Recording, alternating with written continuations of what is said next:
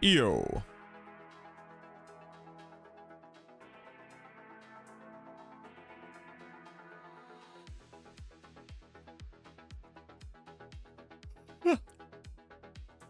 Okay. Okay.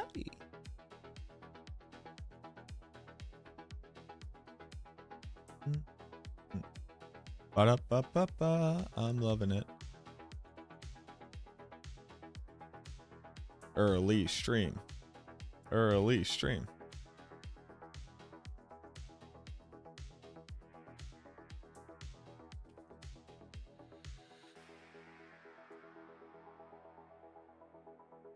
Early stream.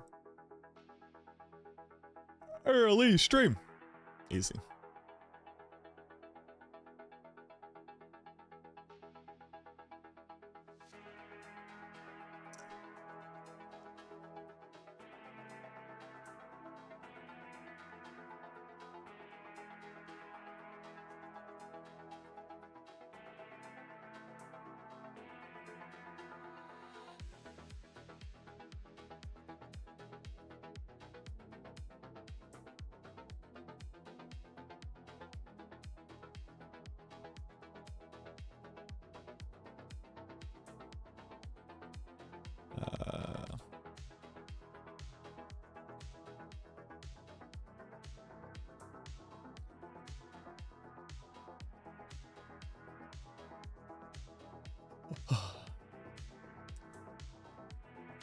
What up, Della? How you doing?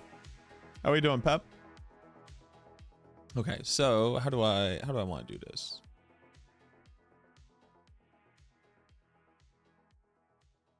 I guess let's start off with the ones that I have.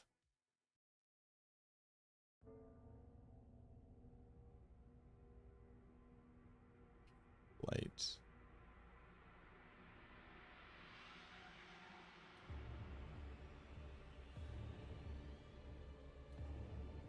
Okay. Let's get a better idea of the spells.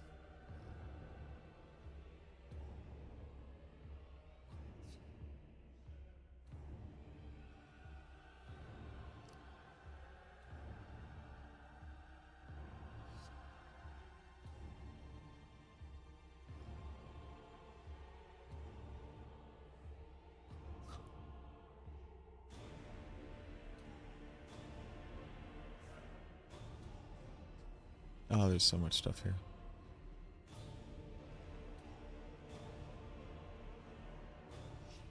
Oh, I have to read so much stuff. What up, Vanessa? How you doing, Stephna?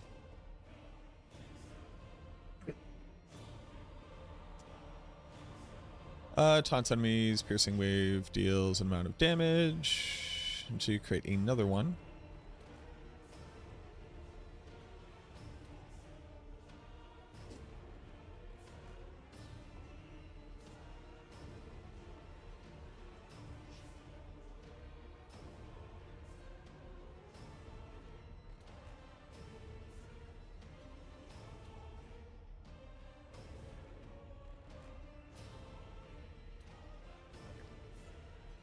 Taunts, piercing waves flow from it, dealing an amount of damage, so you create another one or move too far away.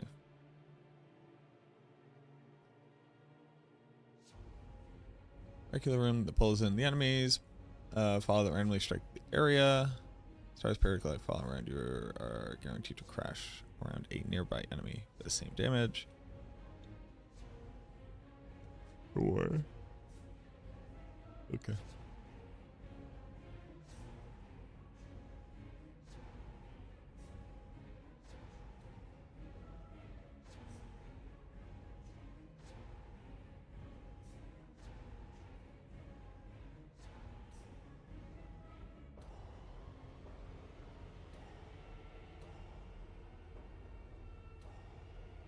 I feel like we just have Cosmic Anomaly and then like literally never make them go away.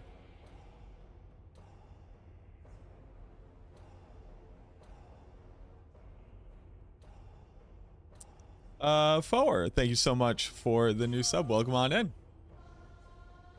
Happy Memorial Day. Thank you. When is PTR launching? Tomorrow. That delivers damage and knocks back all foes and means that Clyde taking additional damage.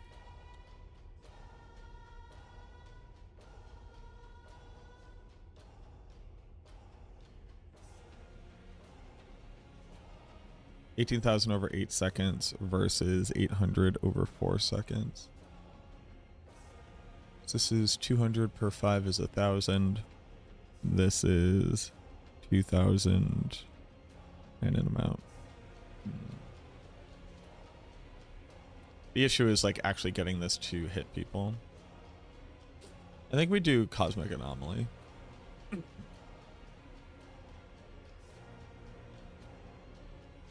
And we actually put it here, Cosmic Anomaly. We just never activate it.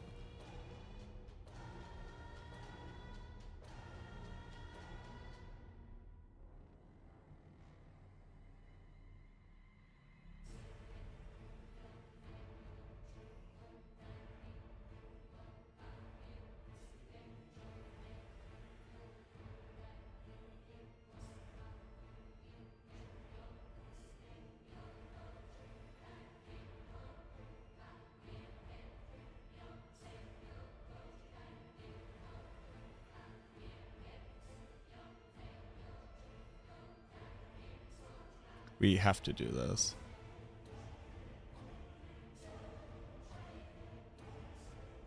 And then we have to start picking things. Okay. Do a Beloved Necro.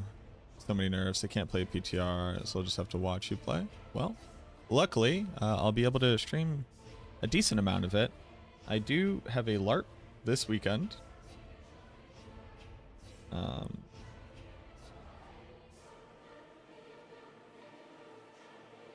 It's my grandmother's birthday tomorrow as well. So I'm going to be seeing her. But that won't be an all-day thing.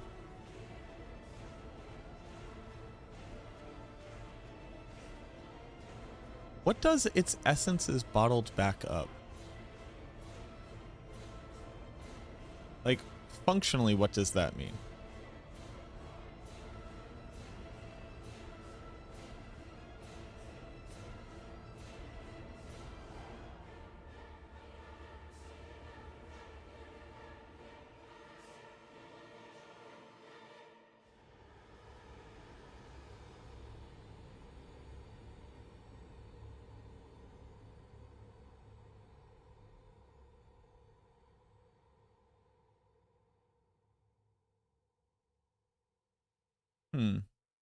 Also, where did the music go?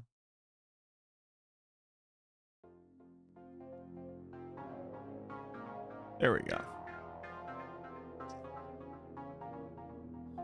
Catalyst increases movement speed. Lucky hit, your catalyst has a chance to immobilize. So it's a 40% chance, and the base effect is a 30% chance. It's 12% chance. It's 12% chance over 4 seconds. So it's divided by 8, so it's like a 1.5% chance per damage instance. That's kind of nothing. I don't know how these things are supposed to actually do stuff. Invoking your catalyst grants unstoppable. We don't need that though, because we are permanently unstoppable while we have 5 anomalies, and we're never going to activate the 5 anomalies, so... Win the ultimate Elgato gaming setup for you and your squad.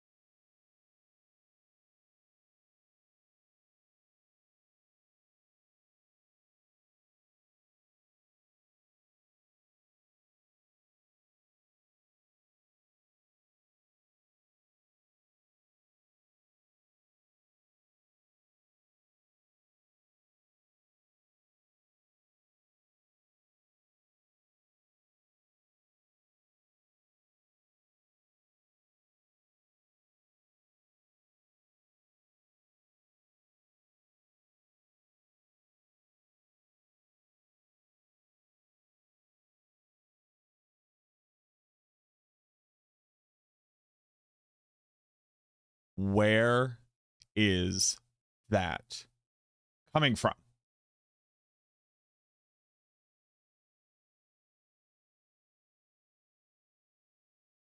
What up, Red? So Tobez, thank you so much for the prime. Thank you. You subscribe to a bad content creator. You're a real one.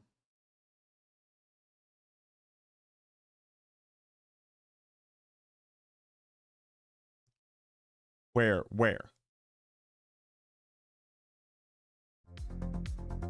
What up, Cal? I have like... Yo, thank you so much, Tobez. I appreciate that. Thank you. Rippy, thank you for the follow. Docket for tonight, every single Necromancer build.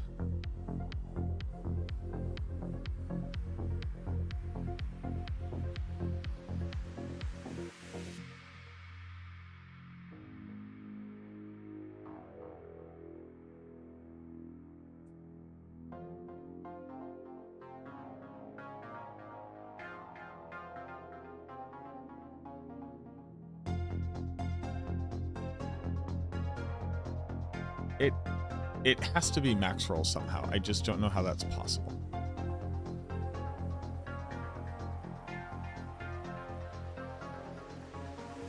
The site's muted. Where are these ads coming from? What that means, there is a affix. It's like the shadow affix or something that minions have, where they summon clones of themselves.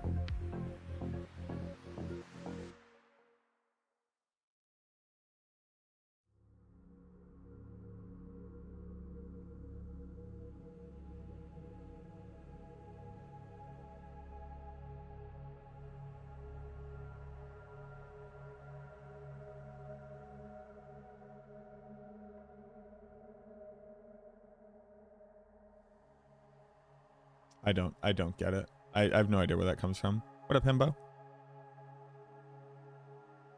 Are they adding back lifesteal? There's Vampiric has always been an affix, Cal. Corpse Explosion is back? No. I appreciate it, Morton. Seen the data mine nerfs? I have. They're literally inconsequential. I see people freaking out about this, and it's just like, you really did, like, maybe for the Barbarian it's relevant, but for the Necromancer it's fully inconsequential. Also, everybody keeps saying these like secret nerfs. The devs literally said they were redoing all the tempering bonuses. Like, they said that on the stream. I think people just like ignored it. They removed it from Abattoir of Zir, Cal.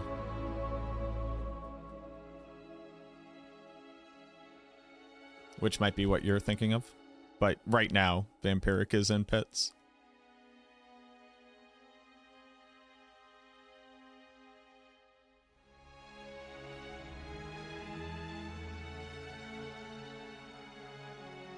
So it's definitely damage resistance aura, no question.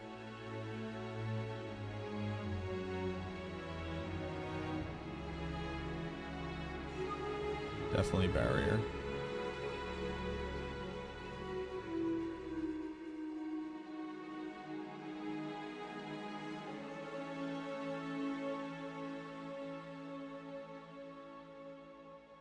They're like super secret nerfs coming to additive damage. Like, the devs said that.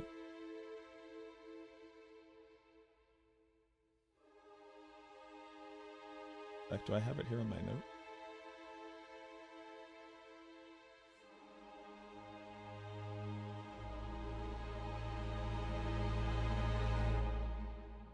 Comprehensive pass on additive damage.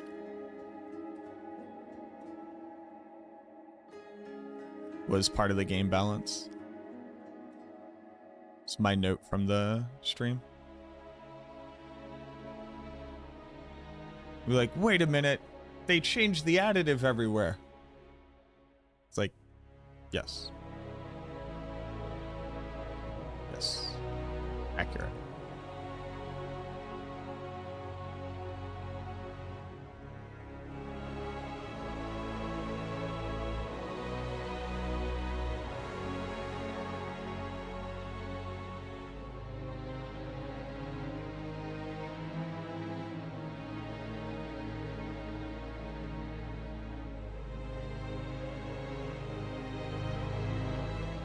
What up, Daniel?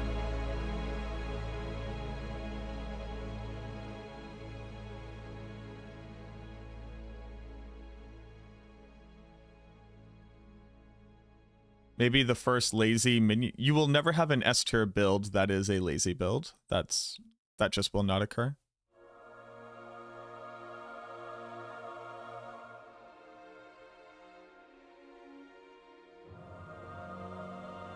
I guess we go with the execute.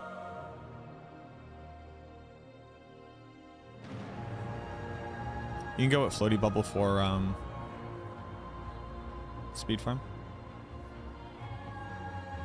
You have that on PoE. If in PoE your Minion Mancer, which is a lazy build, is S tier, then the rest of the builds in Path of Exile suck the moon out of the sky.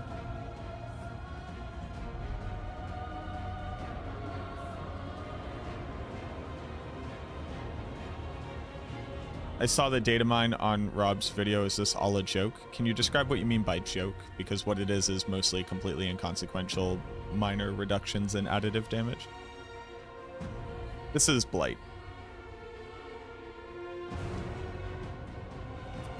Hey everybody. I didn't watch Rob's video. If you heard about secret nerfs to damage, the developers literally said this was going to happen in the live stream. And the big difference is that additive damage has been like reorganized so that niche things are slightly higher, non-niche things are the same. And like very powerful things like all the overpower additive damage was reduced. But at least on the Necromancer, we're talking about a difference of like 5% total damage. So like we won't be using damage while fortified, right? Which is now 188 as opposed to the 300 that it was before. We're now going to be using over time.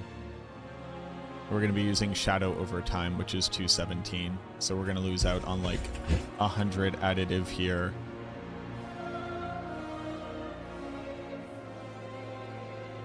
And 30 additive here. And 30 additive here. And it's 160 additive. Which is maybe 5% damage. So don't worry. Unless you're a barb and they don't use unique or mythic weapons, in which case you're going to lose slightly more.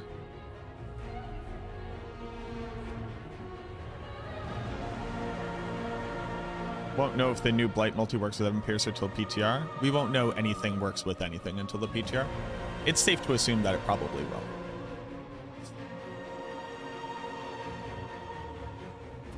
Swiggy Smiles, thank you for the follow.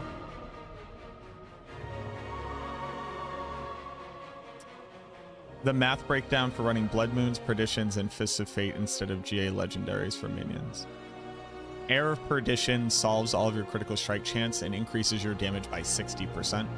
Blood Moon Breaches grant you multiple passives, as well as solve your critical strike chance, as well as grant you a 50% damage bonus. And Fist of Fate grants you a 50% damage bonus, and also more than doubles your lucky hit chance so that you trigger Cax Rune more effectively, as well as cooldown. Your helmet and your pants can't get damage multipliers on them for legendary gear, other than, technically speaking, blood getters, which you already fit on the build, and losing out on ranks to only your mage's damage instead of increasing all of your damage, and again, like doubling the rate at which you proc Cax Rune is a huge damage loss. So if that answers the question, then there you go. But if you could help me to understand what you are confused about, then I might be able to answer it more effectively. What up, Phantom? Yeah, I'm doing pretty good.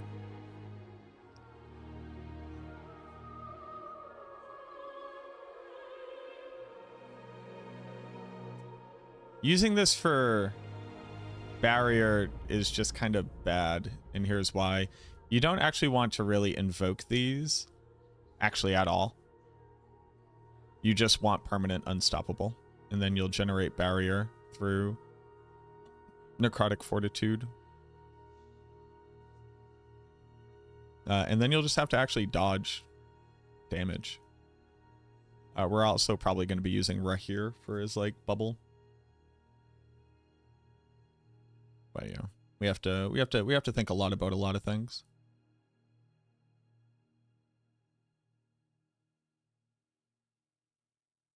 But yeah, I mean,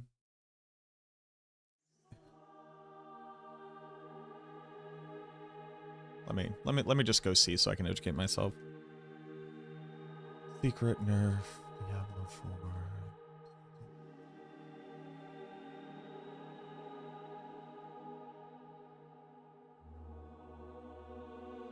Wow.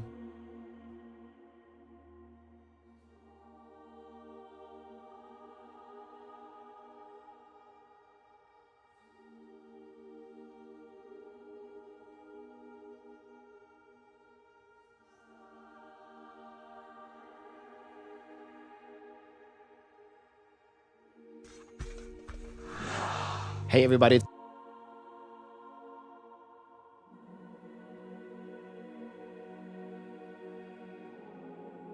Give you some.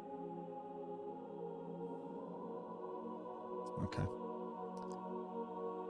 Swiggy Smalls, thank you very much for the raid. Thank you, thank you, thank you. You can make your own if you grow your own ginger. Real quick. Welcome on in. Just your average guy playing some games to have some fun. I eventually want to be a full-time streamer so I could just stay at home more and be with my kiddos. That's awesome. What have you been doing recently?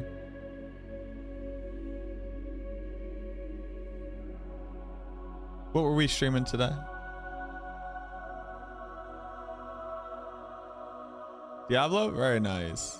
Very nice. I appreciate it. Thank you very much for the raid. Here, take a follow. Hello, hello, hello, everybody from Swiggy's stream. My name is MacroBioBoi. I am the Necromancer class lead for MaxRoll. We are currently doing the Theorycraft for every single build. You know what? I'm gonna put this up here because I'm gonna keep getting questions. You subscribe to a bad content and creator. I realize I can, one, make this experience prettier. You're a real one. Two, boop, boop, boop, boop, boop, boop, boop. Light necro. We could do this, put this right here. Oh, and that's one that we're currently working on. Zydar, thank you so much for the prime. Thank you, thank you, thank you. I appreciate that. Zydar, you're a douche. You didn't sub to me. Get fucked, apparently. I have to actively avoid taking hits. Yeah, basically.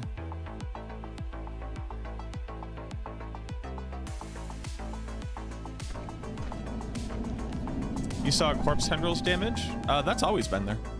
Yeah, like 400 corpse tendrils additive. We've always made a joke of making a corpse tendrils build. Dantel, thank you very much for the follow.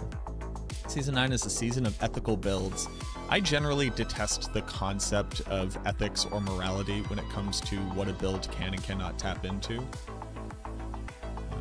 but I hope that that thing is a good thing for you. But the idea of applying morality to a build versus another one is like a very silly concept to me.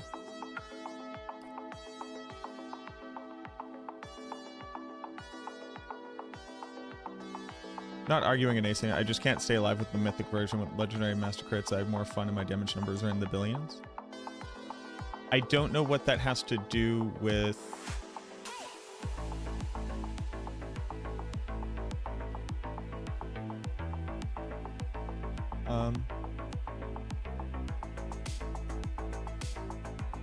understand the math breakdown.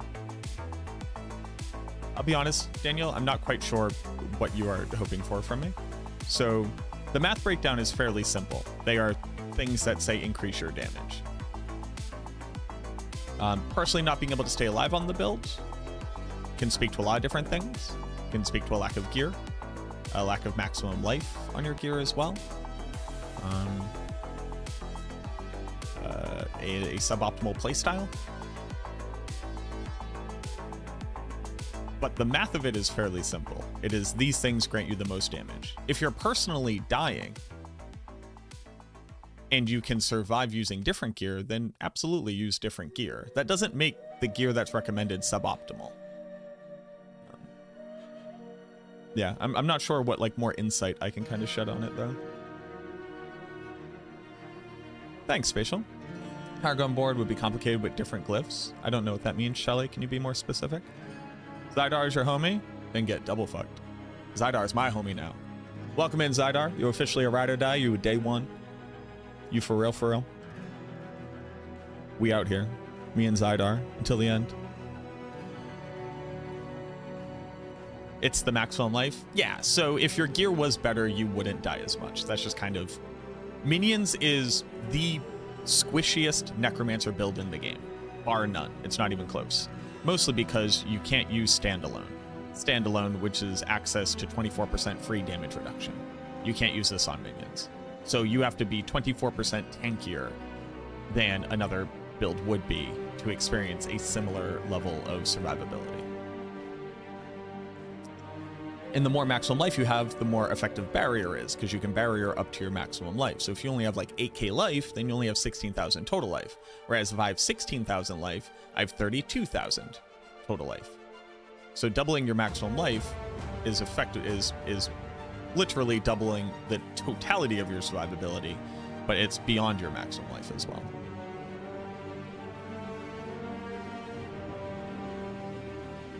Okay. So I'm going with Cosmic Anomaly for Unstoppable. DR.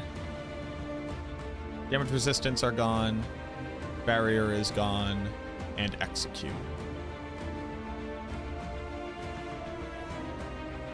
You can go with Invigorating early on. I guess I would just reset Barrier.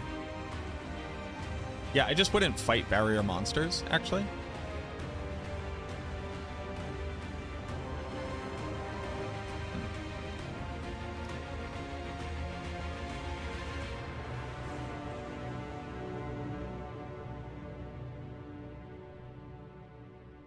Like if we use Abyssal as started, but use something else for this season, or it's too early to tell. I don't think our glyphs are going to change. The damage from these effects don't matter to us at all. Not really. Because we just turn them into shadow damage, so we're just going to scale them all in the same way.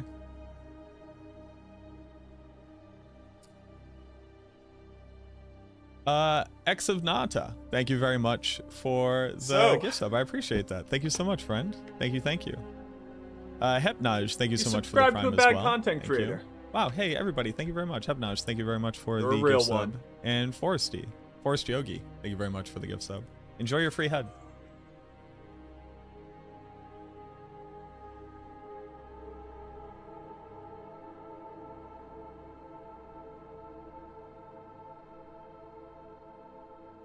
Bloodwave was pretty lazy.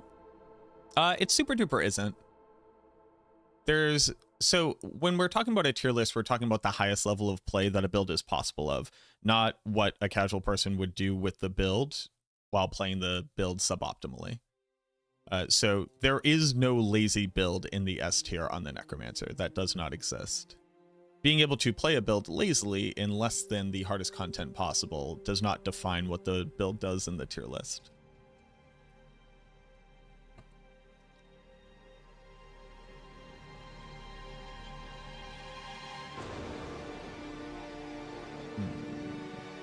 There just really isn't anything else, though.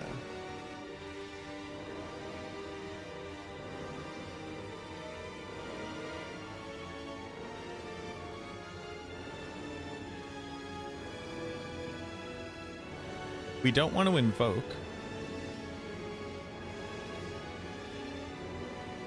We don't want to eat dots. We don't care about vulnerable. Ooh, we kind of do, actually, now that I think about it.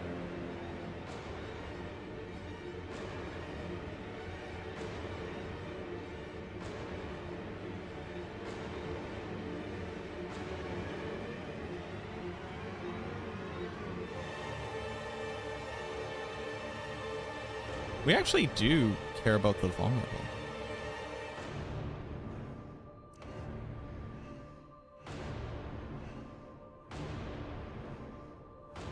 Oh, and I hope this goes into cap too. Can we do Shadow and Poison? We cannot. Well, you can. It would just be very bad. Then this is a fairly strong dot. I wonder how often it applies.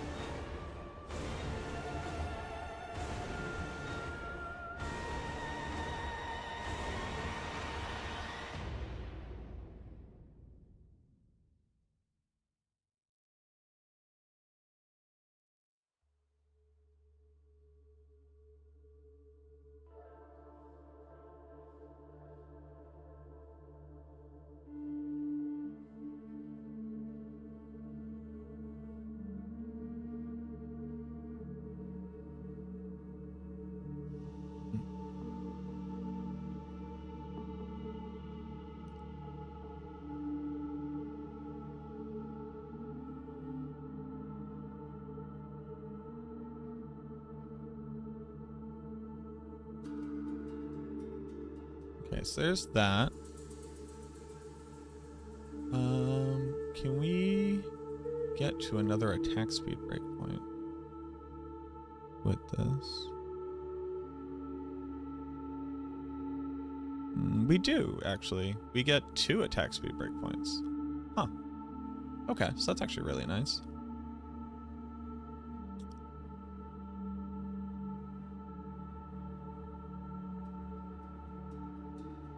Yeah, I guess I'm making the pit push variant for everything for now. We still use Soul Rift. We just don't generate barrier with it, so I need 3 points here for sure. Just straight up I do.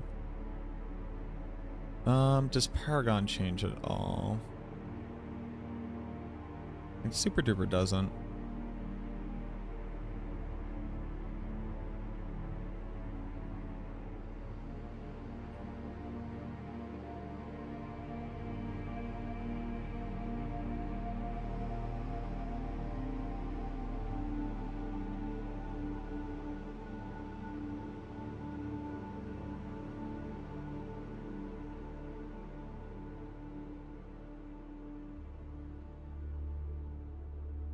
So if I actually go, well, I kind of want this additive, I guess.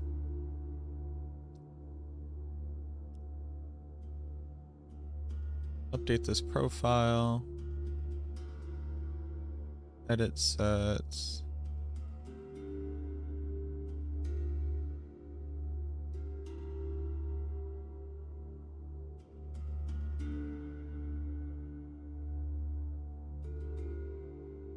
T4. Oh, I need the new gems, right? Oh, God, I have to read so much stuff. Your infusions are 50% more potent. Your infusions.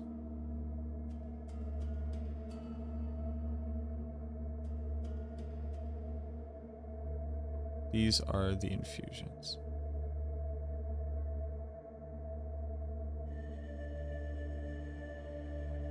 Okay, we just get more damage reduction, sure. What up, Faye Queen? How you doing?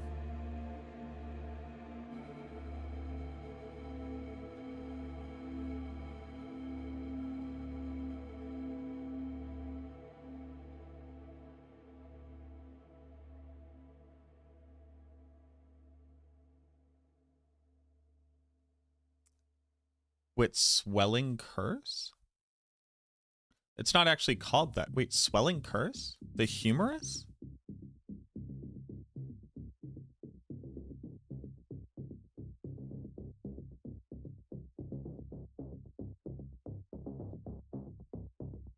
So Bone Spirit doesn't really do damage on Soul Rift.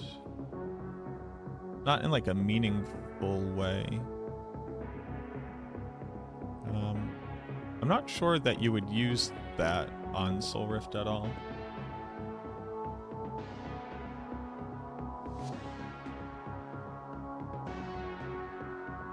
Catalytic skill. What kind of skill do I have? Oh, catalytic is catalyst. Okay, sure. Yeah.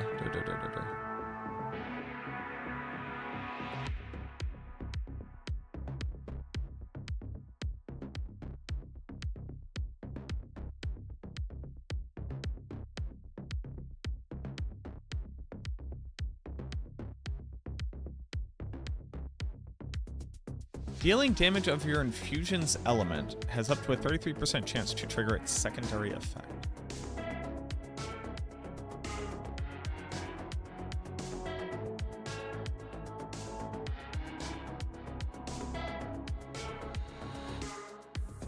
Your catalytic skill deals 33% weapon damage of your infusion's element over 3 seconds. That's good. The skill itself, but is it only the active?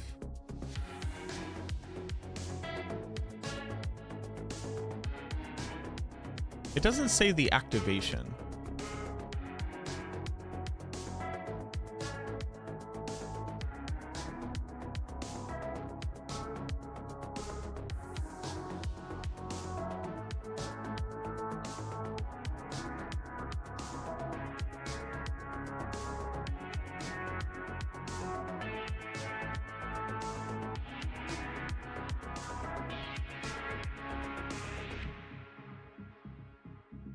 Why are we using Shattered Spirit, Hunter? How are we doing, Zendefta?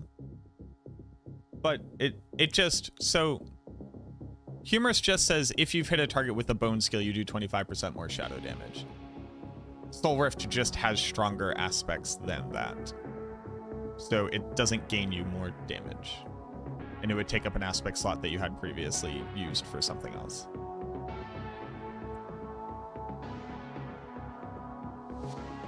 I do not see a reason why you would ever use that on Soul Rift.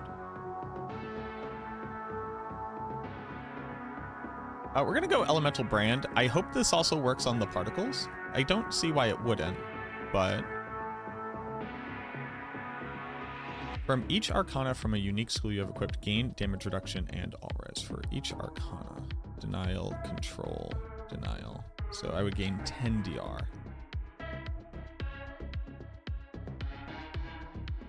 10 DR is pretty good.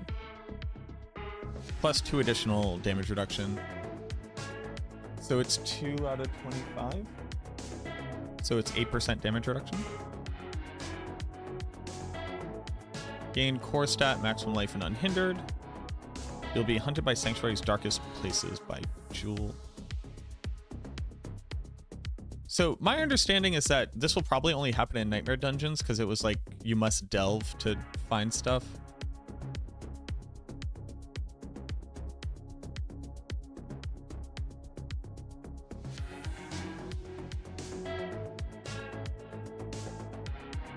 Invoke Repulsion.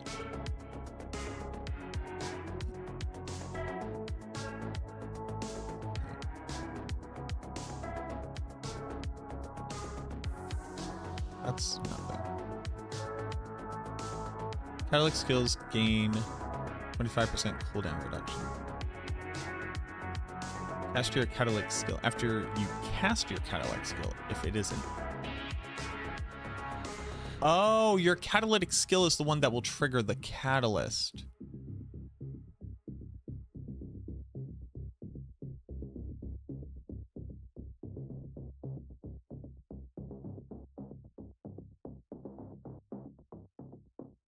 Hmm.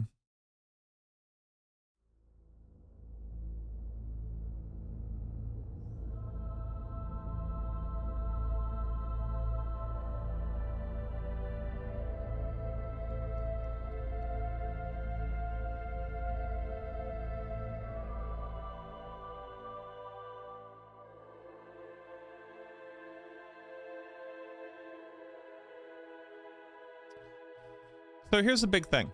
If I have this up and going, I just have 5 little guys around me that are applying a dot all the time, which is good for Blight because we need dot damage. And we don't actually want to command our anomalies at all because we don't scale non-dot damage, but what we do want is unstoppable.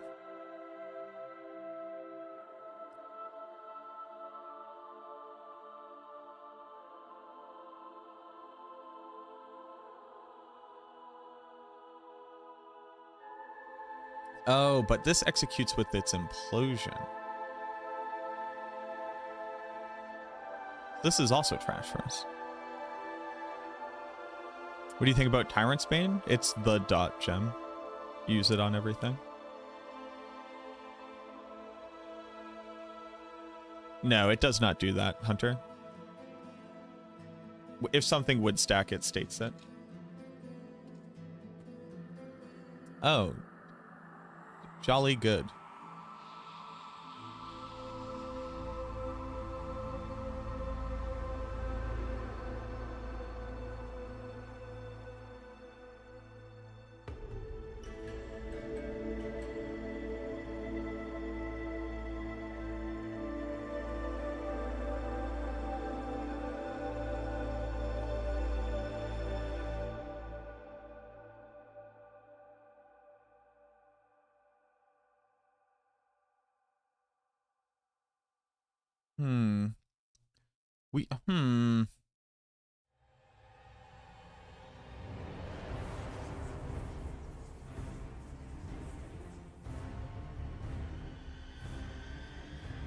I don't want to trigger its secondary effect.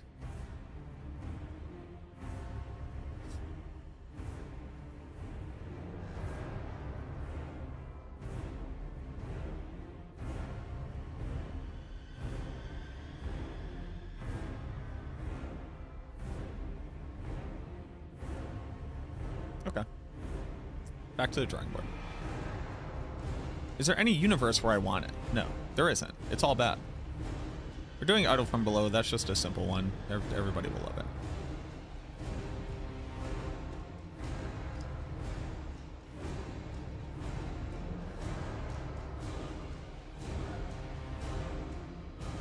Quarter cooldown reduction means a new one spawns every 3.75 seconds.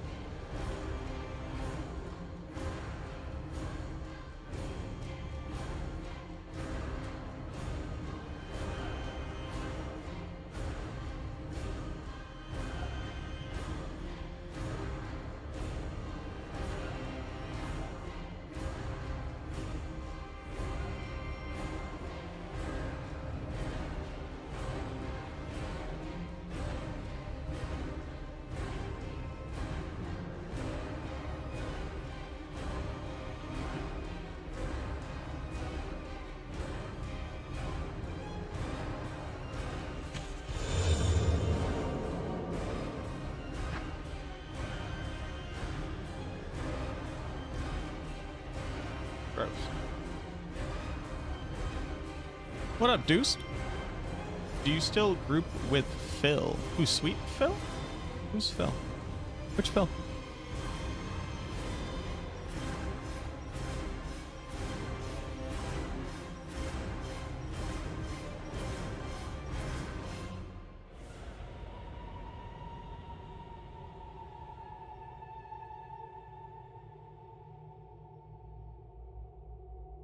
Phil McCracken. Yeah, man. Actually, did you hear he just had a kid? Isn't that crazy? Who would have thought Phil would have a kid? And Ms. McCracken.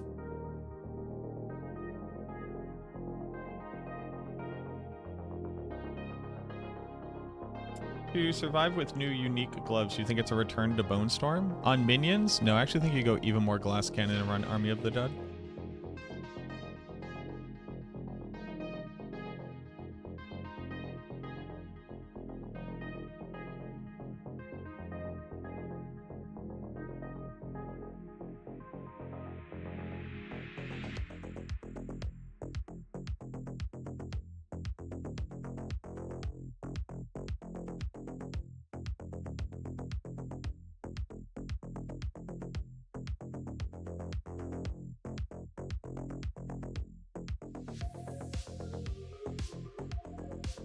Yeah, Mike Hooch, Mike Hunt.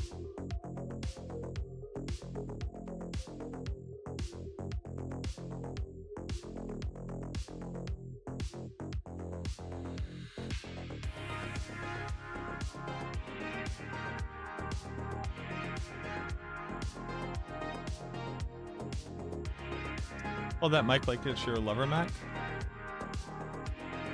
Weird. You're a weirdo.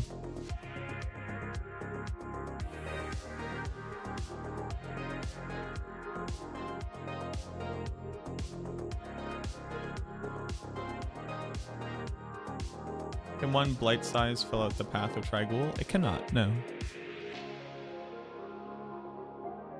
You can only ever double the size of a thing. What up, Nukem?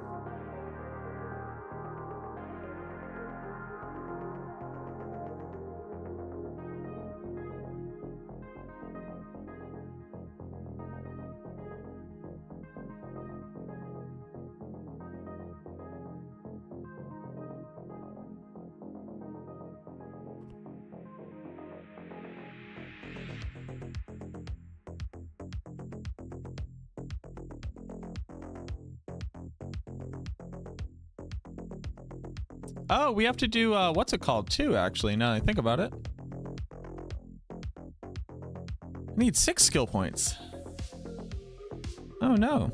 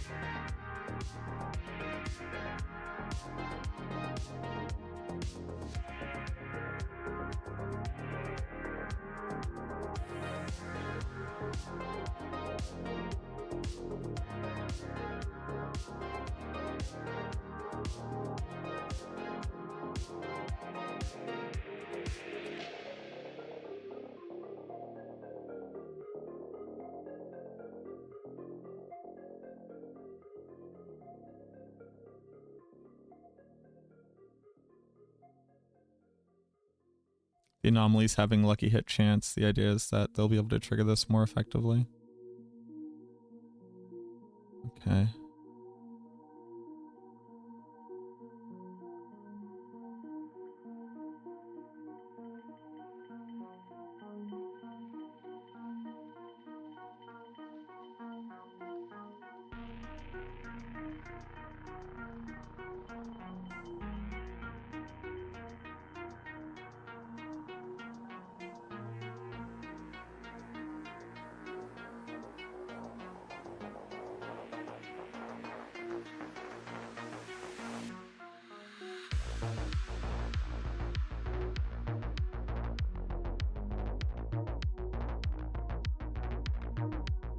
That's a fine-tuned build you got there. Super solid.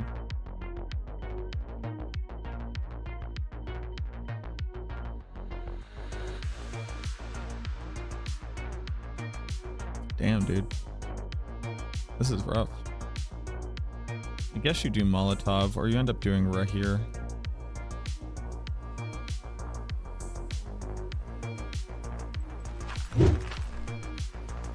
don't want to invoke your catalyst on this build.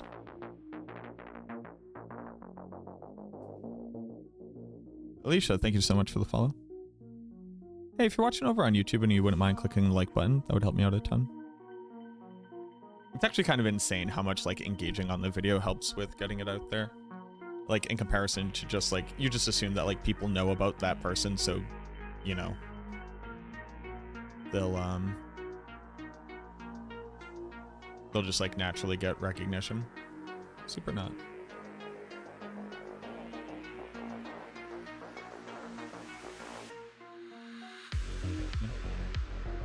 What do you think about the overpower nerfs? Are they enough? Pretty excited for build diversity? Yeah. Oh, thank you, Noodles. J-Mash, thank you so much for the new sub. Welcome on in. Enjoy your no ads. Enjoy your emotes. All right, so that's Blight. Yeah, it's Blight.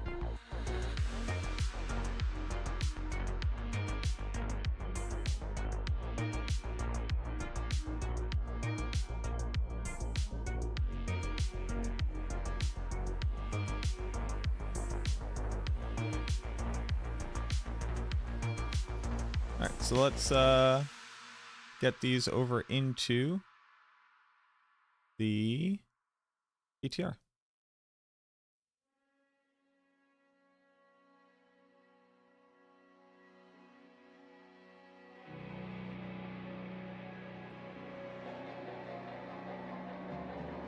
PTR. Well,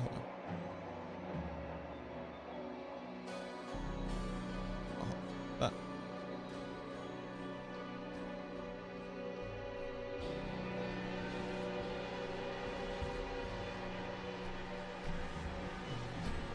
There you go.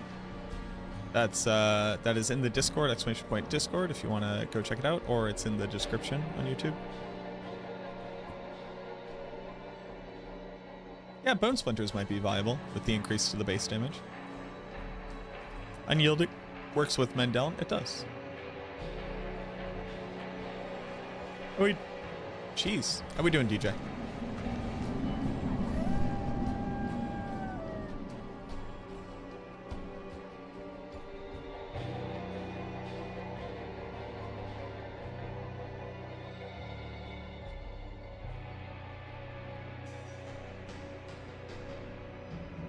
PTR, save. Now let's think about whether or not you still want to overpower with Sever. Do you think Infinimus will be better in Season 9? I do not. They did not do anything that buffs Infinimus. What about a Reap build? Reap is really bad for single target damage. So there isn't anything like particularly interesting about it. Bone Splinters is only interesting because of the Shattered Spirit aspect.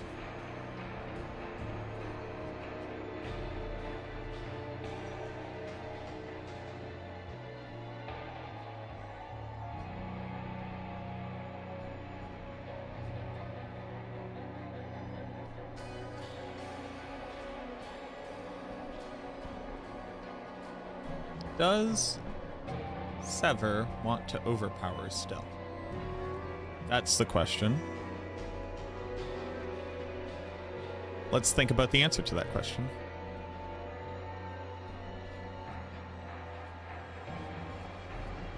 So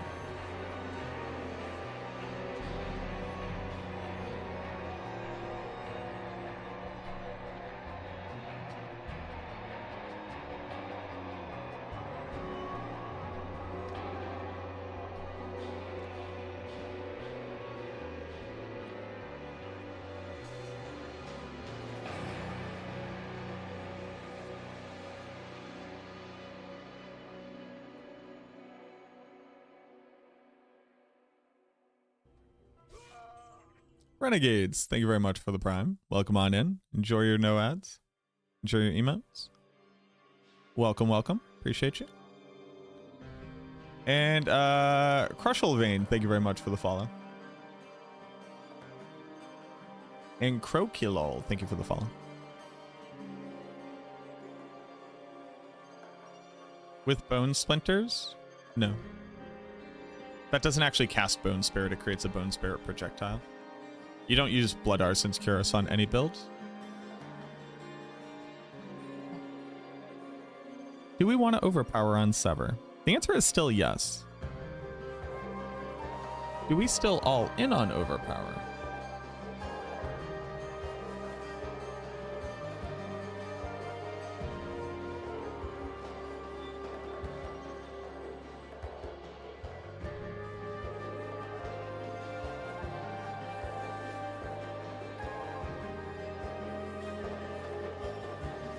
What else would we run?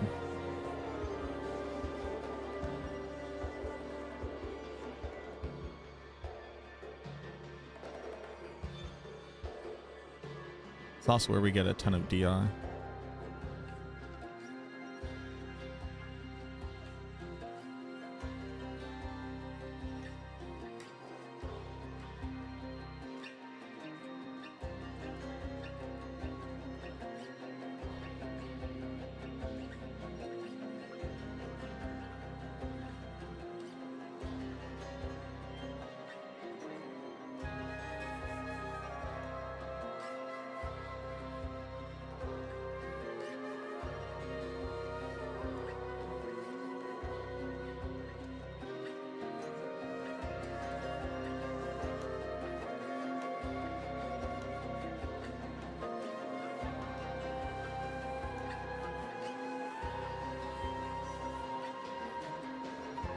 Blood Begets Blood has such bad uptime.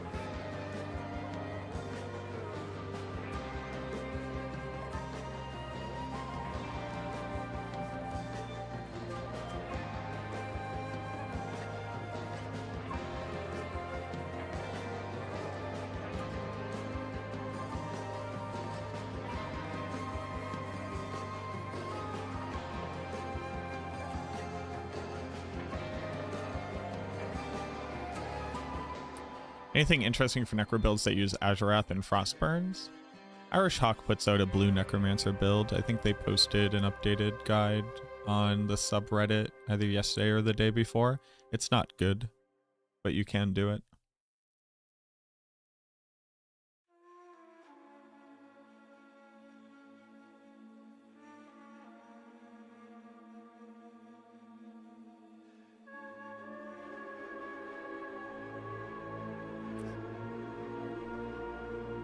What do I think has worse uptime? Blood Begets Blood? When does Season 8 end? I think it's like the 29th. I forget. The beginning of July is when the next season starts. Sandy, thank you so much for redeeming the darkness. The darkness has been redeemed. Hopefully the darkness will stay redeemed. Do we want overpower?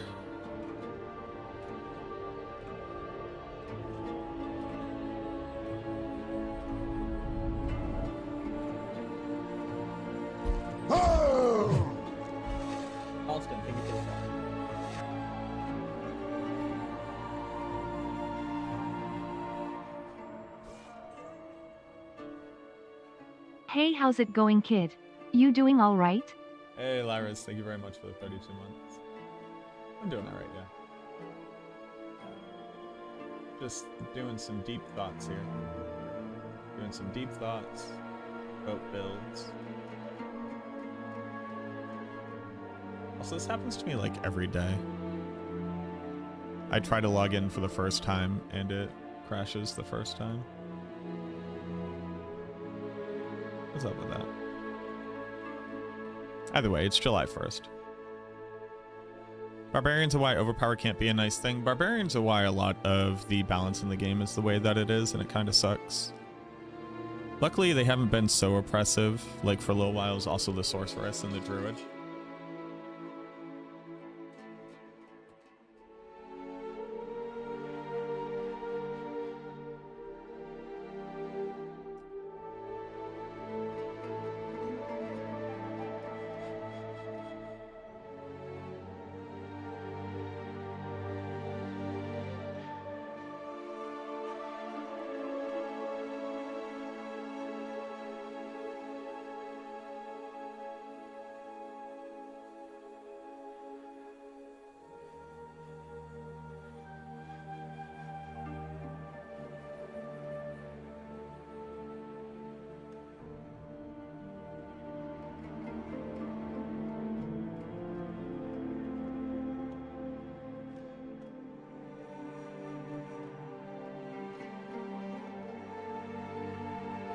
We still want to overpower. I think we keep Bloodbath, and we drop Blood Begets Blood.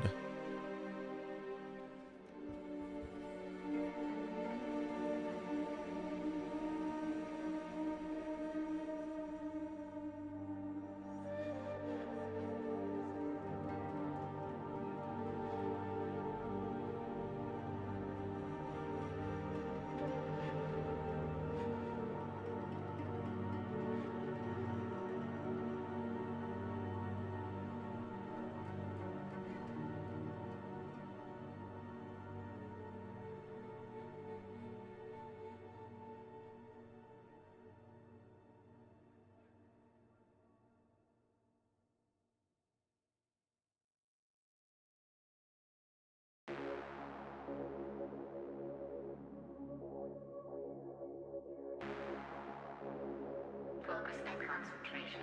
The person can concentrate intensely on a specific thought or memory while blocking out sources of distraction. 7. Hypnotize the subjects are said to show an increased response.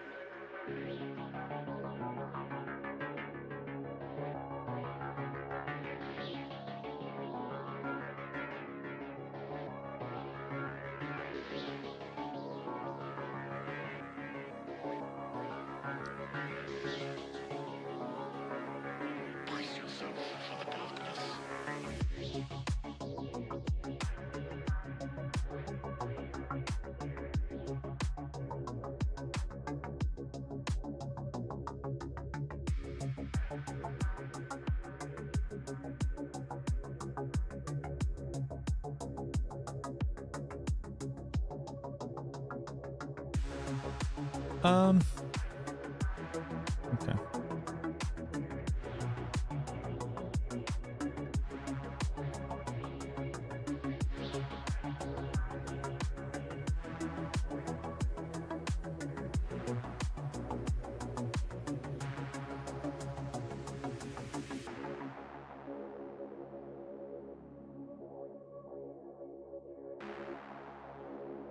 Focus and concentration. The person can concentrate intensely on a specific thought or memory while blocking out sources of distraction. 7. Hypnotized subjects are said to show an increased response.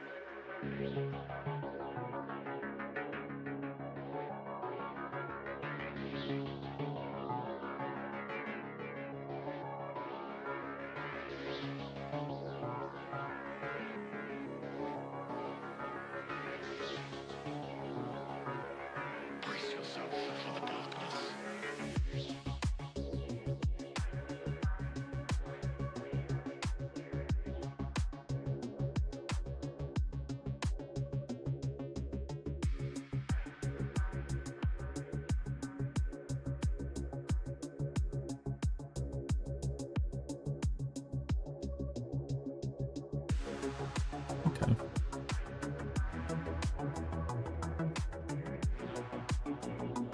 Okay.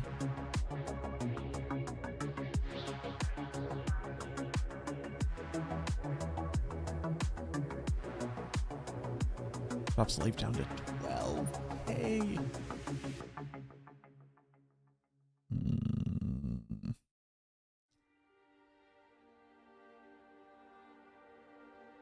But I pick up damage reduction. So it's 12k.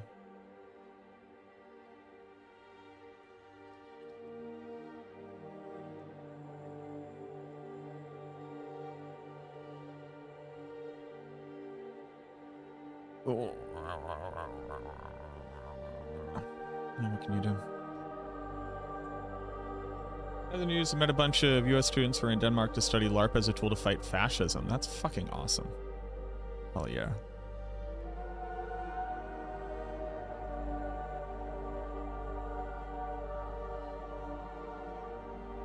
That's the dopest shit I've ever heard.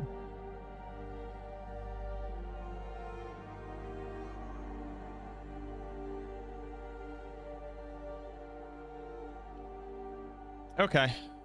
So, sure. That's what we got there. Oh, we also gained the damage reduction here. It's actually pretty big.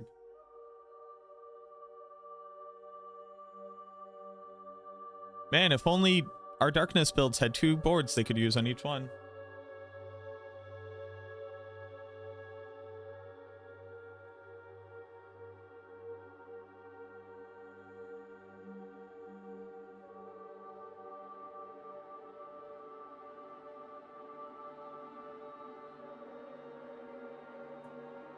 So Bane of the Stricken is additive with itself, so it's not exponential growth.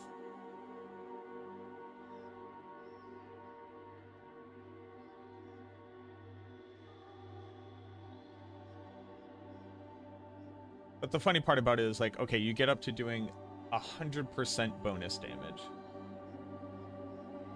Right?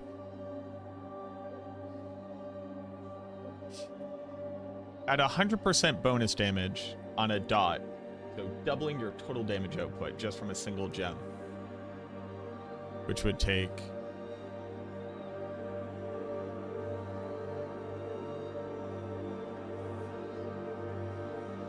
303 applications of dots.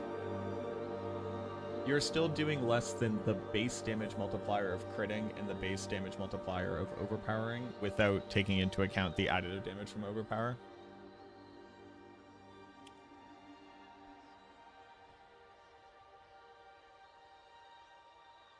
I think it will legitimately just help dot builds to be able to push slightly higher in the pit. Because over short fights, it basically doesn't do anything at all, right?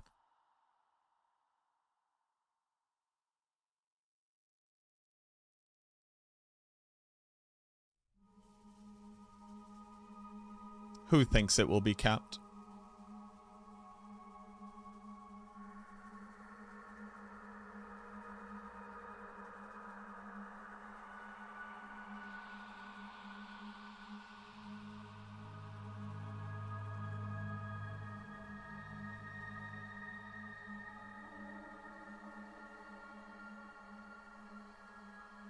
No, I don't think it will be capped. I'm just using double damage as like one of the points of data interest to contextualize how long it takes to get there and what that even offers you.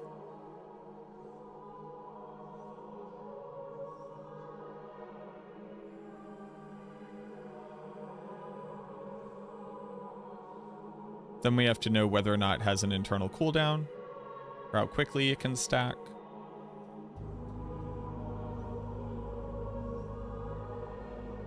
But the point I'm trying to highlight is at double damage, it's still less powerful than just critting and overpowering.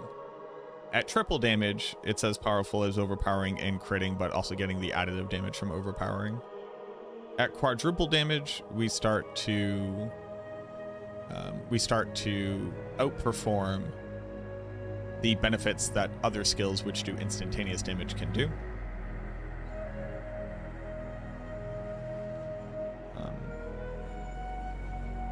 And then there are the things to consider, the fact that like right now,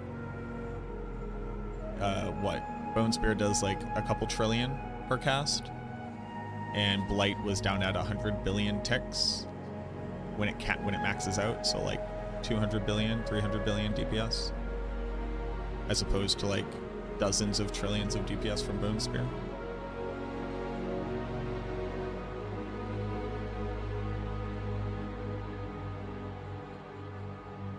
Yeah, if each Blight bolt hits the target simultaneously, Blight, ignoring the dots then doing damage over that time, can do what?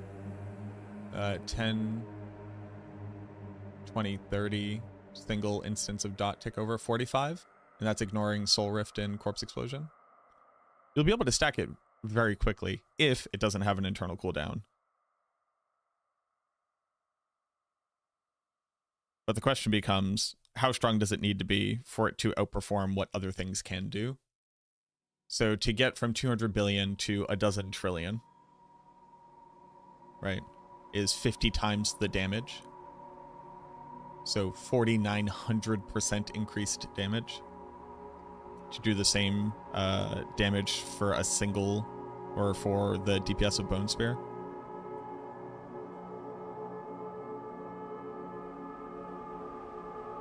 So you have to apply 14,848 instances of dot damage.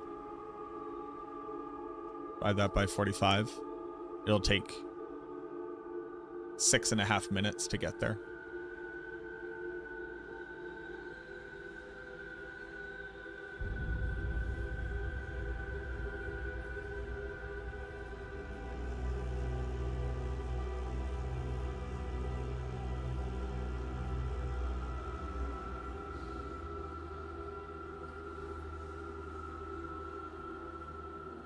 Yeah, sorry, you're right. I need to divide this by 60.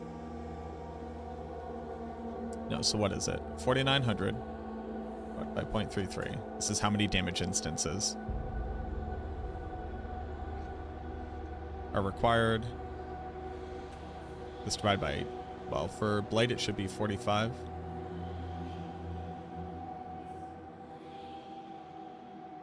So it's, yeah. Yeah. I got to the right number. Well, it's a slightly different number.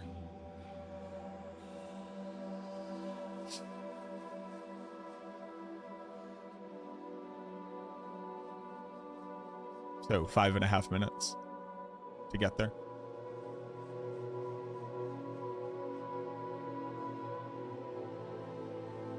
For me to begin doing the DPS of Bone Spear, right? Now, there's a couple things to be taken into account, though. Bone Spear's damage has been severely reduced, whereas Blight's damage was not severely reduced. The issue being that Blight's damage was still reduced, in general.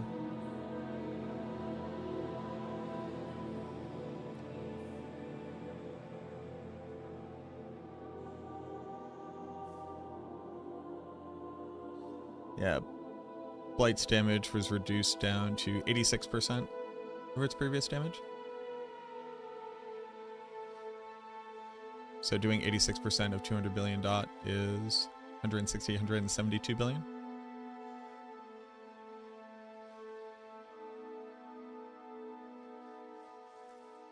Whereas Bone Spear should be doing a 20th, so a 5th.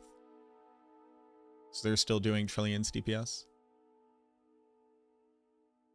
But not dozens of trillions of DPS.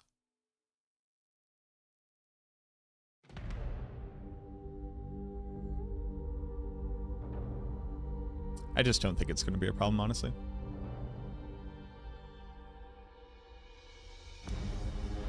So now, for Sever,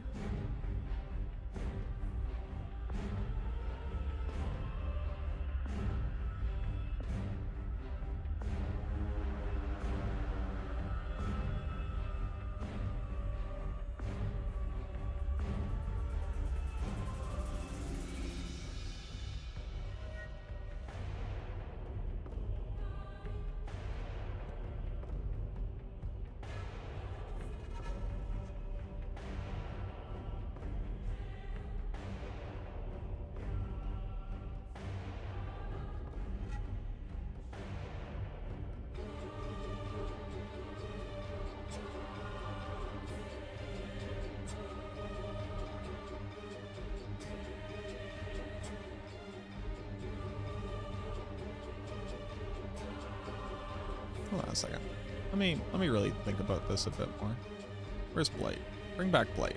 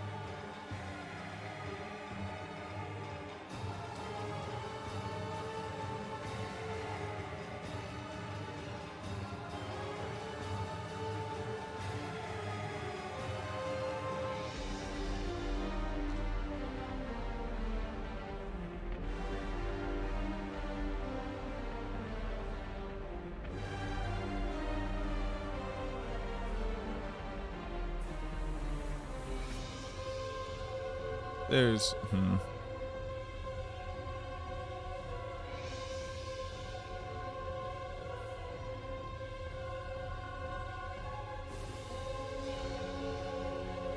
So, actually, I'm redoing all of this.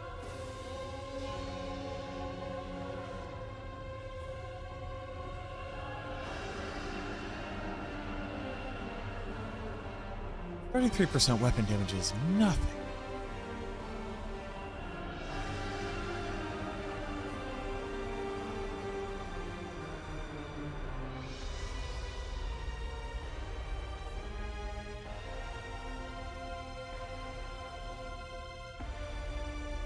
Is it nothing?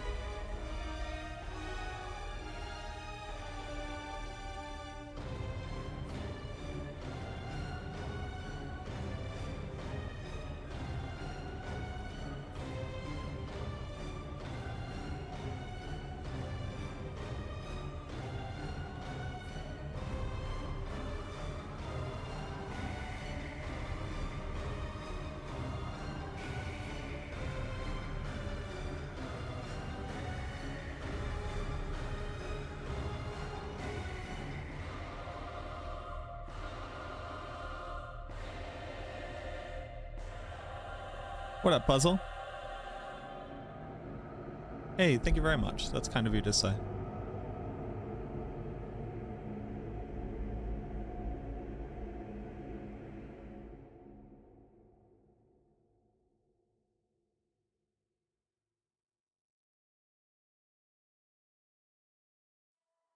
What up, Phantom? The question is whether or not Elemental Brand is good.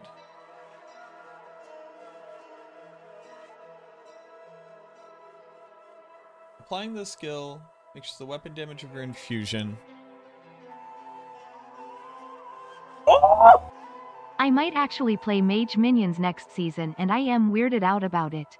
Grim, thank you very much for the tier 3 for 17 months. Thank you very much. That is a ridiculous amount of support. Might actually play Mage Minions? You know I am. I have to. Does your catalytic skill does 33% of your weapon damage for 3 seconds? No, this is trash. This is bad. This is bad.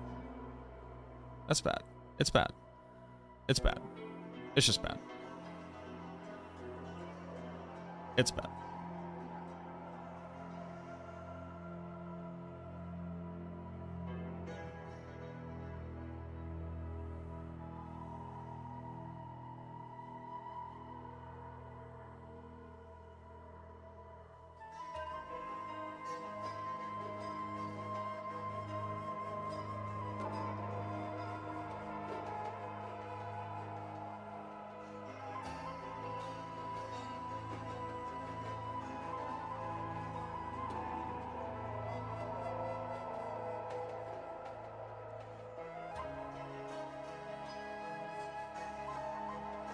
And this, like, seems like a lot, but it's a single beam.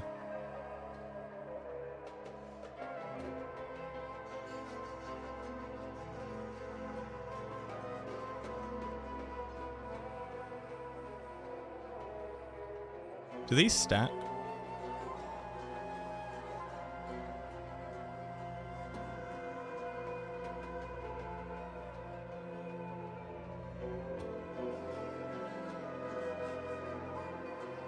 They reduced a lot of sources. What do you mean a lot of sources of Valres?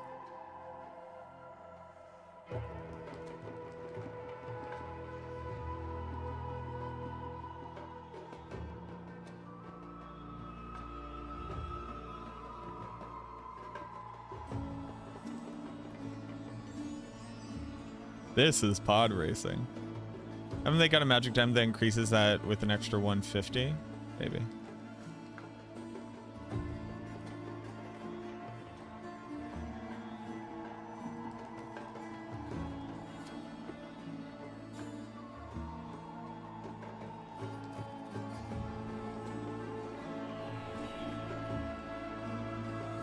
They reduced the all-res on amulets.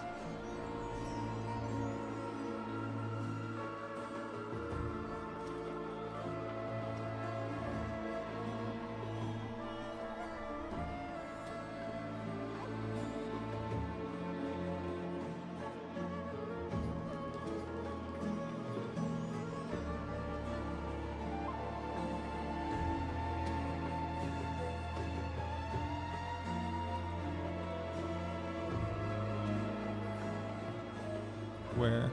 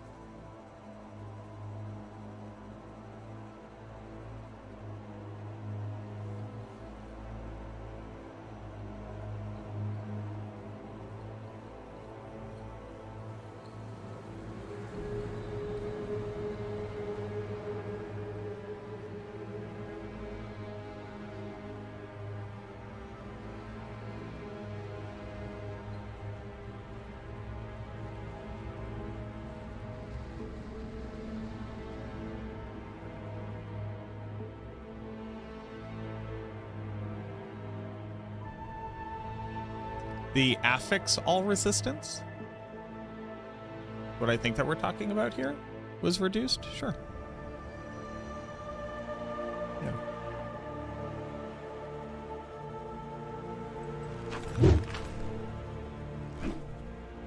Yeah. Won't that make it harder? Sure. If your build needs those things, yeah. I just don't know why those two things are related to one another. I get that they both deal in resistance, but they both have raised the cap of the total res bonus that you would get, and seemingly reduced the affix all resistance on gear. So that if you'd like to get the total benefit of it, you would have to do more to accomplish that.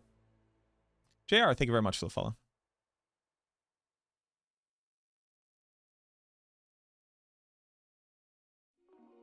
Do you still get the sacrifice bonuses? Yes. Why would you not? Also reducing a bunch of unique boots? Sure. The Necromancer doesn't use unique boots. I don't give a fuck about that. JR, thank you for the follow. We use one pair. Well, we actually use two pair of unique boots, but neither one grants resistances. This might be a non-necro class issue.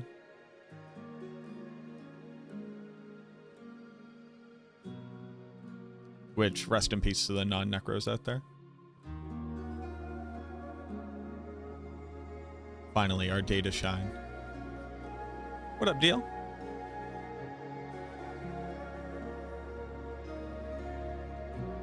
It's a new res cap.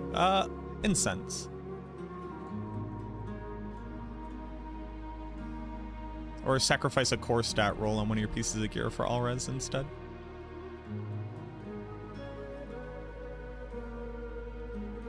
More Paragon points and resistances.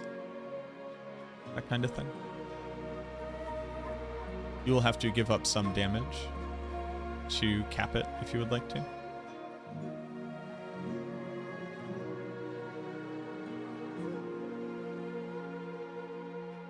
I don't think I actually changed anything here.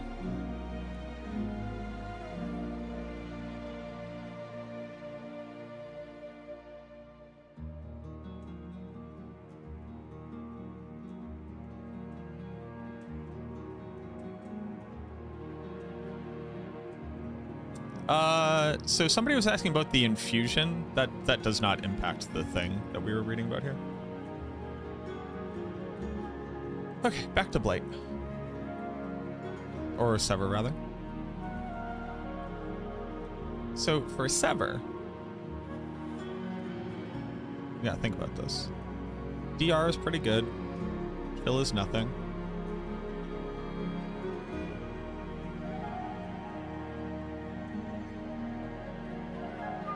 Poison is nothing.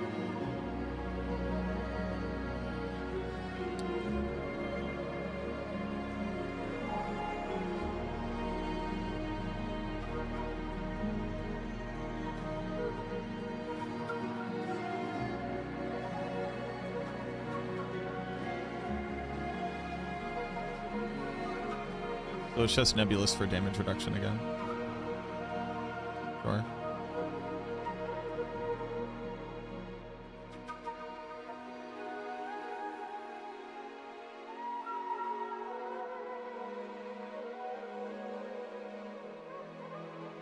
I don't know what else you're supposed to do.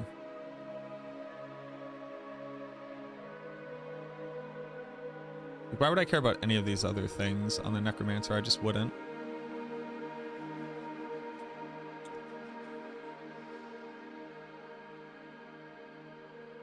Being unstoppable.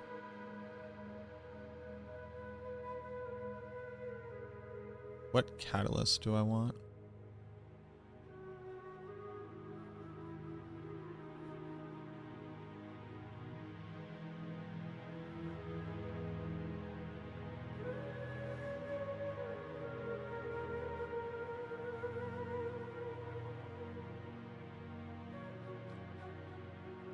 Who does website for Maxwell? I find it fascinating. We get the one-to-one experience with all the skills and Paragon and stuff as it is in game. The developer for the tools is a guy named Riv. He is an absolute genius. Bar for bar, pound for pound. One of the smartest guys I've ever talked to.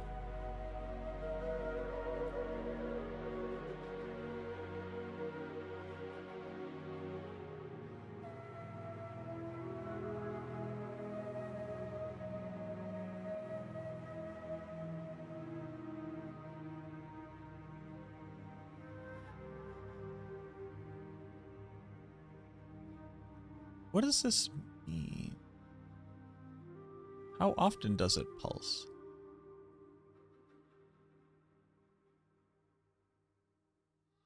Also, some of these damage numbers are like just so wild, there's no way they stay.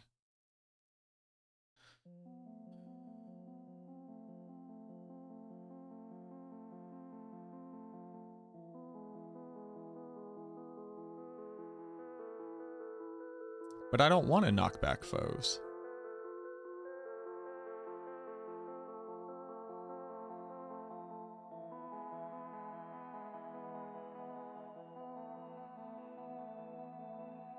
Like, that's terrible. So it's Cosmic Anomaly. But at least we're okay with them detonating? Okay.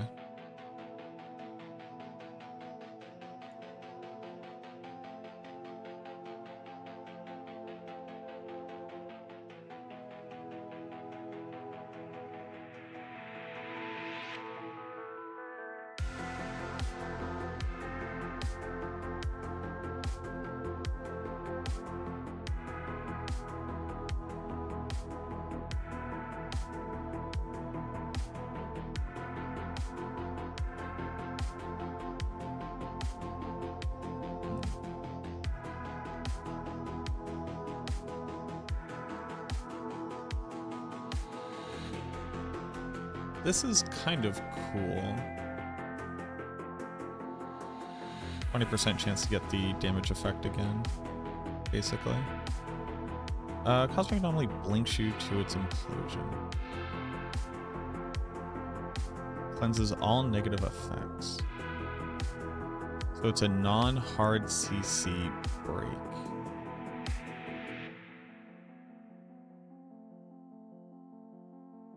This is pretty cool.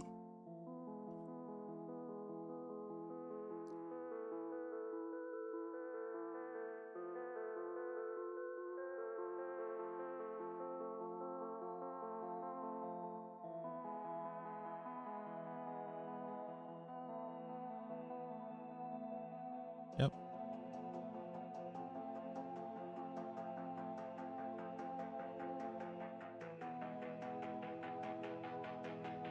Also, you could just use Volatile Crystal. Oh, it's only to the infusion? Ugh. Ugh. Ew. Ew, how terrible is that? Ew, ewy, ewy, ewy, ewy, ewy, ewy, ewy, ewy, ewy, ewy, ew. Ugh.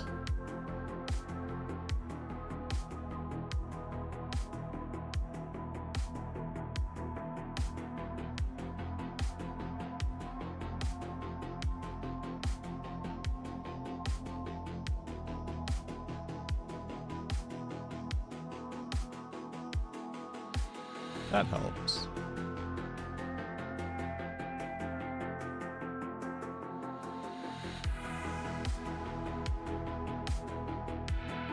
DR, unstoppable. Sure. Does damage. For 5 seconds, I just get a big explosion. Sure. Biology and worked in healthcare, and now you're a necromancer. Yeah. Yep. Very interesting. Yeah, I wanted to be a virologist. I had the idea that I was going to... be the next Einstein. And then I found out that half of what Einstein did, he did before he turned like 20. And I was like, oh, I do not have the time and energy to be able to think at the level that Einstein did. But I thought I was very smart. I still think I'm fairly smart, but I thought I was like next level intelligent.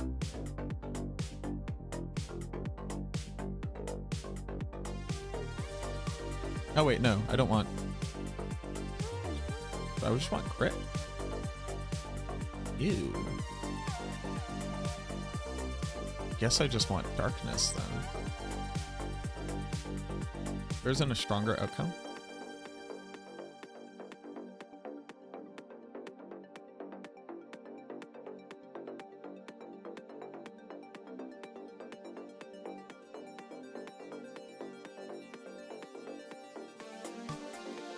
Because I actually don't want darkness skill damage.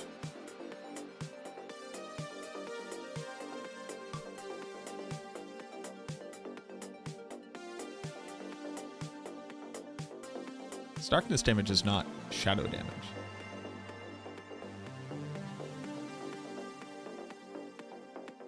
Wait, shadow damage is as strong as darkness skill damage?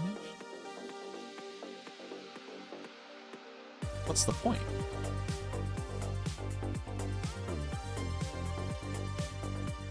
When does a darkness skill not do shadow damage?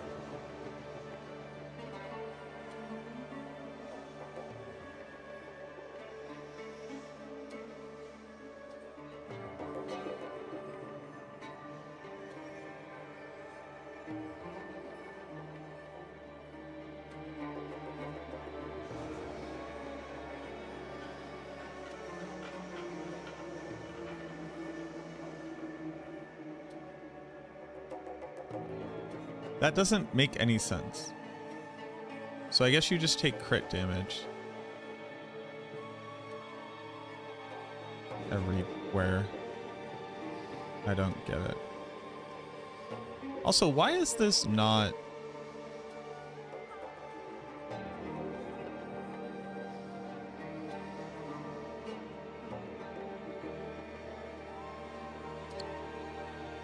Why is this not Ring of Starless Skies?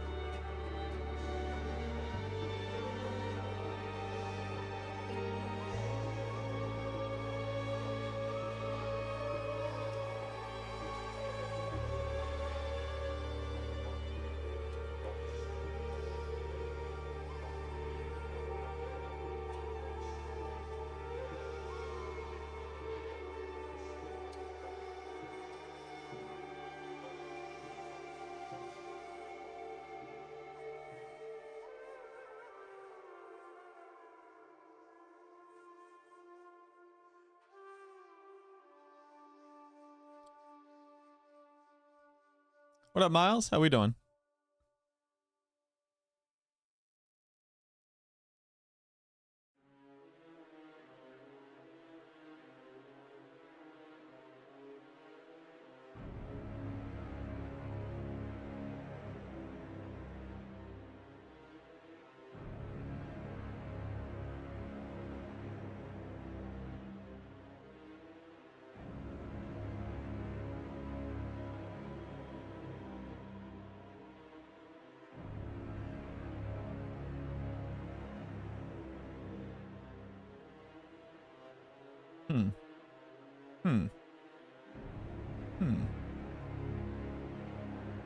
Also, let me figure out these.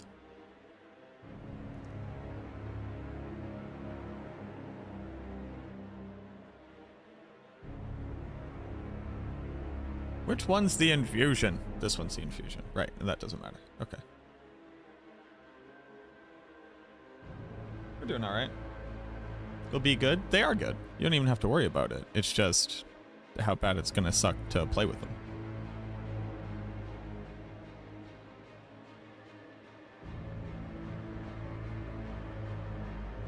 They've always had like a really... The approach to additive damage has always been really interesting. You know, one of the issues was back when they first added in these tempers, not every build was trying to overpower 100% of the time. And all the overpower additives and multis were all equal to the other ones, but you would only overpower like 1/6 of the time. And that doesn't make sense, right? It's just strictly better to not take those multipliers. So then they bumped them all up by a very large amount. And then they gave us the Blood Wave pants. And then they gave us Overpower Bone Spear. And every skill that isn't a blood skill is just better at overpowering. So all those things got to get 100% bonuses of these elevated bonuses. So that's why they overperformed. Add on to that the base additive that you just got from overpowering in the stat squish. So like these nerfs to overpower, like obviously bring down all the builds that overpower 100% of the time, but they also like directly negatively impact builds that weren't abusing that, i.e. Blood Surge and Blood Lance. And like those just still suck at overpowering. That's it. There's not really a takeaway there. It's just like a truth.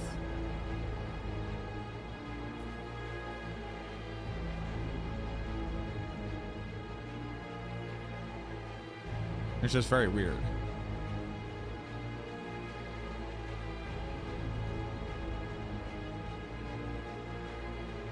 Oh, your catalytic skill gains cooldown reduction.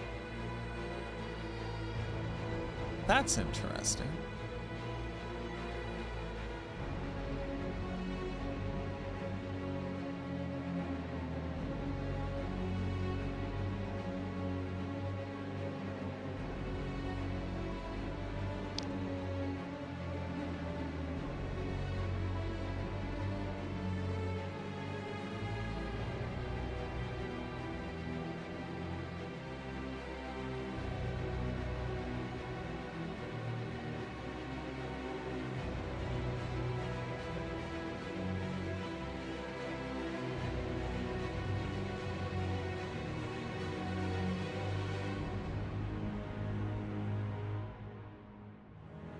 Oh, there just aren't 3 good ones?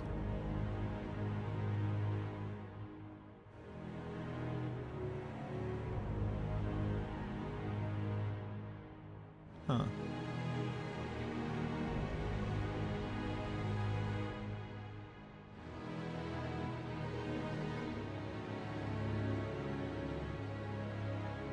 That's what minions are going to have to do, Calypso. The major issue is that minion players don't want to know this, but surviving without barrier on Soul Rift is going to be near impossible for the vast majority of people playing the build, and they're going to hate it.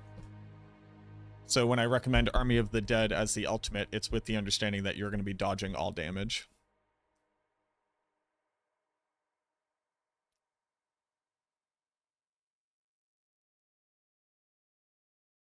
But there's nothing really to be done about it. So, just, you know, get fucked, I guess.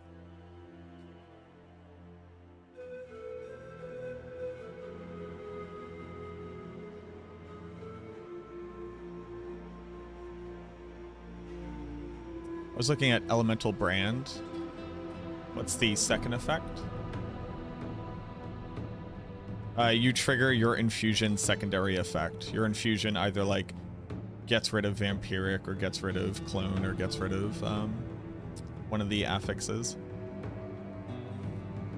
Do you enjoy face tanking? You won't be able to. Quite literally, you physically can't face tank on a minion build. So I honestly, I legitimately don't know what they... I guess my catalysts do 100% more damage? How is there nothing good?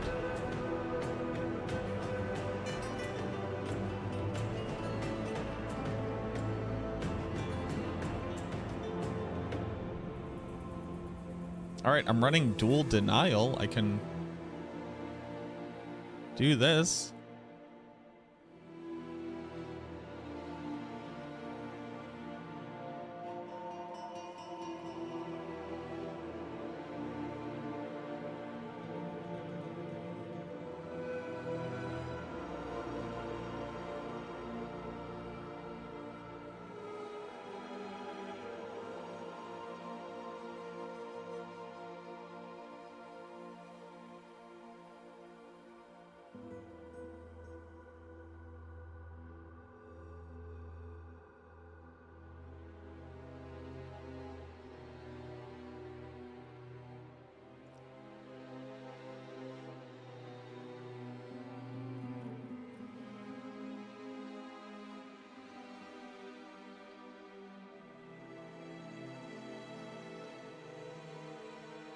I could just gain DR.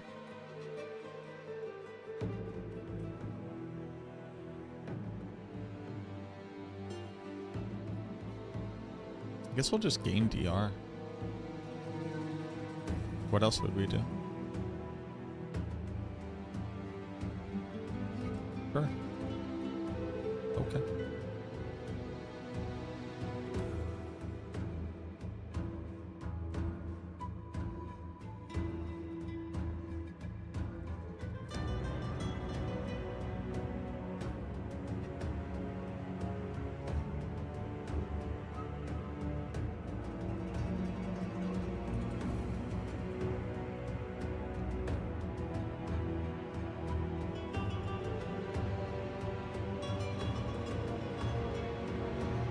So I need armor. And I do not need resistances.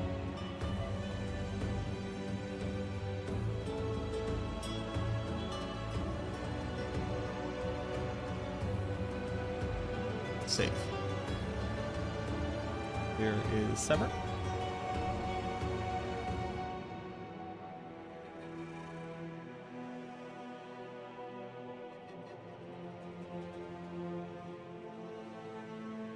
There you go. That's in the Discord. Exclamation point Discord.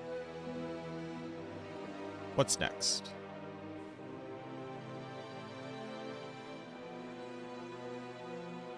Blood Spear?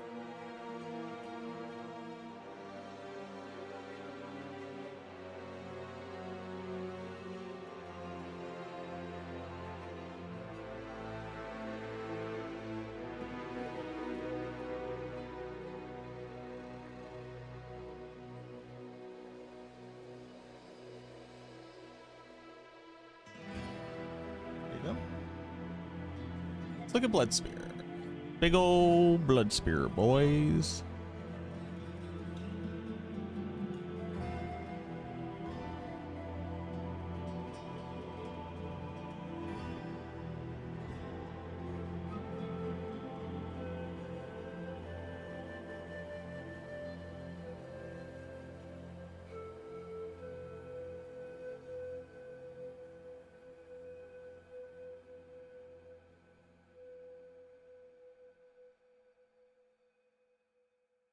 For the win, for the win. What? What's that? I'm looking to try out if I get something working with Tyrant Bane Jewel. What build you would suggest to use as a base guide to start experimenting with?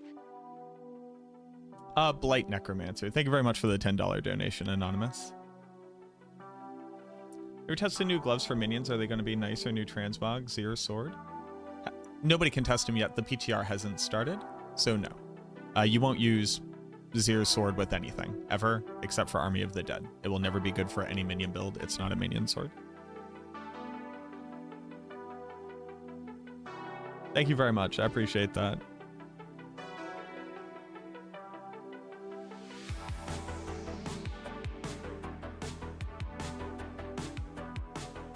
Okay, so let's think about Bone Spear.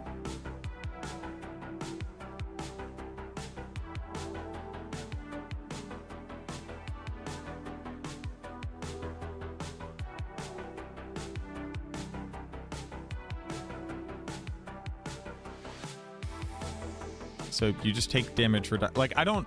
What are we supposed to do? What are we supposed to do with that?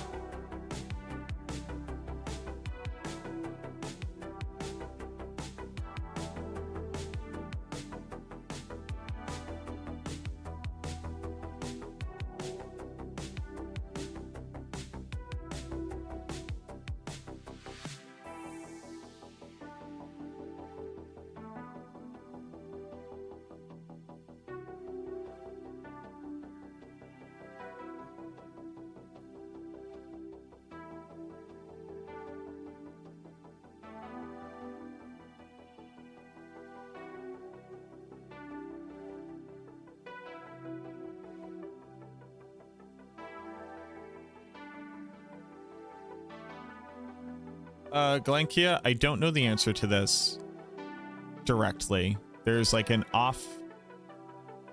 There's like... First off, you would never use Mutilator Plate on any build other than Bloodlance. Just straight up, there's no reason to do it. But would it work if you had, you know, Ultimate Shadow aspect on Bloodwave and they're taking the dot from the Desecrated Ground? Maybe. That doesn't matter because you would never use that chess piece on Bloodwave, but maybe. But no. The vulnerable status is something that is applied by an effect. It doesn't carry the tag of the thing which applied the effect. This isn't Blood Spear vulnerable. It's just vulnerable yes or no.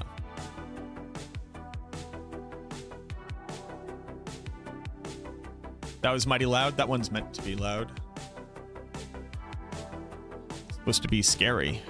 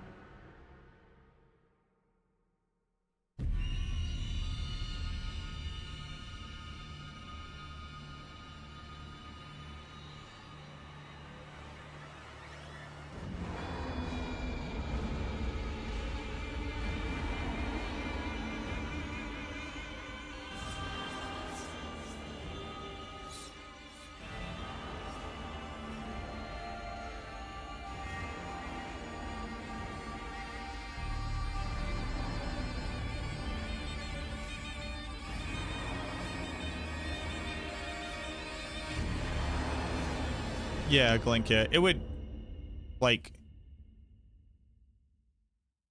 mutilator plate. Because it says maximum life. You would be better serviced using literally any legendary armor at all with hardened bones on it than ever using mutilator plate on a build that isn't Bloodlands. There is legit no reason to be using this at all. Not to shit on the thing that you're doing, but I just want to like really be clear. Yo, what up, Kaz? Welcome back. How you doing, bro? How'd that life be?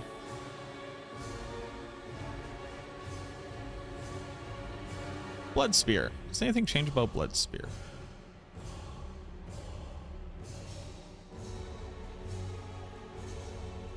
Oh, we want to fit in...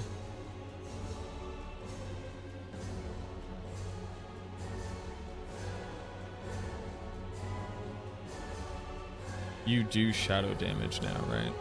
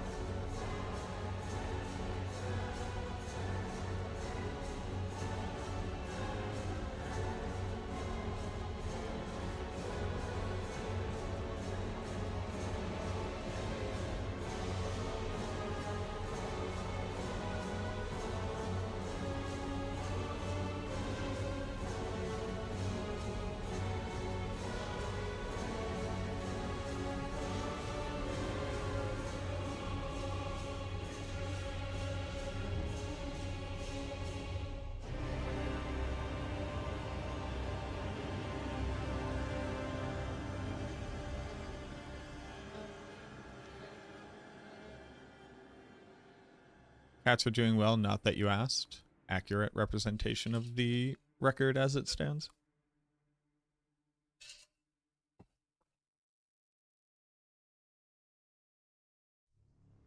Life's seriously good. I'm glad to hear that.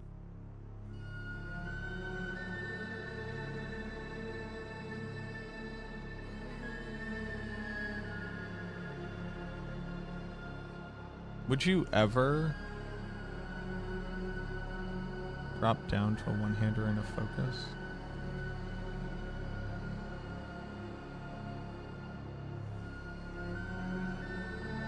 I would need more crit chance.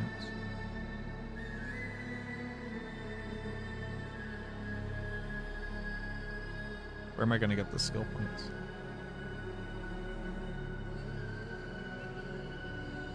Where would I get more crit chance?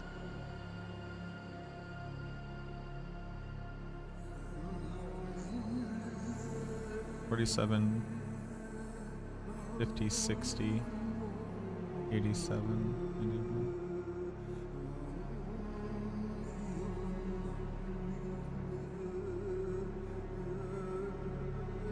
No, but we need 100. Well, no, we don't. Not with the...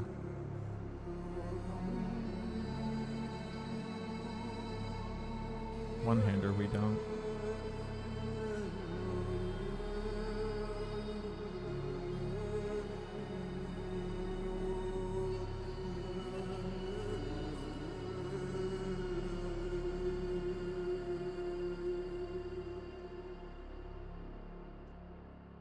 How much of a damage loss is it?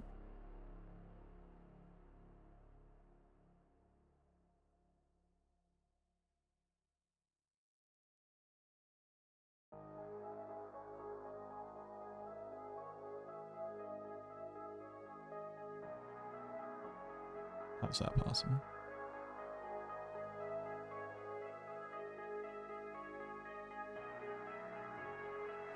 $519 versus $660.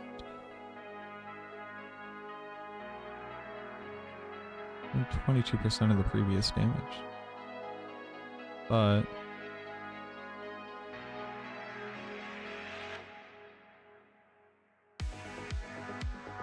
$32, $64, $80. We gain 3.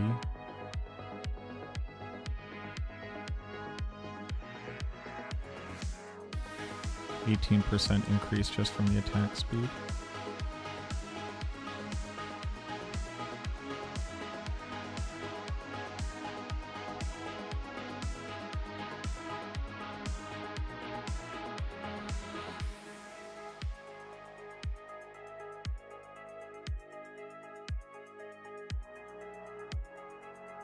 We gain another multiplier.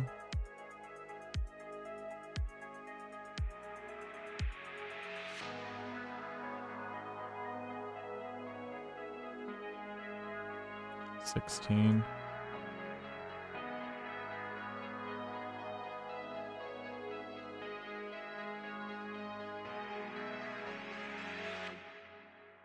Yeah, it comes out ahead. Then we lose out on intelligence. Which intelligence do we have? We gain some additive. Not enough, that doesn't matter.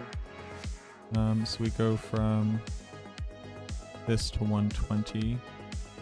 3611.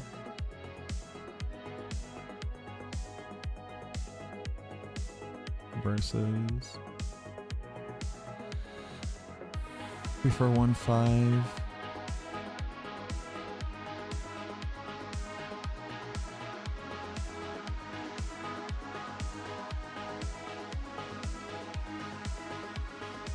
.6% damage loss. Yeah, we can eat that. Get a little bit of additive, not that really matters. Faster attack rate. More attacks in the same time frame over the axe proc.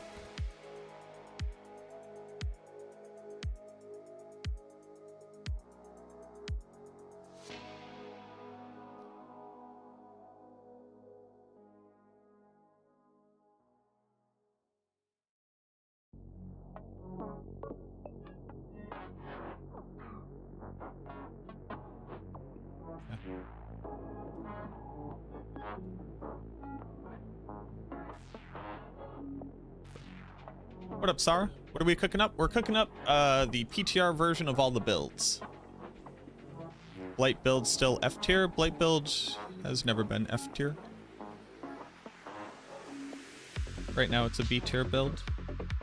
And it will be stronger in comparison to the other builds this season. And it has arguably the strongest jewel. It just depends on how long it actually takes to trigger it all. But I'm interested to find out why you believe that that is a true statement.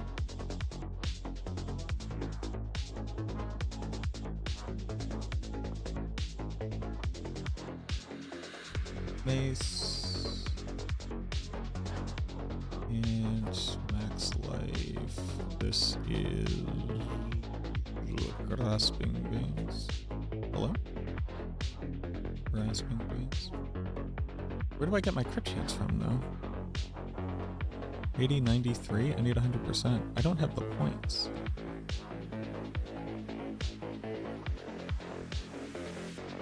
So we drop these. Sure.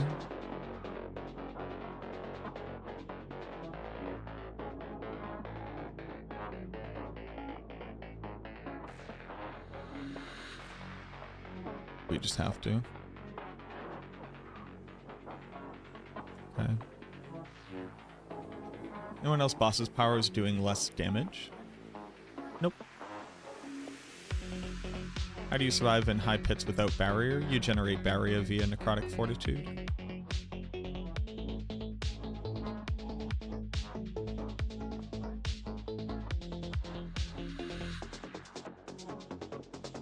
Do I need the blood orbs?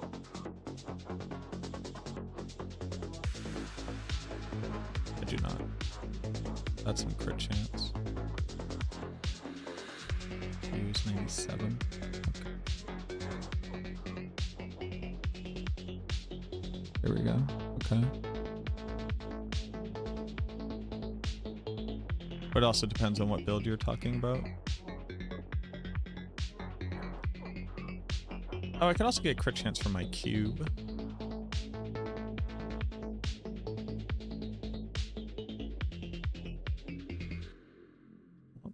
Time to double crit on stuff. Oh, but you lose out. Right? No, it's the same. Okay. Yeah, just have to get double the masterwork crits now. Get fucked. Get fucked, idiot.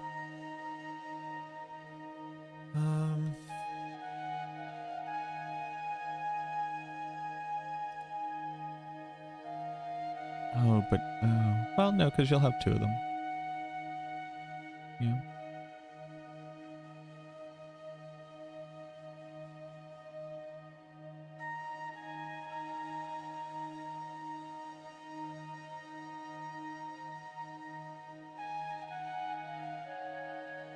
I really don't like this.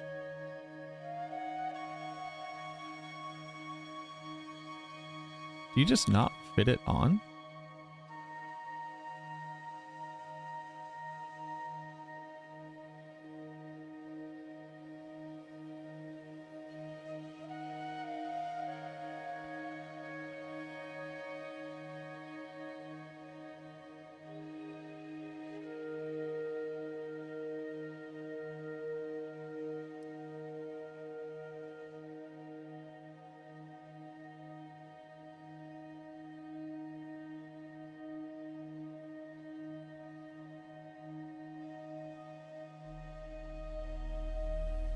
You're like so much more beholden to the lucky hit. Well, it's Blood Spear will proc it.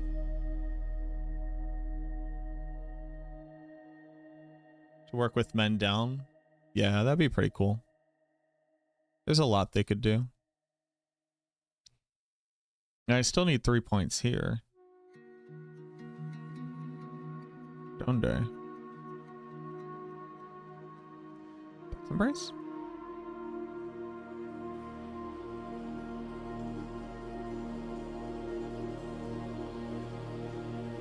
Sure.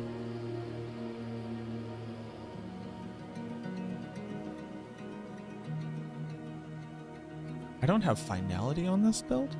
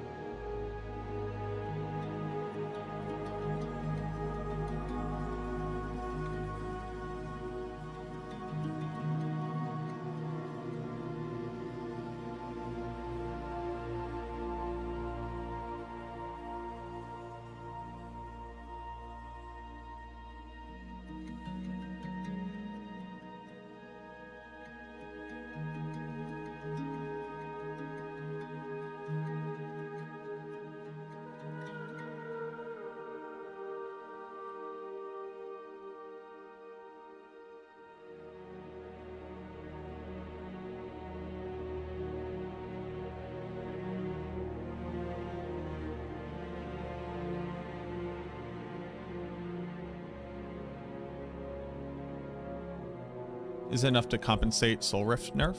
No. You just have to dodge more. We cannot regain the same level of survivability that Soul Rift offered us. It is physically impossible. And for most of these builds, you are actually running that lucky hit chance already to make up for the fact that Soul Rift's barrier would drop off after 8 seconds. We are just less tanky. So if you find yourself dying more often, you'll have to sacrifice one of your pieces of gear for damage and swap over to something like Hardened Bones.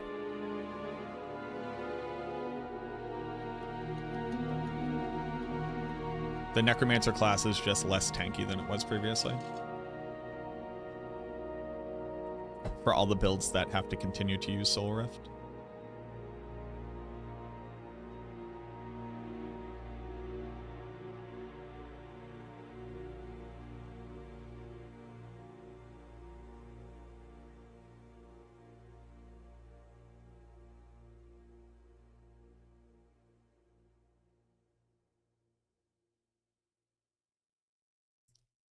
So to be able to do higher tier pick content, you just have to literally play the game better.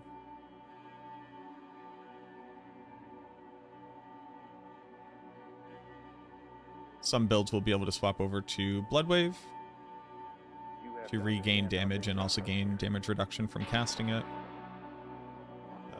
Some builds will be able to swap over to Bone Storm, but you would still have to sacrifice an aspect slot, which would mean sacrificing your pants.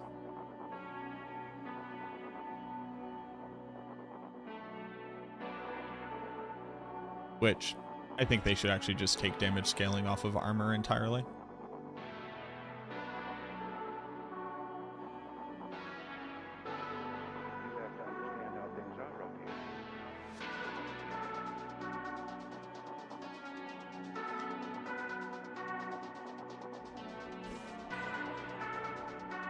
You will need to sacrifice your pants in a complete deadpan.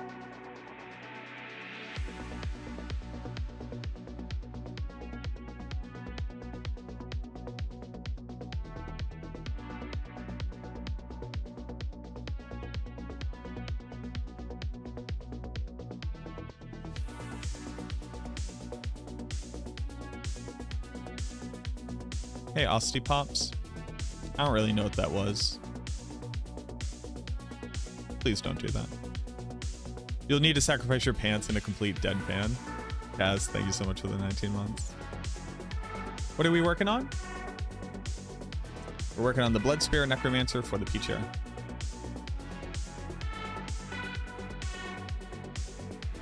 It's a bit too much? We'll see. I think that Diablo 4 really suffered from the fact that you were never making the decision between glass cannon and tank. You just built full tank and you still dealt 100% damage. The only places where you could ever really make that decision was on like gloves and rings, and the difference was additive or maximum life, and there was just no reason to pick up additive because it was such a useless stat. So I do think that it's very interesting now to consider what does the Necromancer look like as a class when you can't physically survive the content, so you have to give up damage to be able to do so. And that inevitably means that you will be running like 1 to 2 pit tiers lower than you were previously, but at least you'll be able to do it. And what does that mean for like the itemization? What does that mean for build balance? What does that mean for classes, like the different class skills and how they operate and what opportunities are available to them for optimization? I'm also like pre-exhausted of the idea that people are just going to be like, this is bad because I do less damage now.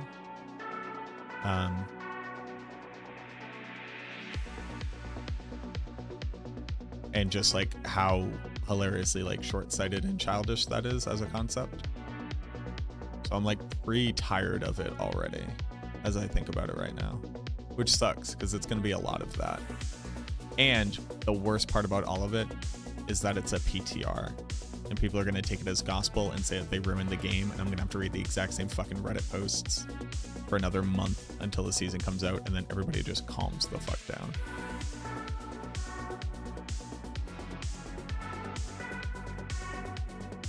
And it's just like, real things happen in the real world. And it's like, none of this is that deep. It's just a fucking video game.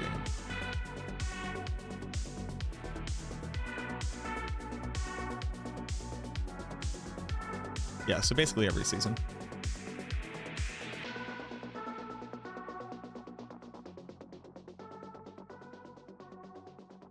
Getting one shot without Soul Rift will be annoying. Yeah. There's also like an over reduction of instances where I died to the idea of one shot. And that's like very quickly like poisoned our ability to have like objectively accurate conversations about balance. Because like in this game, there are actually very few things which will just kill you if they happen to you, if your build is not tanky enough, which is a decision that you're making even if you're not aware that you're making it. Because so little of the content in the game ever offered you the ability to die. And then when you go do a thing that offers you the ability to die, and it happens, it's all of a sudden unfair one-shots. When, like, of course, different content will interact with your build differently. If it didn't, this would be a really shit game.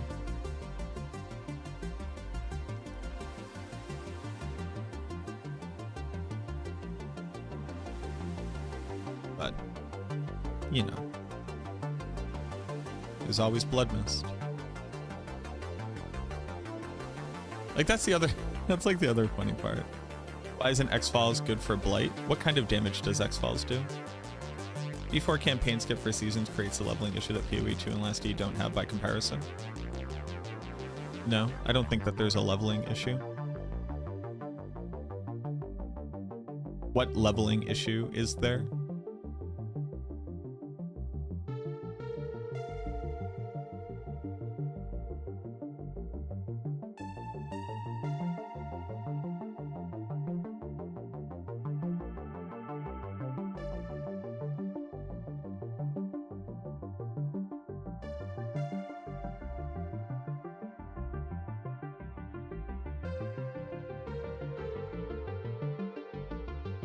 Yeah, and Dariel's effects do one-shot you.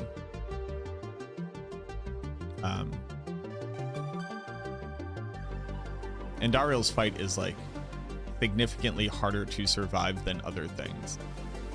The big laser is like insane damage, but it's because it also takes 48 seconds to go off or whatever. The little fire is the thing that is overtuned, because that also just kills you. And it's just so much smaller, and I don't understand why that hasn't been rebalanced. Some of the complaints they addressed in the campfire was lack of things to do while leveling.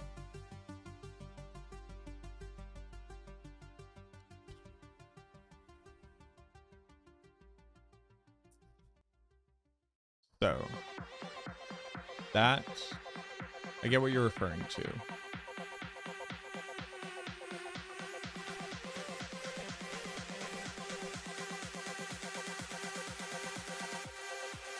How do I say this?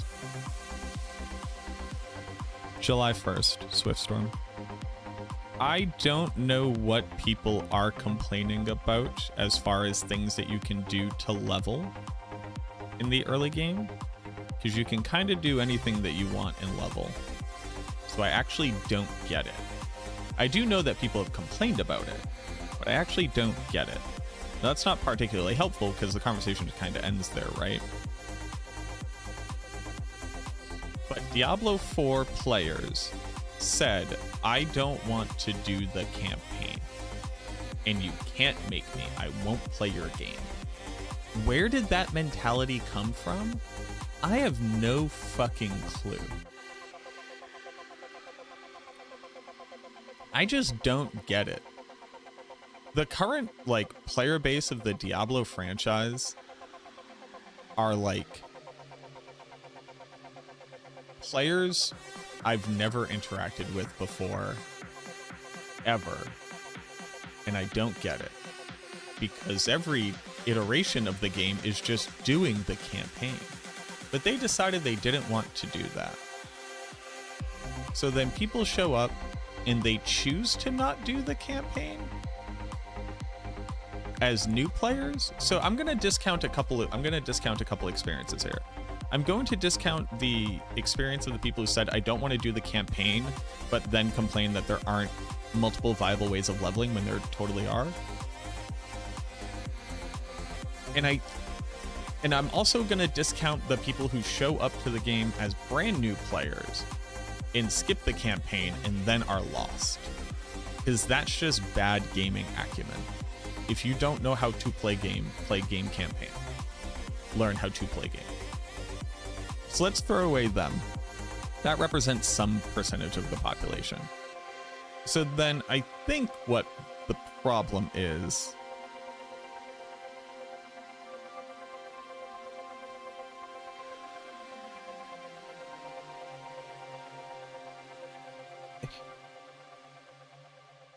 people who don't like the fact that doing just Helltides or doing just Nightmare Dungeons or doing just the seasonal content isn't as fast as doing the VOH campaign to get to 60, a thing which takes you like 6 hours. I don't think Diablo 4 has a leveling issue. And I don't think PoE 2 and Last Epoch forcing you to do the campaign gives you a better leveling experience. I think the campaign in Path of Exile 2, after you do it one time, is so mind-numbingly boring that I fucking hate it. Power to people who enjoy it. Obviously, right now it's a little bit different because we do the same acts twice over. But like, no, I don't want to find the mushrooms again in Act 3. I don't want to. I don't want to do that. It's not fun. The benefit of like Diablo 2's campaign is that you finish it in 2 hours. If you're not a speedrunner, you finish it in 4 hours. And the things that you do during it are 95% of the things that you're going to be doing in the game anyways. So you can stop at any point and just farm a whole bunch and just get a bunch of stuff and feel good. But I don't think that Diablo 4 has a leveling issue.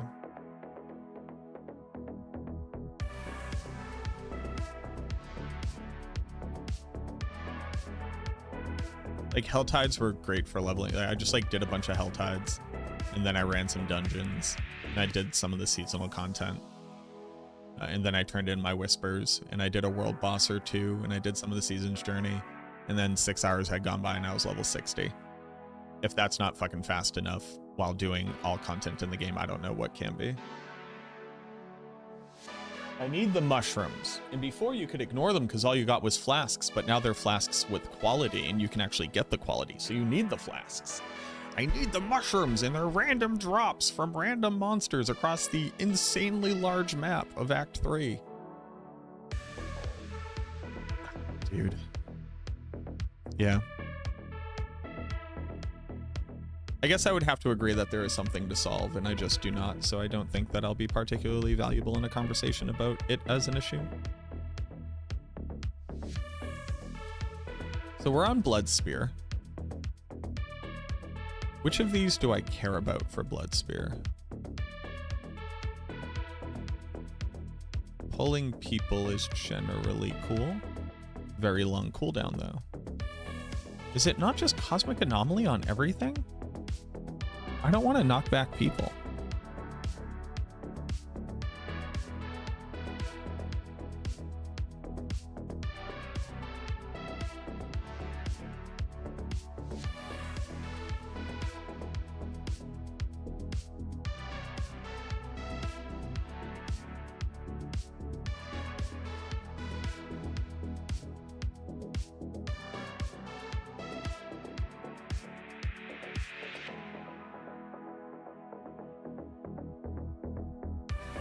How's Necro looking for Season 9? Very balanced, actually.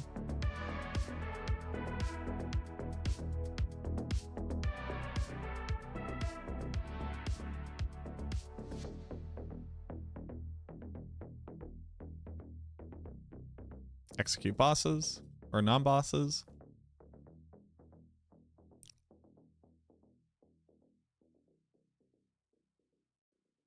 Get rid of DR. Oh no. Oh no. Gain unstoppable? Oh no. I don't know what else you would ever do. Like, sure, barrier to survive, right? Like, that's it?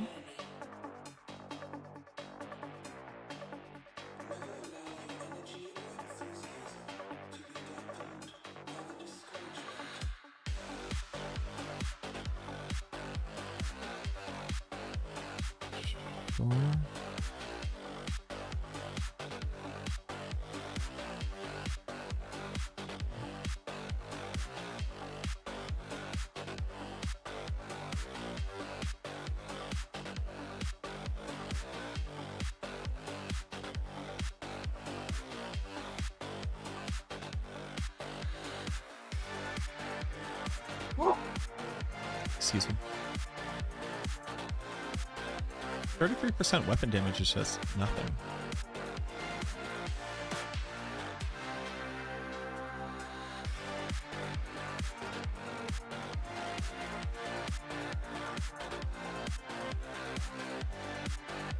Power denial. You could gain 10 DR. It's pretty big.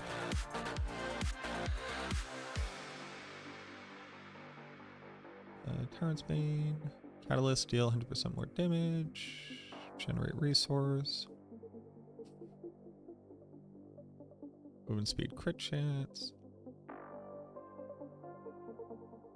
More barrier. Hit chance, elemental damage.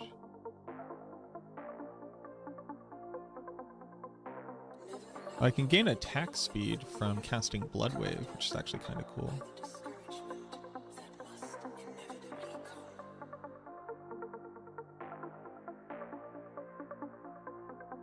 Thinking of using the new Mage Govs while in a party.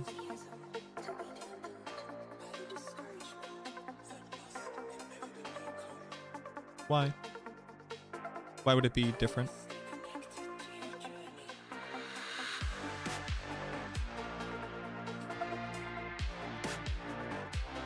So it's definitely this, just kind of on everybody.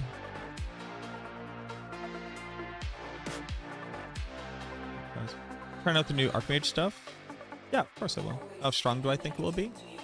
I think it will be...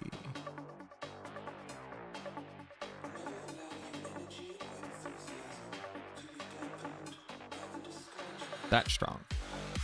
2.52 times damage multiplier on a minion build. And without powers, I think that minions will be running pit tier 98.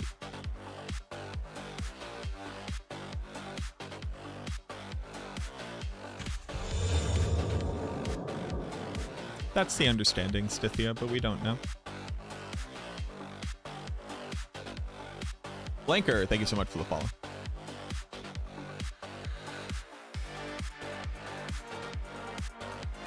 Because I play with people who charge the front line, me and my mages can chill in the map.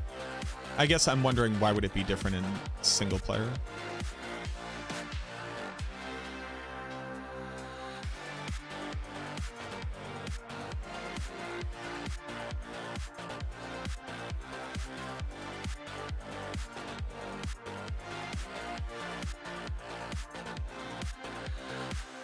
I guess put on Blood Wave.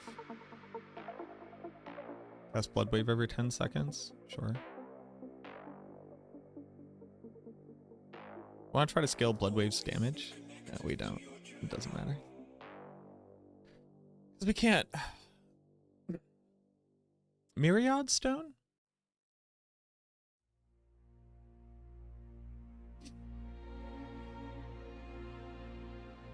Oh, we now do darkness damage. Scornful Light.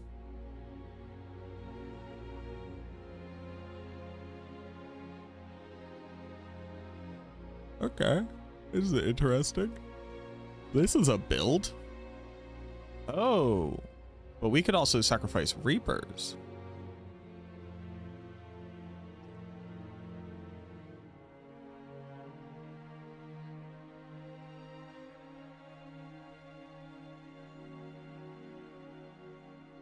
How'd we get our crit chance, though?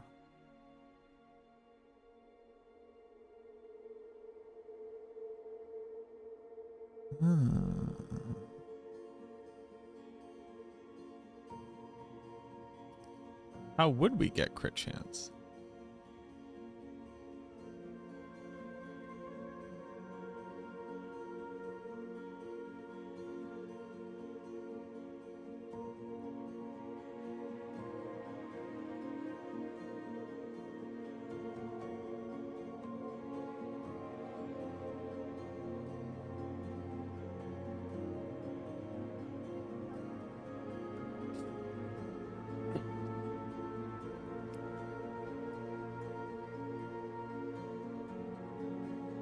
I need a lot of crit chance.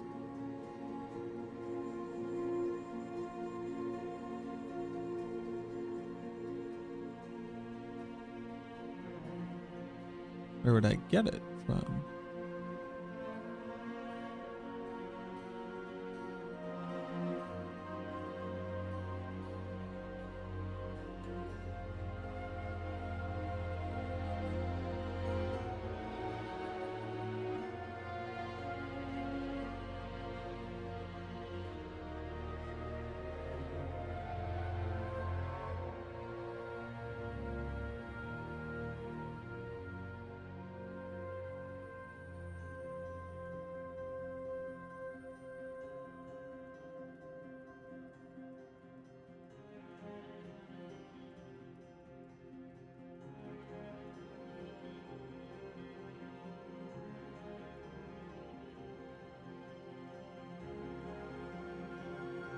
Do I think an Archmage build based off of Bloodless Scream would work well? Bloodless Scream increases the damage of your darkness skills. Your mages are not a darkness skill. They just do shadow damage. Bloodless Scream is a useless item. Fully and completely.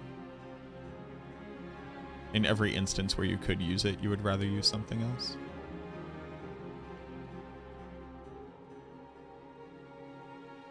Where has my little dog gone? This is strictly more damage, but how do I get there? Also, it's like better than damned, right? It's got to be better than damned. Sacrificial. Sacre bleu.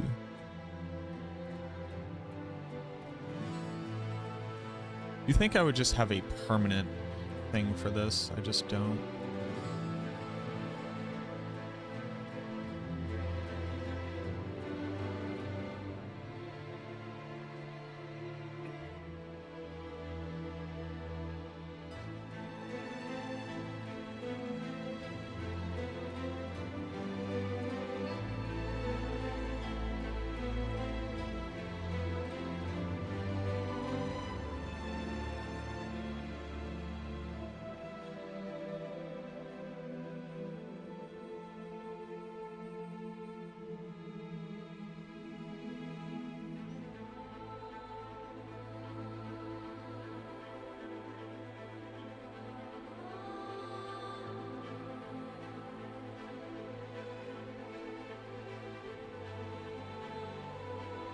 Yeah, it's better than damned. But how much would I have to sacrifice to get it? Because it's only a little bit better than damned. Where you can access my sheets? Which ones? Yep. The Season 9 PTR analysis is linked in the video for it. Which one are you looking for?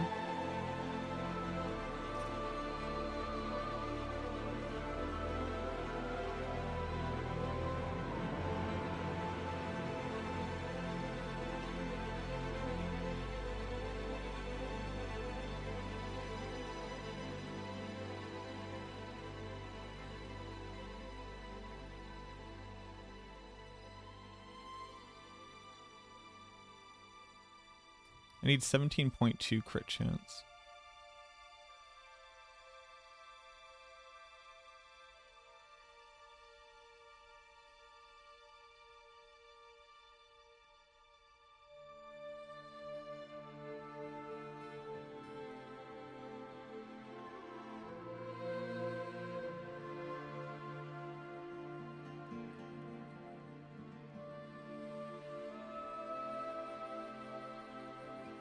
Where would I get that much? I can't. I would have to put crit chance here and crit chance here. So the only way I could do that is if I lose out on intelligence and maximum life. I can't put it here.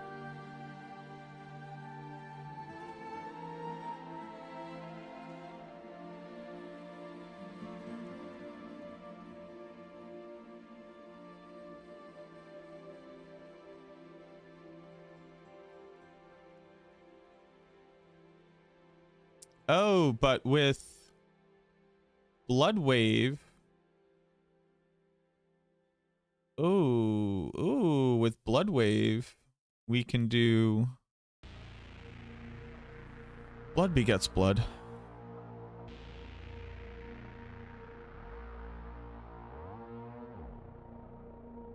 I would need a skill point. Fuck. I would also need to pick them up.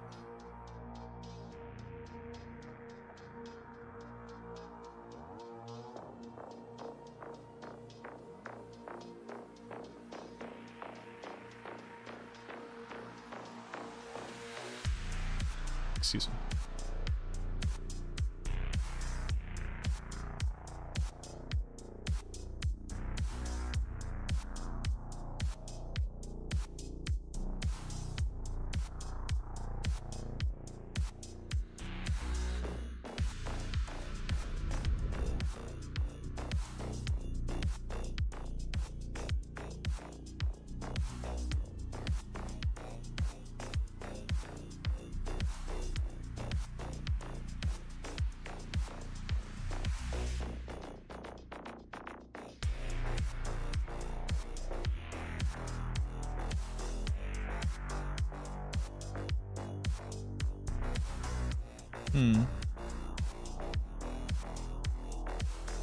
Swap Deathless for Helm of Perdition? No.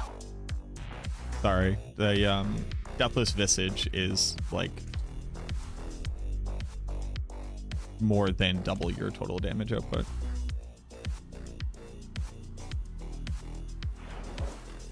Deathless Visage is the reason why Bone Spear exists for all intents and purposes.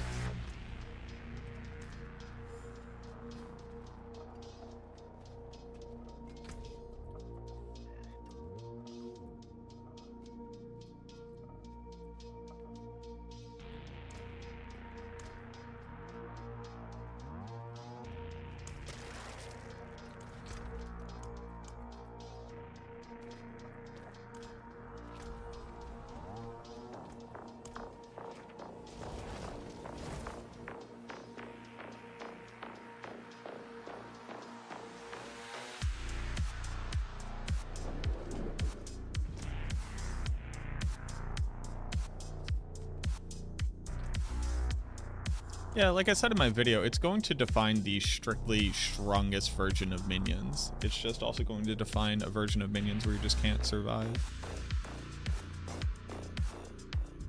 Yeah, being able to teleport into the dummy room would actually be pretty huge. I agree.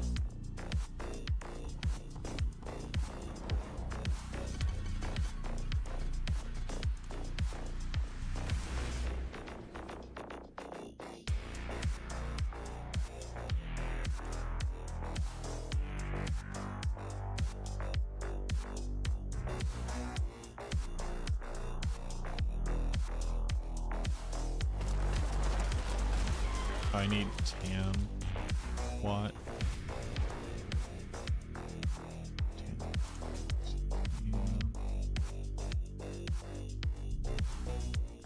Tam of what?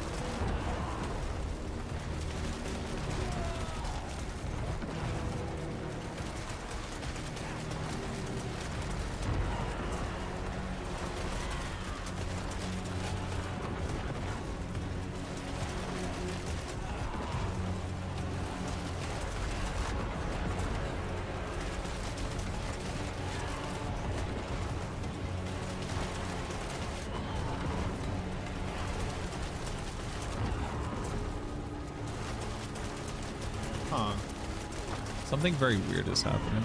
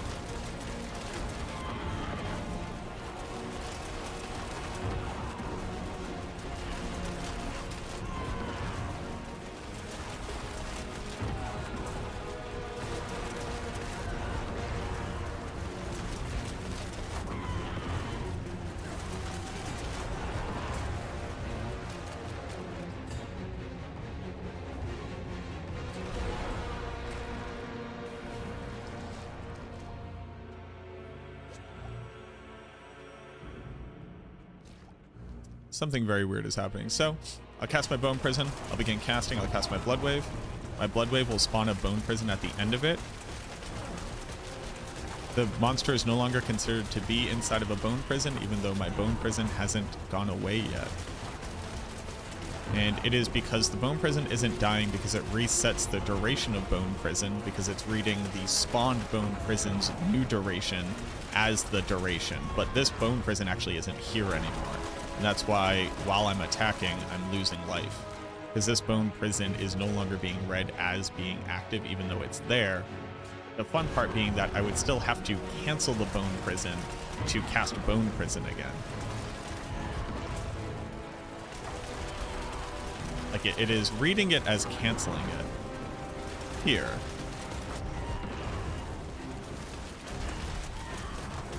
I can cancel them separately. So basically in manually casting Bone Prison itself, when the Bone Prison from Bloodwave and Indira's Pants is spawned, the duration is said to have reset, but this Bone Prison is no longer being read as an area within which monsters are considered to be in Bone Prison. So I'm no longer triggering the guaranteed to overpower while they're in a Bone Prison, and my overpowers are not healing because of that. It's very, very interesting. Let me recast this. Let me get my new Bone Prison up. Yeah, see, my overpower damage goes away, even though the Bone Prison's still clearly there, and then it runs out. Interesting.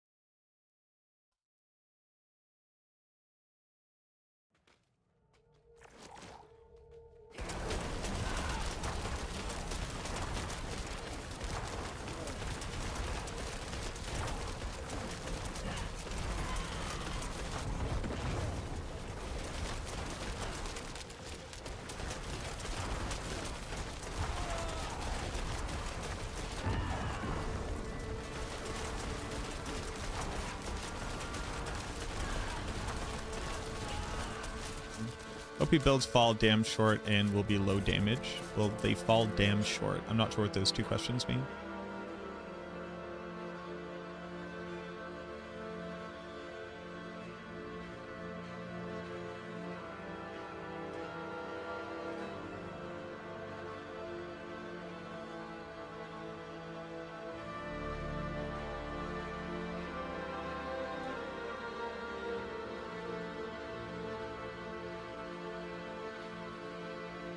They got huge nerf and will fall short compared to other options? No. Not at all. Overpowering is still the strongest thing you can add onto your build. It's strictly better than crit if you can overpower 100% of the time. It's just they are no longer going to be, you know, 50 times or 100 times stronger than other builds. They'll only be like 30 or 40 times stronger.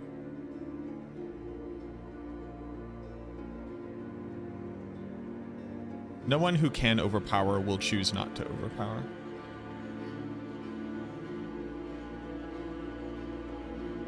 Just like every overpower build is a crit build, is a vulnerable build.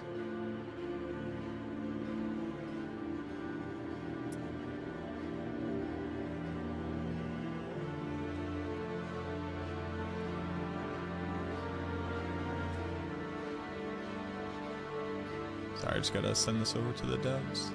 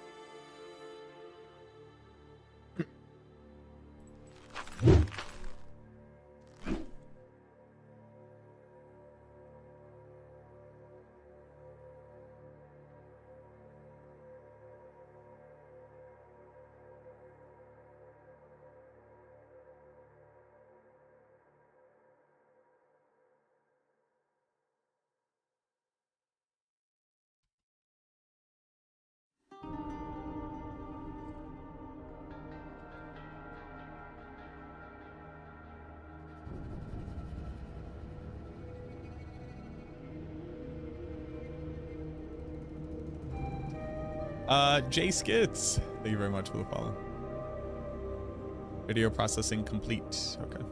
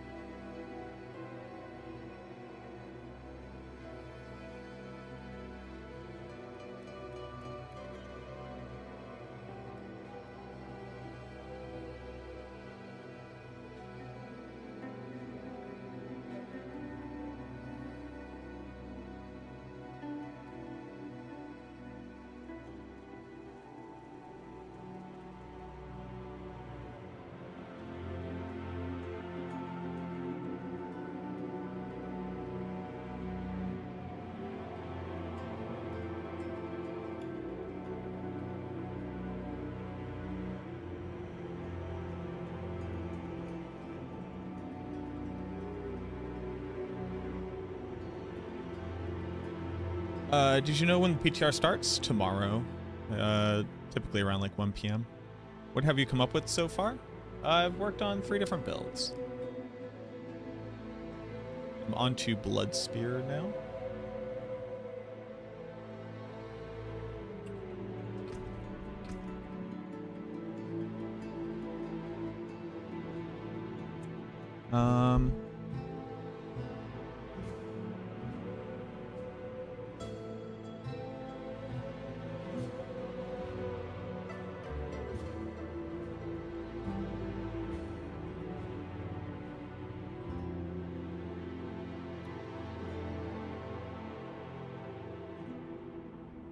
We can't use corporeal either. So this would have to be amplified. But we can use abyssal now.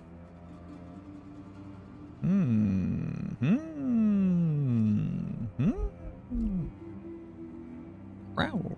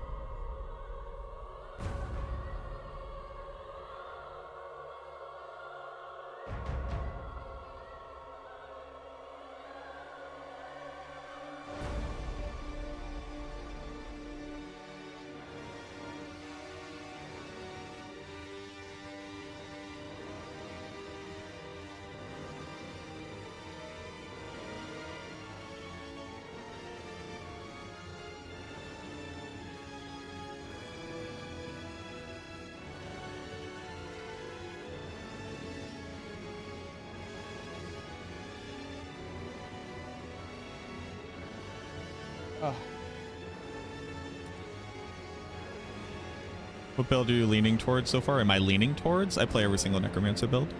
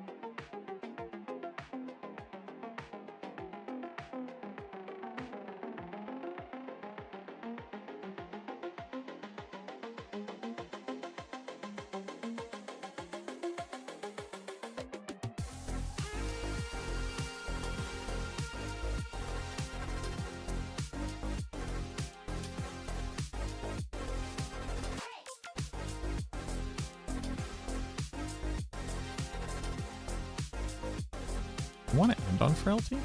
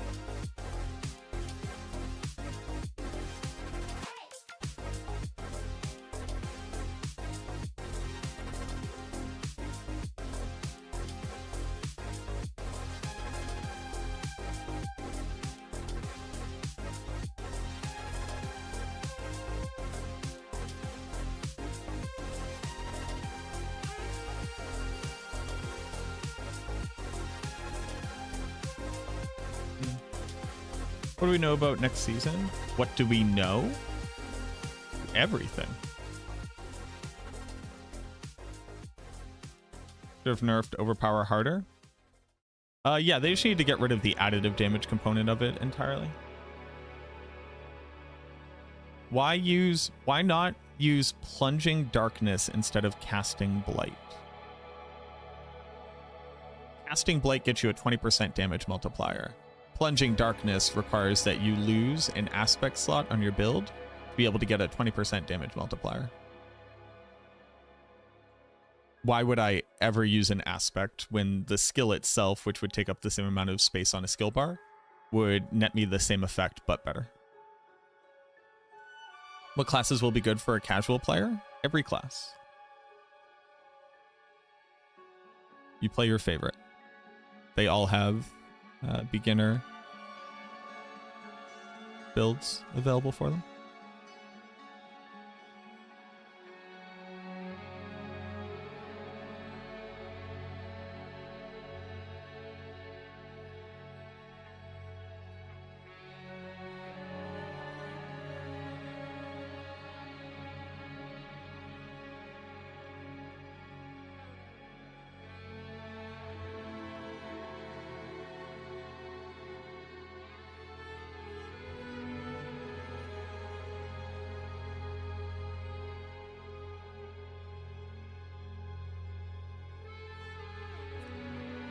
What build am I going to test first? Probably minions.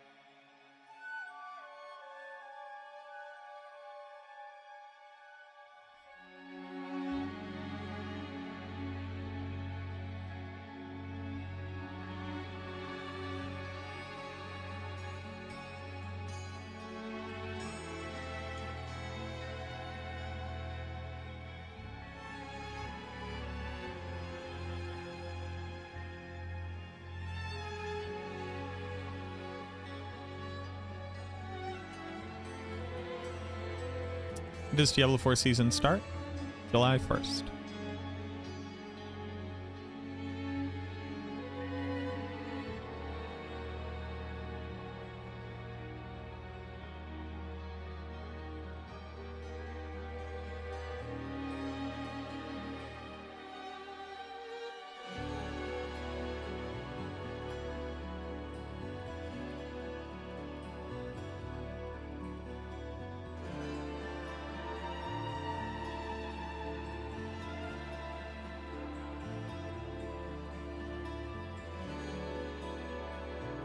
Okay, there you go.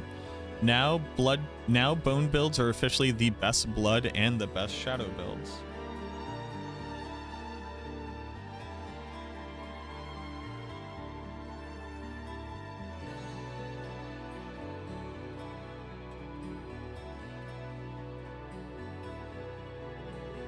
So, fucking deal with it.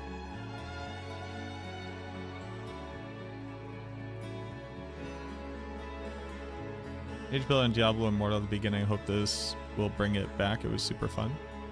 I don't remember playing mages on Diablo Immortal, but I believe you.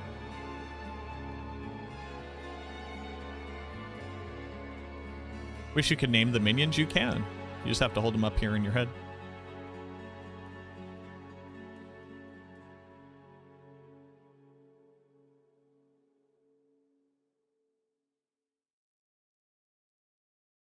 In the case of nuclear or radiological fallout, people living around potential targets such as military bases and chemical plants may be advised to evacuate. Protection from radioactive fallout will require taking shelter in an underground area or in the middle of a large building. Fallout shelters can be any protected space where the walls and roof are thick and dense enough to absorb radiation. The more distance and time you put between you and the fallout particles, the better. Having a disaster kit ready will increase your family's chances of survival.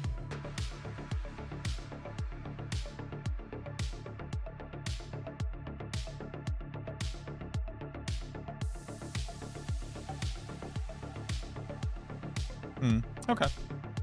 Blood Spear is completed.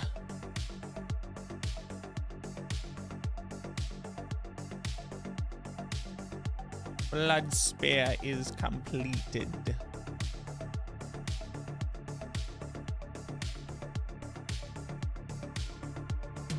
This is in my Discord, ! Discord, if you want to go check them out. It's also in the description on YouTube. What up, Larkin? Yeah, I'm having a breakdown, mostly.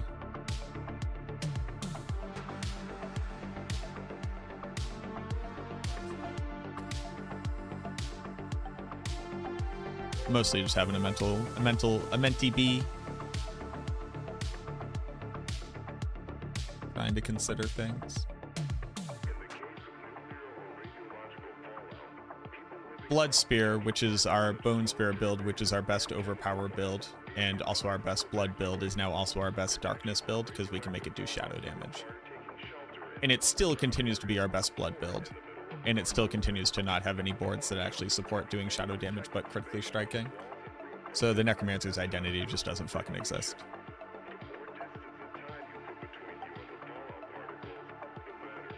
I'm just having a mental breakdown about it.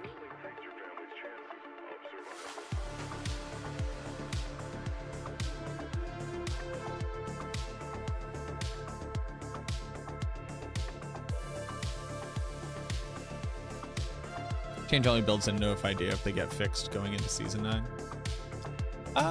Yeah. I think that's like the only interesting or exciting part of any cycle for me, honestly. I don't really care about just like playing the game and grinding out gear. That's not very interesting to me, because it doesn't change what my conclusions were. So the only part of this that I like to do is the theory crafting. At least we got unstoppable and unhindered. Accurate.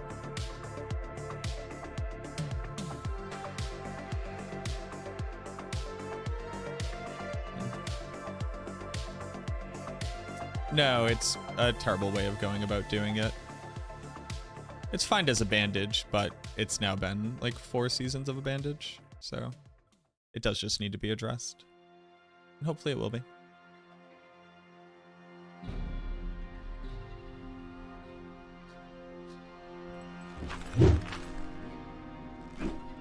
Barty, thank you for the follow. Who is next? Minions. Oh, minions. Oh, minions, minions, minions, minions. Minions. Season 9. Max. Minions. Max. Magic. Mage. Minions.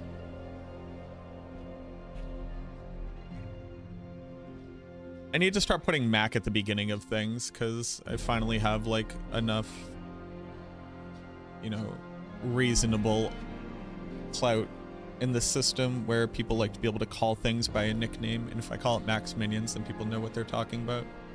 Everybody, if you ever refer to any of my builds, refer to it as Max Builds. Please, thank you. Out of epic rep. Johnny Cage. Hello, Kang. Begin. I'm Johnny Cage. I'll kick you in your nuts. I'm Liu Kang. I'll kick you in your face. Rah. This is my audition for Epic Rap Battles in History.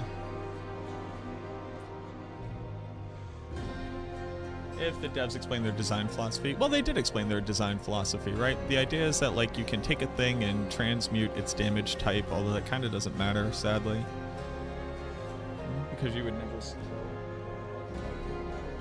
additive damage is only like a 20th of your total damage scalability when you consider your aspects and your boards and stuff.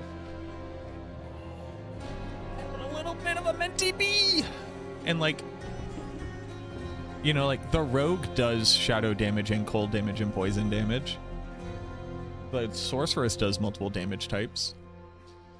No one else does.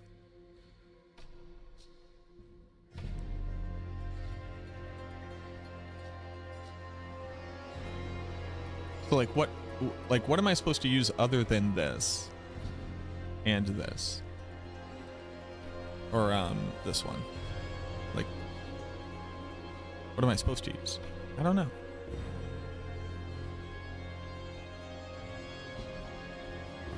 What if they consider critical damage a damage type? Dun dun dun. That was one of my first questions, but no, this is only elemental, including physical. Like, it was almost going to be interesting to get to like double dip on additive damage, and then if it interacted with stat sheet, it was going to be hilarious. And then it was just elemental damage. And it's like, okay, I literally don't have sources of cold damage. So, like, I can't get anything out of this. It's like, well, your shadow damage, like, you could use corrosive and then do poison damage sometimes.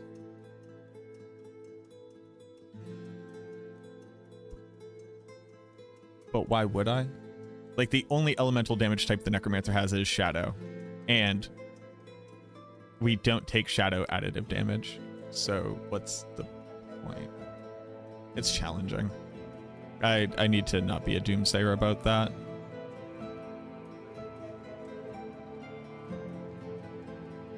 All right, this doesn't like this build doesn't even take additive damage. So like, what am I doing? Doesn't matter. This is a shadow build that's not going to take shadow additive damage. Like really let that sink in. I have 36 damage with shadow.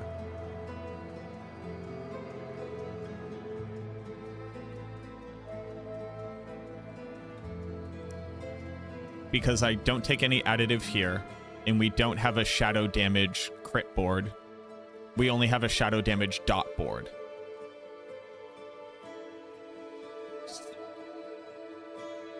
So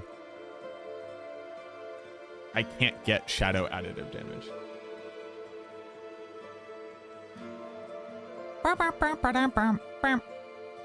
We do have Abyssal, which is non-physical damage. Pretty cool. Might go, Mac, well, you have glyphs that give you shadow damage. Scourge gives me dot damage, which this will not work with. And Darkness does give me shadow damage, but it only grants me 1 damage multiplier, and the other one grants me damage reduction, a thing that you don't use. So you wouldn't use it.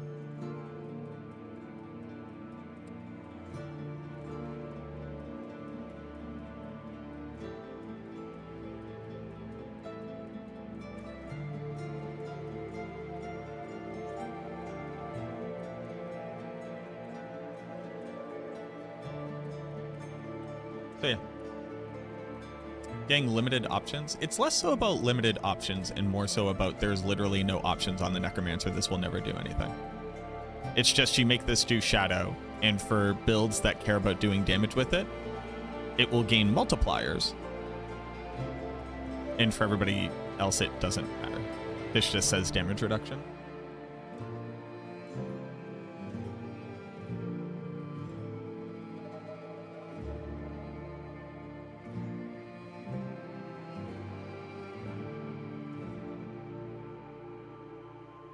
Because I don't care about removing vampiric effect, and I don't care about doing poison dot that I can't scale.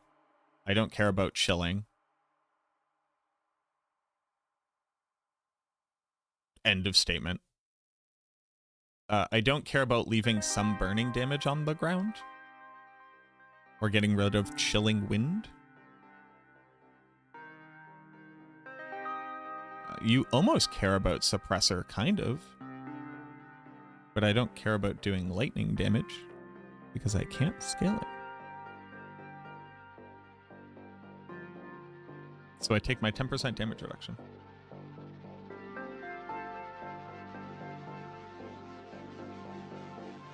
Yeah.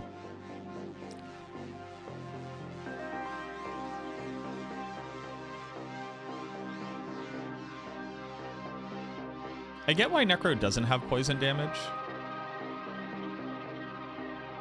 Because we do, it's just shadow damage. But for whatever reason, we just don't have ways of scaling it. Which is very fun. Or, I'm sorry, we do not have interesting ways of scaling it which interact with this system, nor do we have adequate ways of scaling it in our Paragon board outside of only Shadow Dot and only with one board. That same Shadow Dot build does not have other, like it doesn't have enough damage boards to actually scale its damage, so we use Blood Begets Blood because at least you get tankier and sometimes you pick up a Blood Orb. Like, I don't understand why the Necromancer's Paragon has sucked for so bad for so long and it's just been allowed to do that.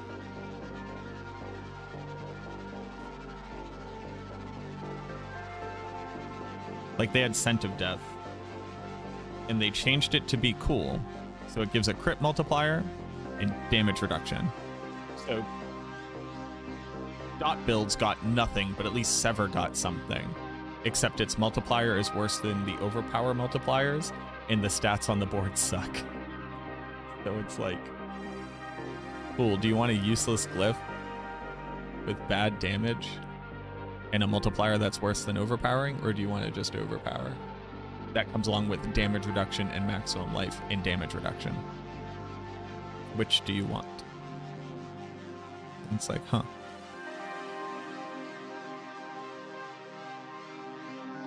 Also, the glyph socket itself is great because it's a 74 stat dex socket. I'm gonna piss myself off if I keep talking like this, so I'm gonna stop.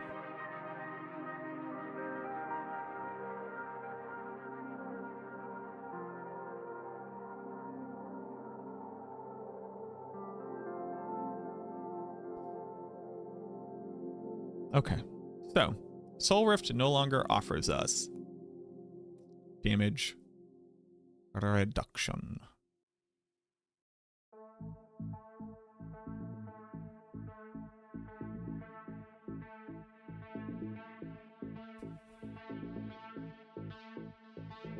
So we changed these to mage. Let's start with mage. Change these to mage. Boop, boop. We sacrifice our iron golem. We sacrifice... Do we need the crit chance? We do not. We sacrifice reapers.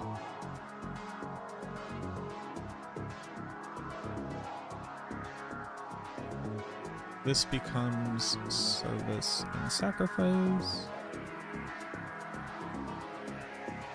This becomes reanimation. This becomes unyielding commander. Look at all the damage reduction my summons have. What up, Sirach? How we doing, boo boo?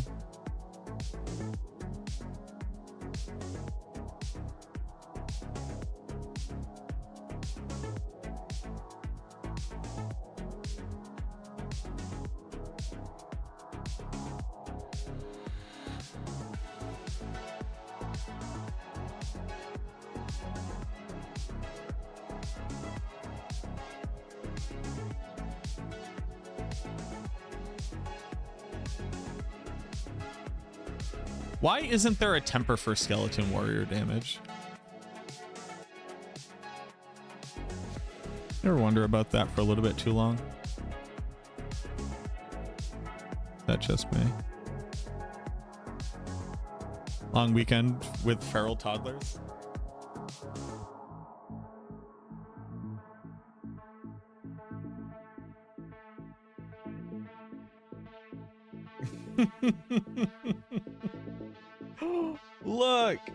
Look at this baby. Look at this baby.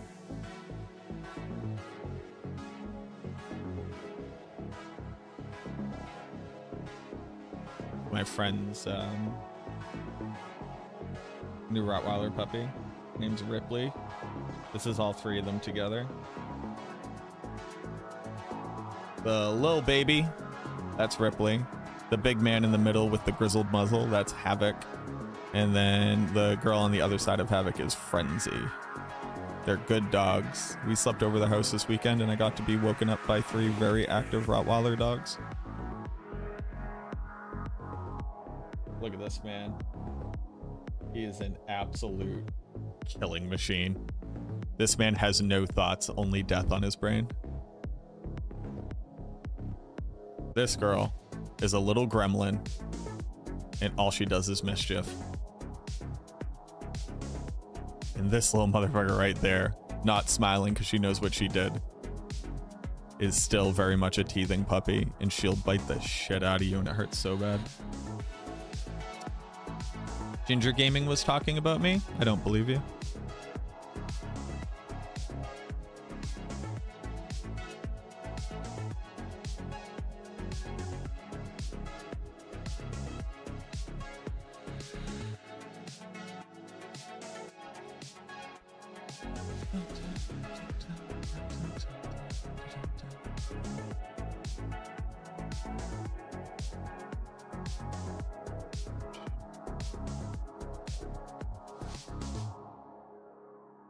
Can't die if you're the one doing all the damage. We don't need that.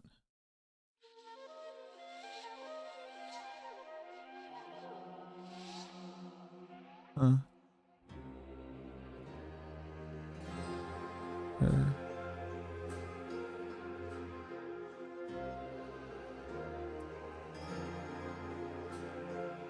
What up, fuck?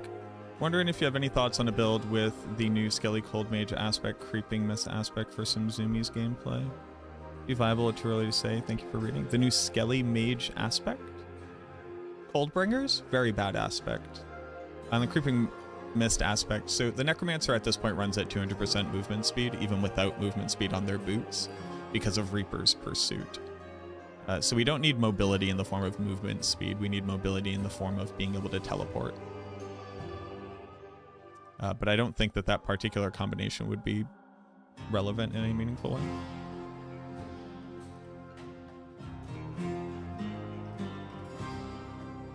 Oh, he deleted the comment. Interesting.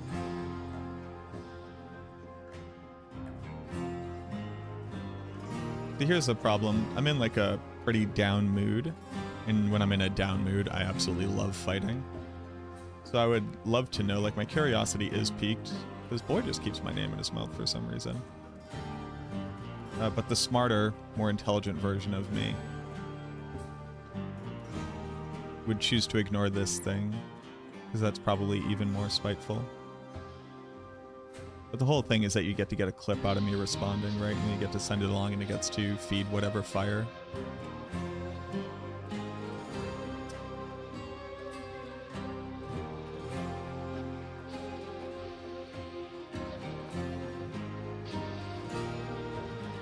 Yeah, I'll leave it at that. There you go. Smart move, Mac. You did it. We're proud of you. That's not true. You don't love fighting? You're right. I'm a peaceful man. I'm a man of peace. I'm so not, but every time I choose to not participate in violence, it continues to make me look better and better. Make anybody else look worse and worse. And like, my major issue is like that much spite doesn't fuel me for long enough. Like that's the issue.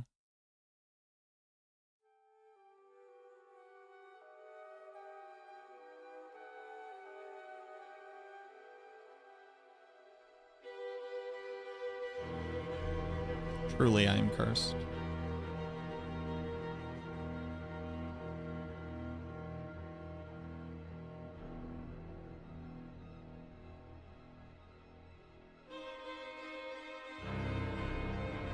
Oh, but you want...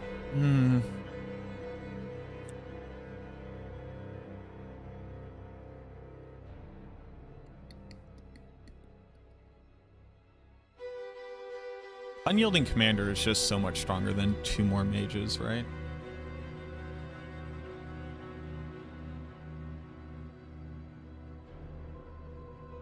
Four, 5, 6, 7, 8, 9, 10, 11, 12. You get 12 mages.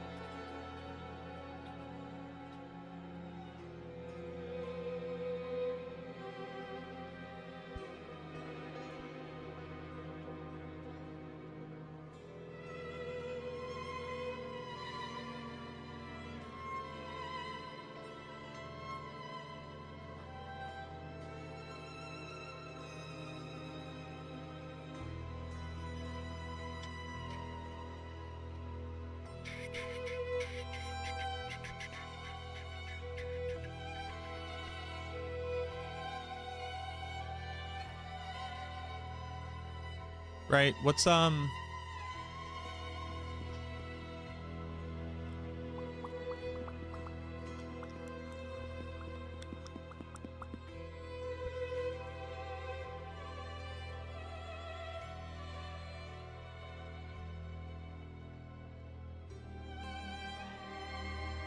Blood Getters is 37.5, right? 75% of 50. 37.5.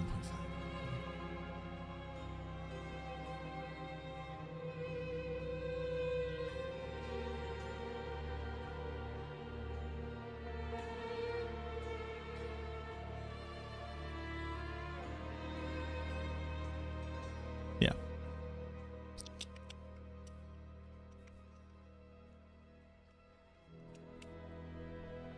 Hold on. I also have to consider the difference here. It's the same difference as this.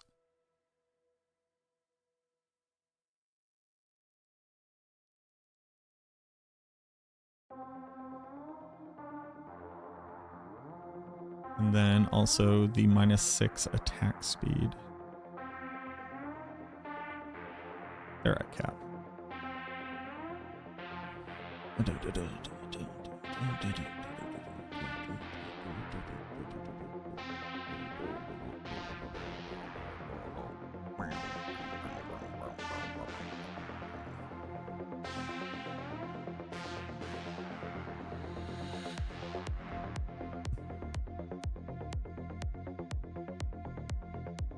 I don't need these mastery points.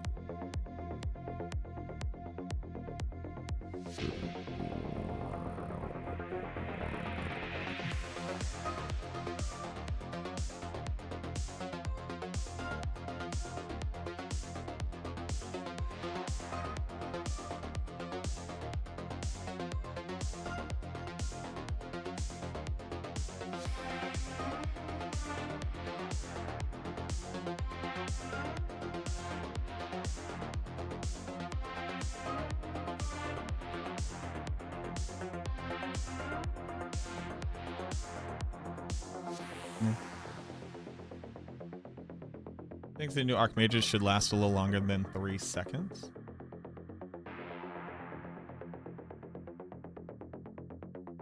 They last forever. They should have been an email. Whatever, Betat.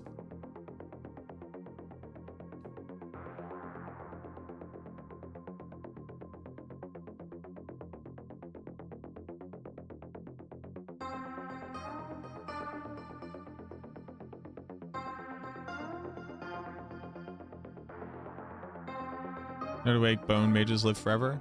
No, not really.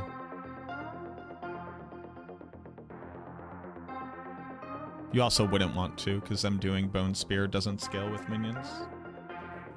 So they're just bad.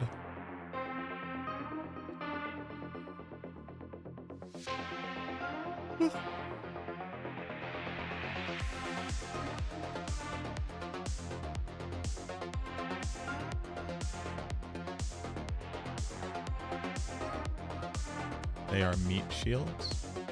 Who are meat shields?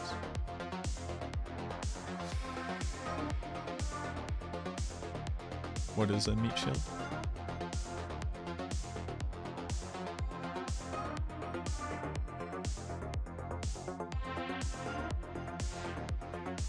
Dominions for Bone Spear. Not they like literally stand behind you. So not particularly. You are just weaker for having them out as well because you lose out on damage reduction from standalone. They're just bad in every way.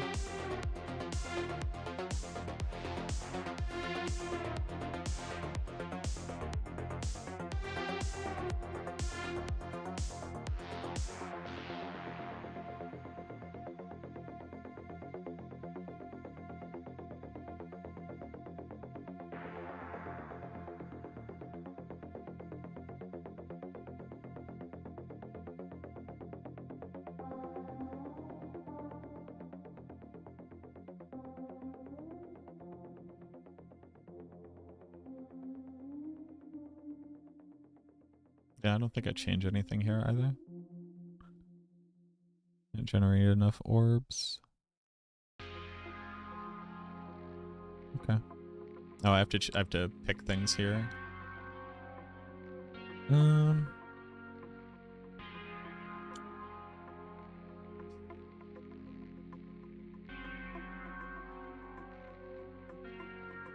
Oh, that is unique gloves. Yes, you'll be using that.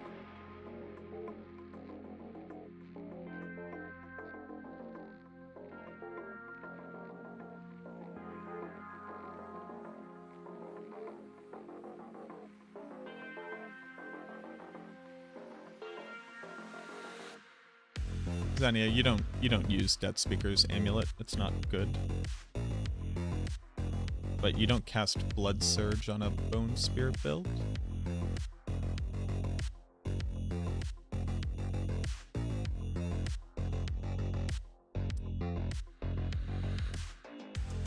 Although I guess I don't necessarily know what we're talking about anymore.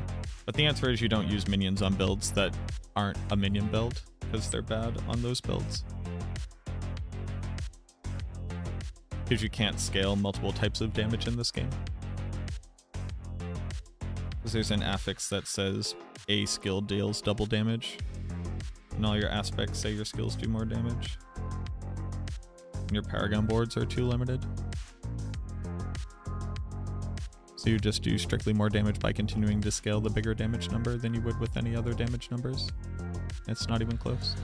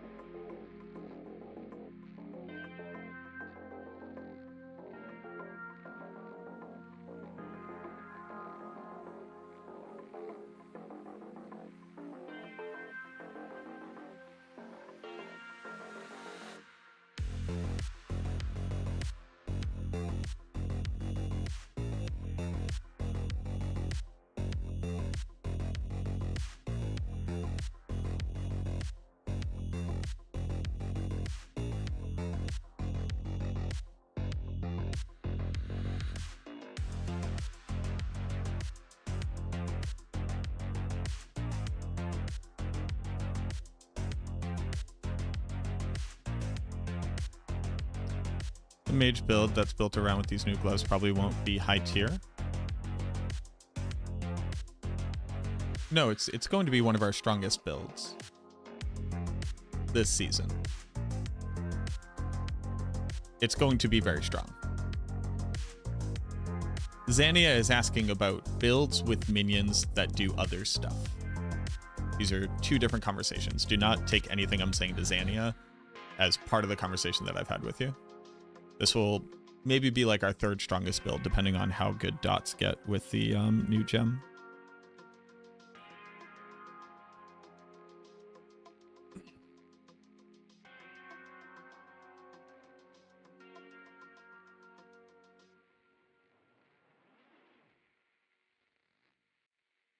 Nah, it's all Gucci. Wait, this is only a utility aspect?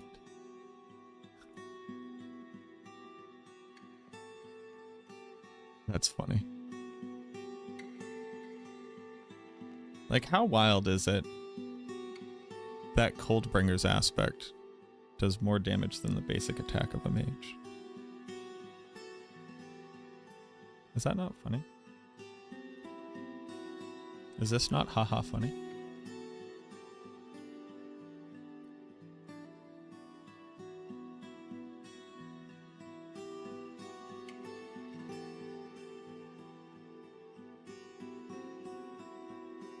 Yeah, sadly it's cold damage. Which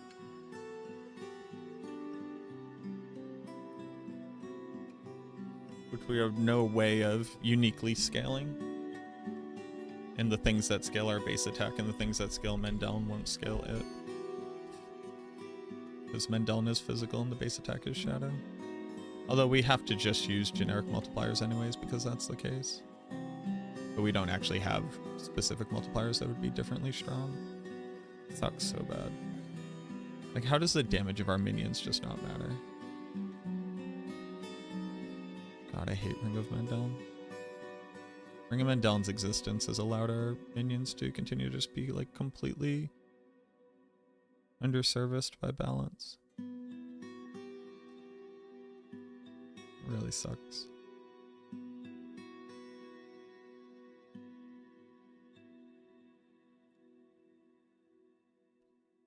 I have been sitting down for like 3.5 hours. I'm gonna get up and grab a snack. I'm gonna get up and get myself a little bit of a snack. So we're currently on, oh, I should also like update this whenever I do this, huh? This is Skelly Mage build that we're working on. I'll leave this right here. I'll run ads now so we don't get interrupted later. So you can hear more of my despondent More of my despondent mutterings while I think about numbers. Hey, thank you very much for the likes on the YouTube stream as well. I appreciate that. Alright, I'll be right back.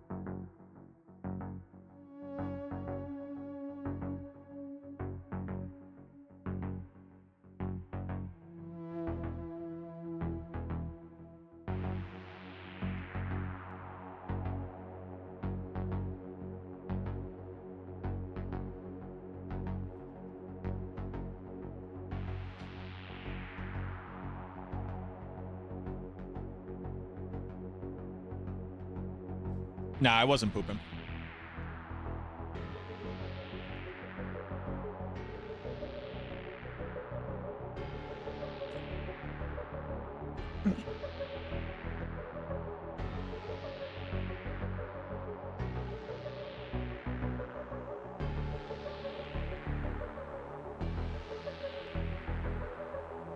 Are there any viable necro builds that use Sanguivore? Yeah, it's called Army of the Dead.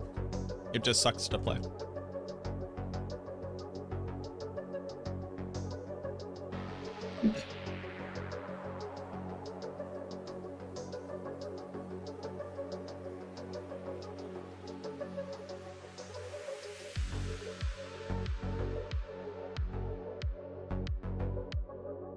What did I eat? A banana, a mini bag of Cool Ranch Doritos, and I got myself a green tea. How much better would the Gloves of Nas be in the last part was bone mages didn't die on their own? You would never use bone mages ever. So they would be worse.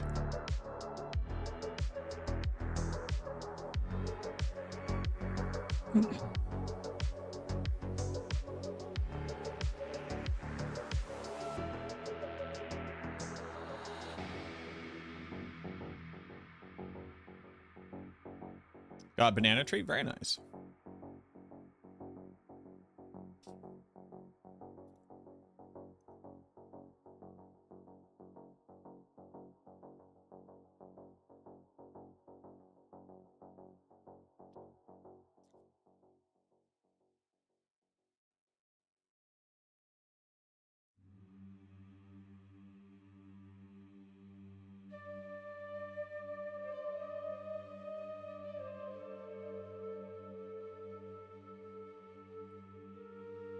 I'm finding it really hard to use anything other than Cosmic Anomaly.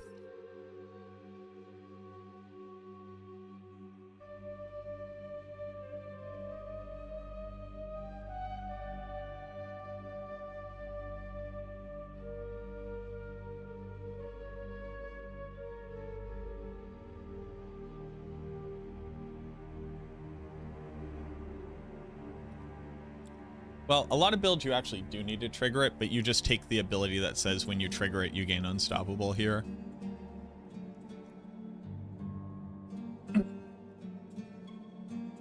Where is it? Yeah. Because it's not like there are 3 good ones here. You just take that. You take, Execute. And you take the one that removes DR. And then you just take this. And there you go. It's like every other Necro.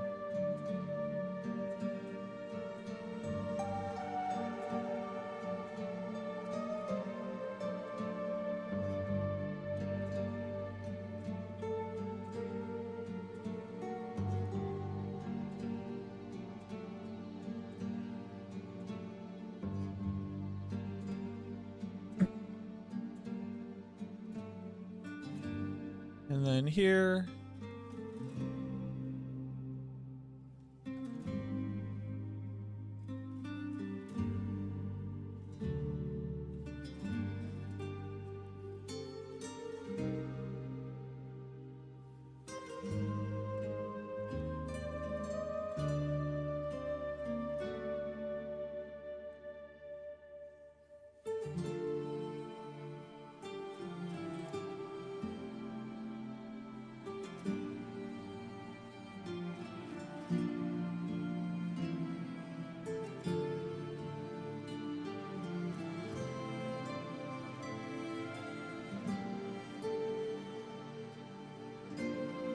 And like, you think this is very good. But then you get to a single target and it just does nothing. And then for 4 seconds you get a damage multi, and then it stops doing anything again. Unless they have minions. Any Bone Spirit news? They didn't like specifically change Bone Spirit, but you can now make it do shadow damage.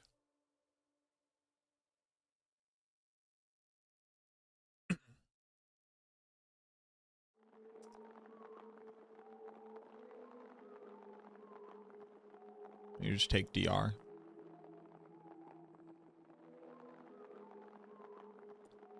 And then we need armor. How get armor? Armor. Need more armor? How get more armor?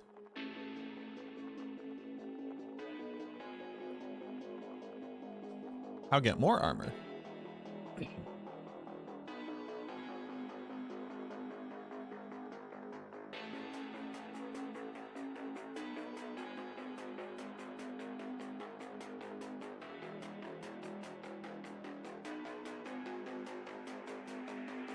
Why Skeletal Warriors on boots?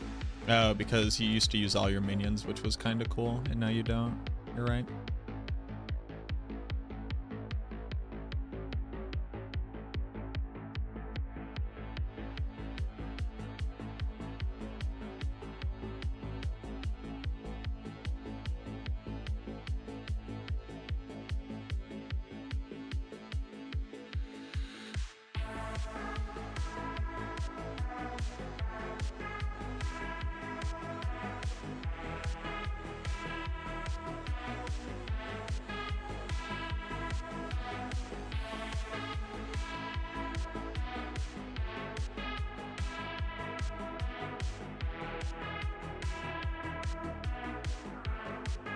Damn, I have like way too much rice.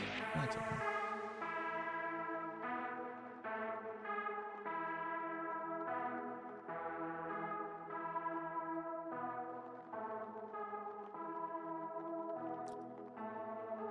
Okay.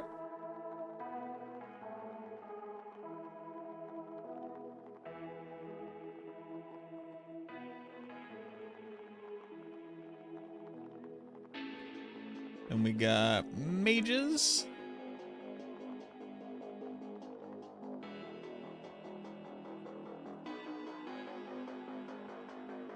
That's in the Discord, exclamation point Discord, or it's in the description on YouTube. And hello to the new people. How you doing? Thanks for coming and hanging out. I appreciate y'all.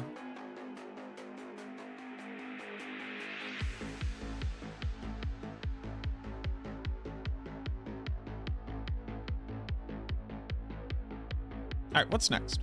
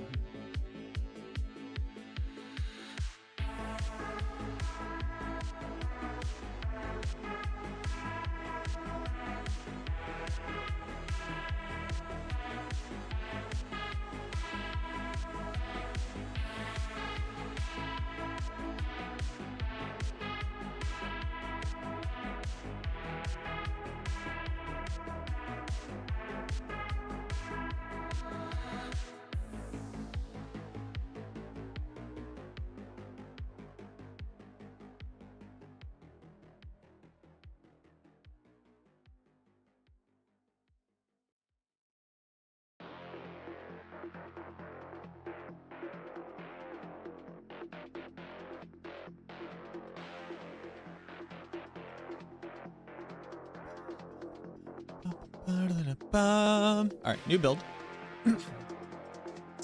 This build will be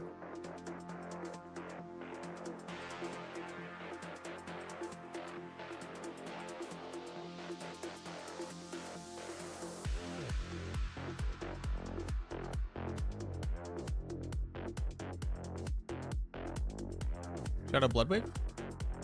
Sure.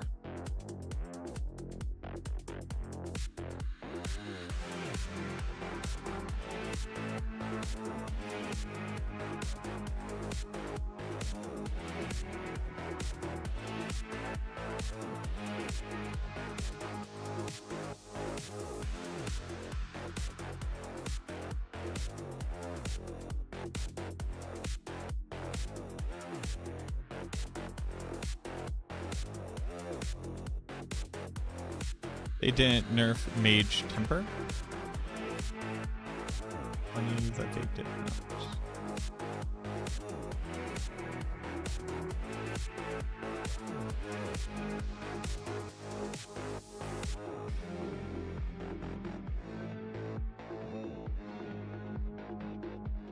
I'm not sure that they had to nerf it.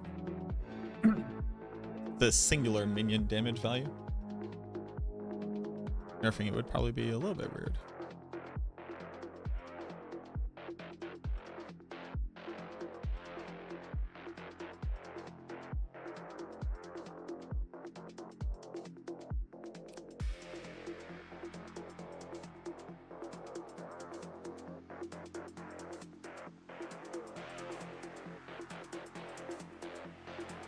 Oh, did I think about my minions?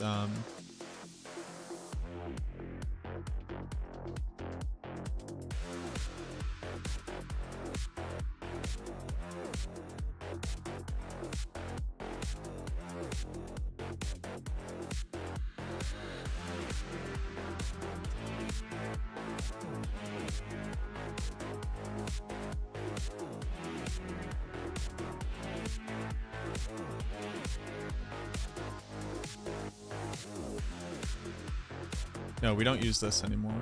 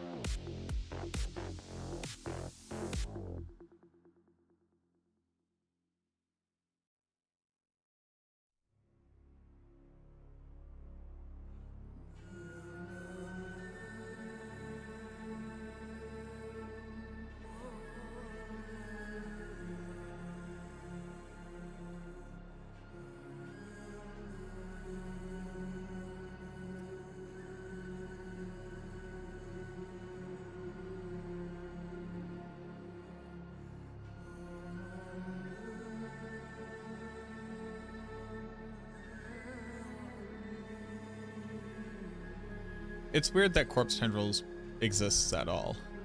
That's the weird part about it.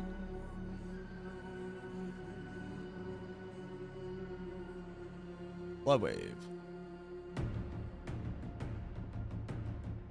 Air de los Perdition.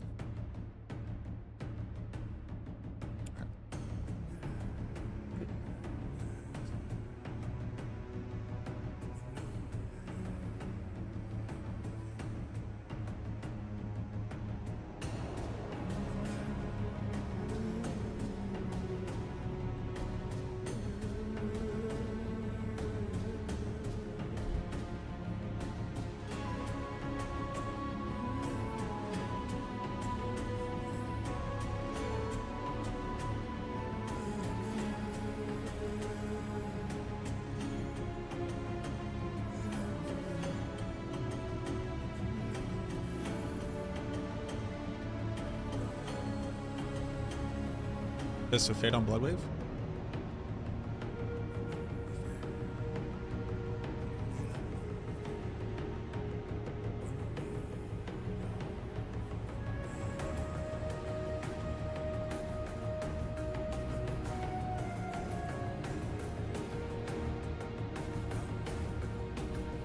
Doesn't it suck like that, like this is our only weapon?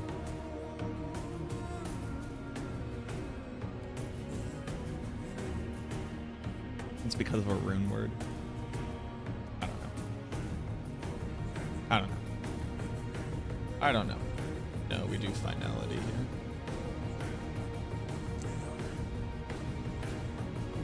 Blood pack speed?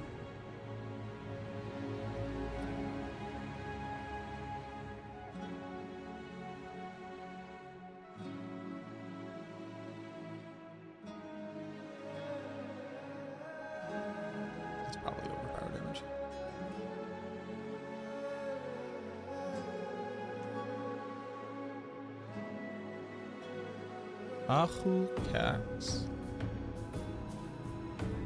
How do we apply curse on the boots? What do we do here?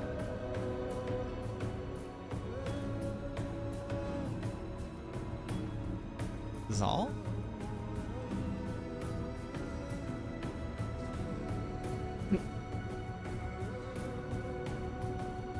Is it Zal?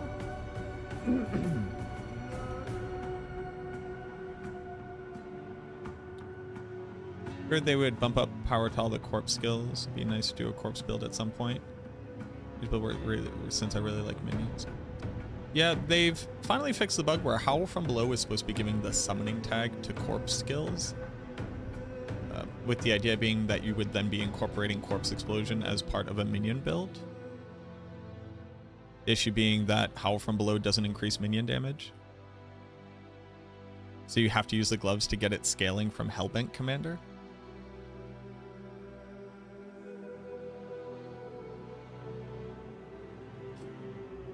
But you would never use these gloves on a minion build?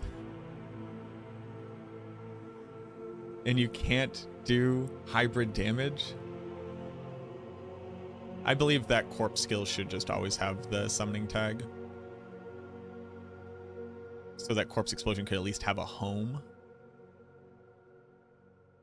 And the gloves doing it just like doesn't help. Ahu Cax. Sir and Vex. It's actually Cure Vex.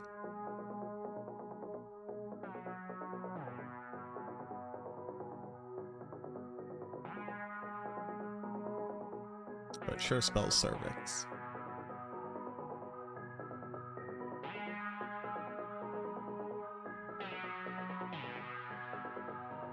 Right, cervix. Cervix it is. Yeah, it's cure. Yeah.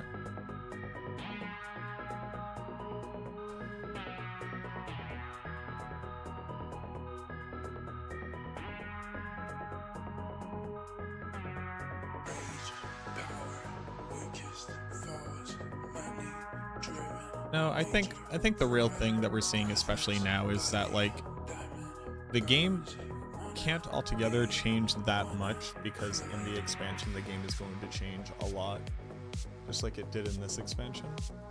They use expansions as like hard resets of the game system right now because the game systems need so much hard resetting, and it's good that the games are getting the hard resetting. Like I see people angry that like the core functionality of the game gets better. Like that should already have happened. I totally agree. But if we all agree that they suck and that it needs to get better, then it is good that it's getting better. But you know, you can't really talk to people on the internet. They're insane.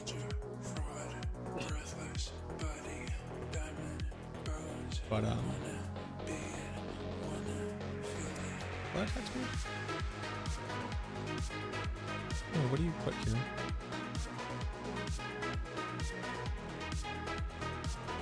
I had a point to make. Oh. But I think there's just like so many things where it's like, why hasn't Corpse Explosion gotten looked at yet?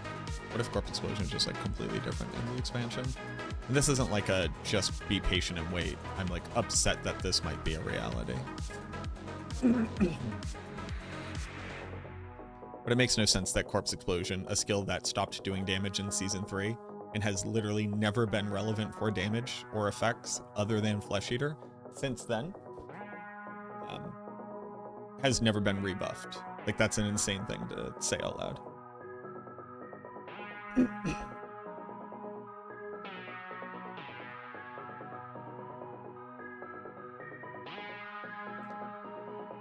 C-Todd got Bloodlance to do Pit Tier 100.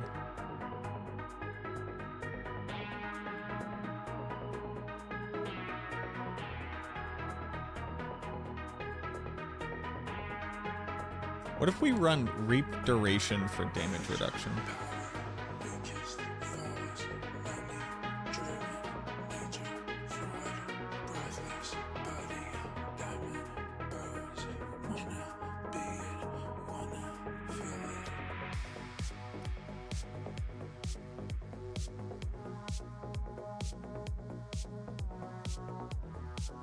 .4 seconds of damage reduction. Can you build a 14 Archmage build? I could, it would just be worse, so I'm gonna do 12 Archmage.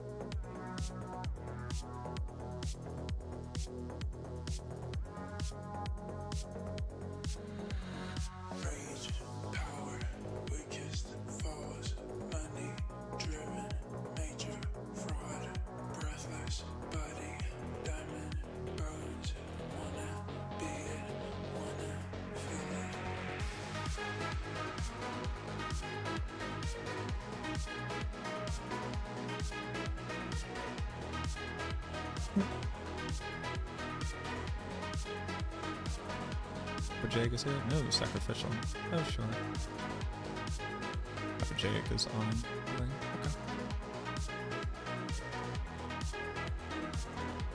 I agree.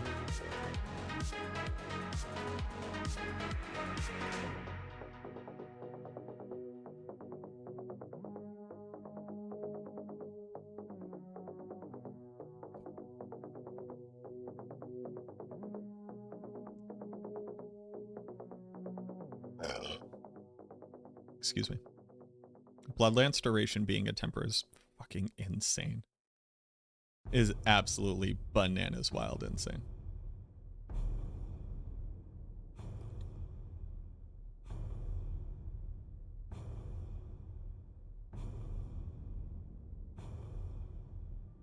Just balls to the wall crazy.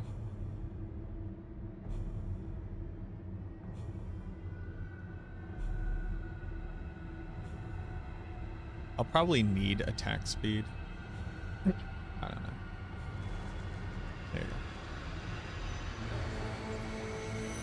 go. Amulet.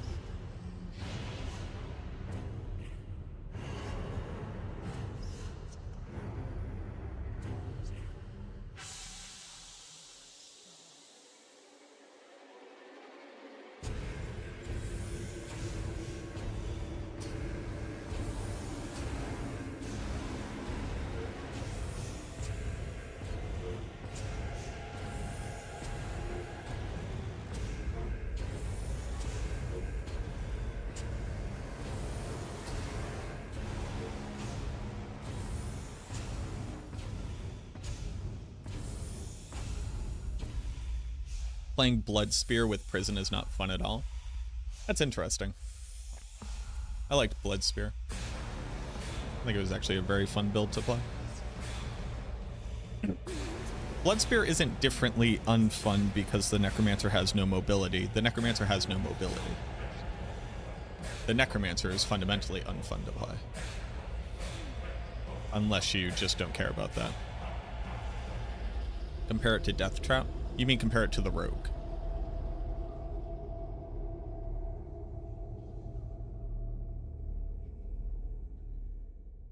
That is not Blood Spear versus Death Trap. That is the Necromancer versus the Rogue.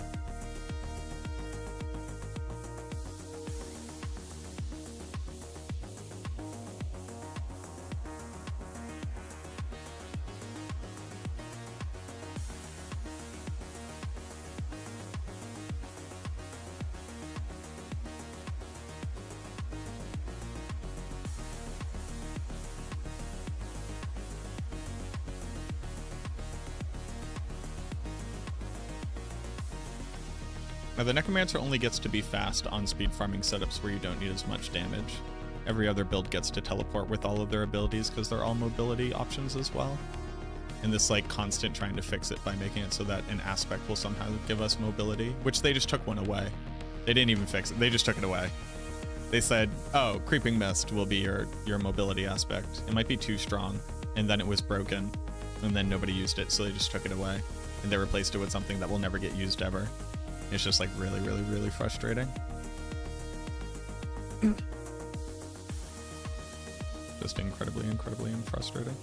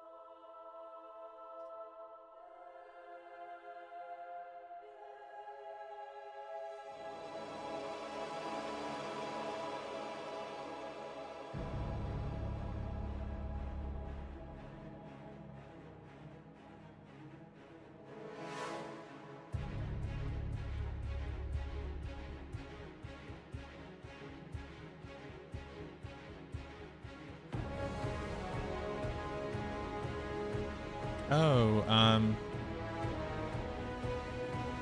this.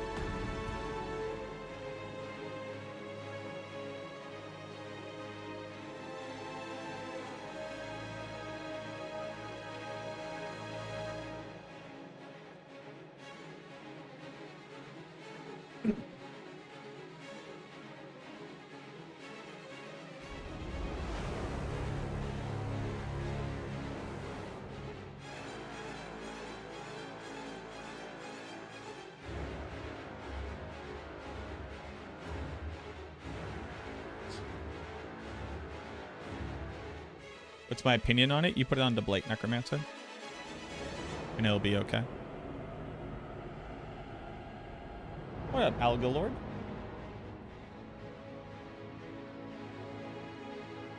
The reality is that damage over time will be at its strongest with this gem active, for sure.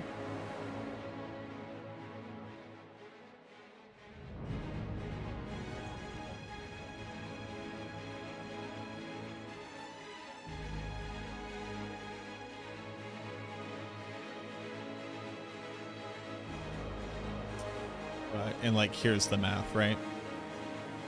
So critically striking and overpower gets you 125% damage. 125 divided by 0.33 is 378 damage instances.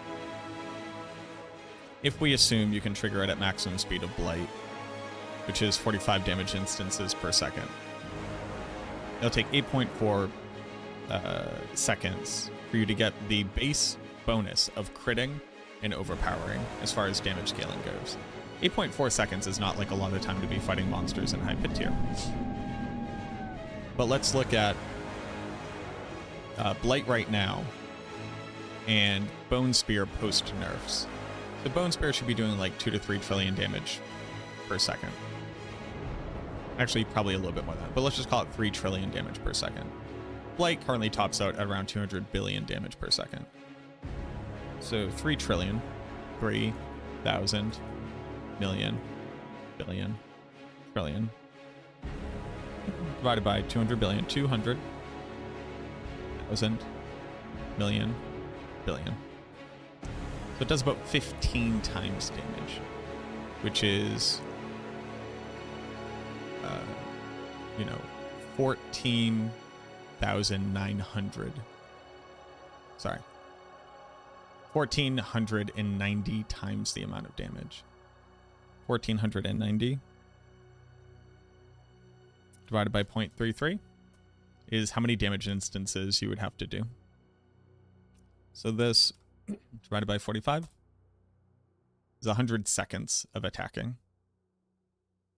So you'd have to attack for like nearly like 2 minutes straight to start doing the damage that Bone Spear does.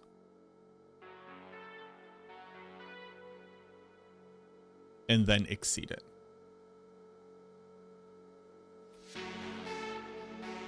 That's a long time to scale. Now, that being said, against pit bosses, you fight for that long.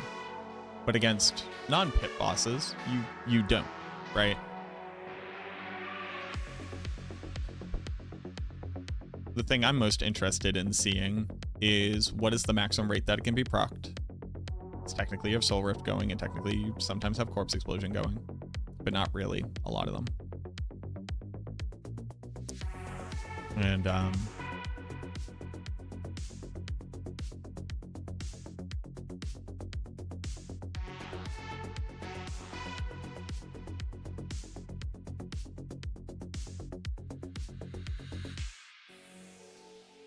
also, this is slightly wrong. That'd be 15.9. So sorry, this is just 14. There you go. Only a minute and a half. What I'm excited to see is what is the maximum rate that can actually be procced per second. And then on top of that,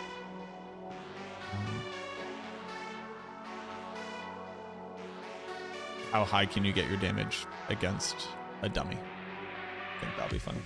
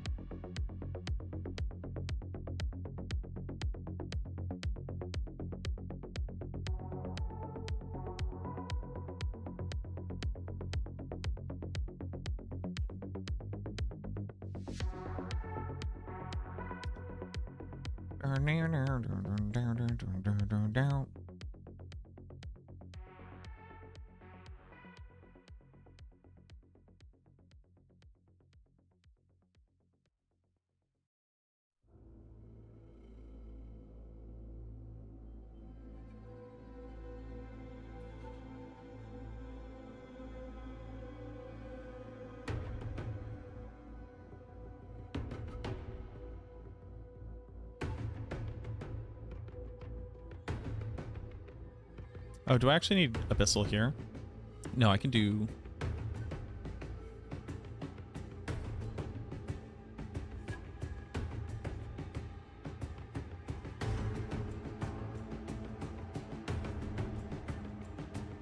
Gravekeeper.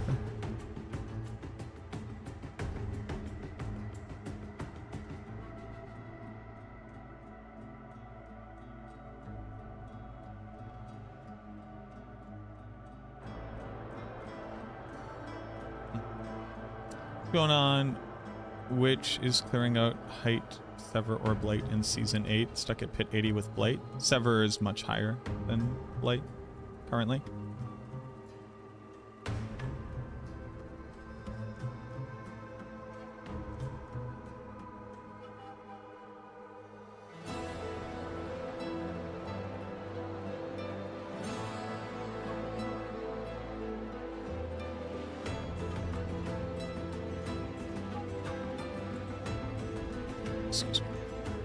Is that enough to max this out? I don't remember.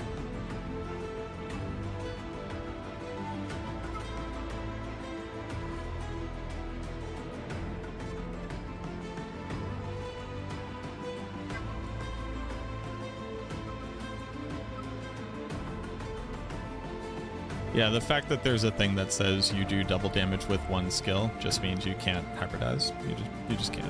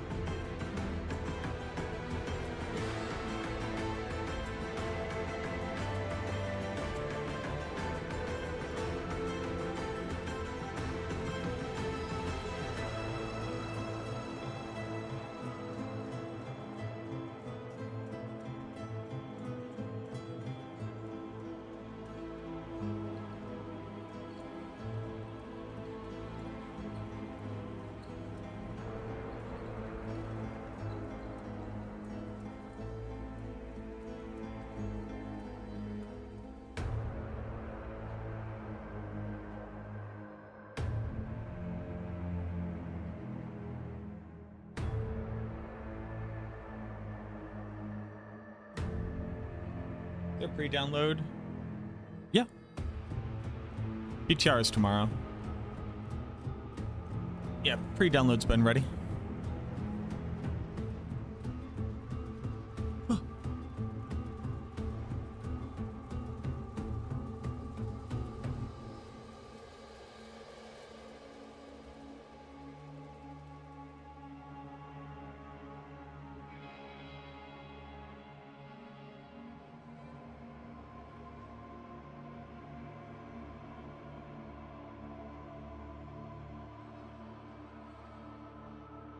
Nobody gives a fuck.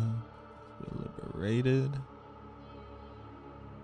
Over medicated.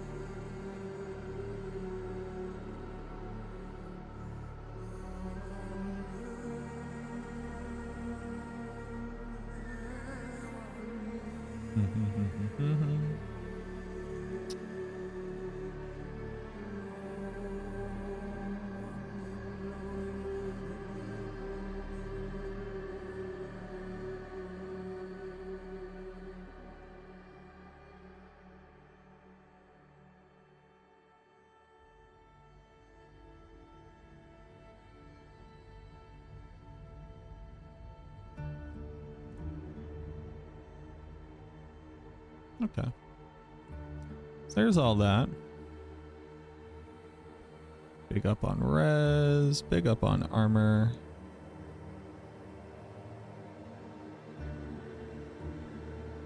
Oh, hold on. Hold on. Just need to drink elixirs? Yeah, okay.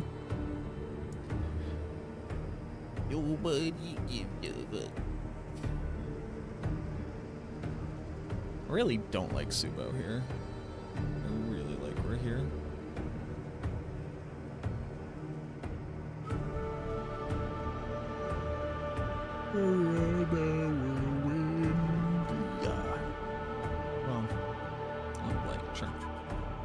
Lucky hit stat was logic with change, but now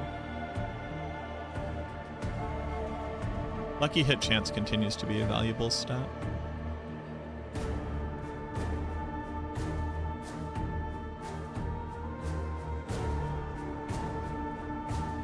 So here's the thing.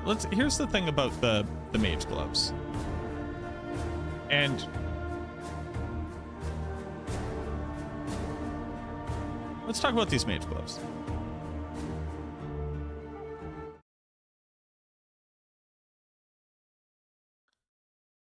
Let's talk about these mage gloves. Also, well, it doesn't matter.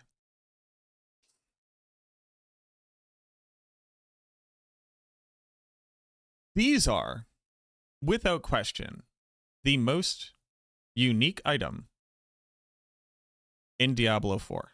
And not only that, is exactly what I want out of a unique item. It fundamentally modifies the gameplay of your build. And while this will be the way of doing the most damage on the Necromancer, it is not, quote-unquote, the best way to play the Necromancer. This is one way of playing a minion build.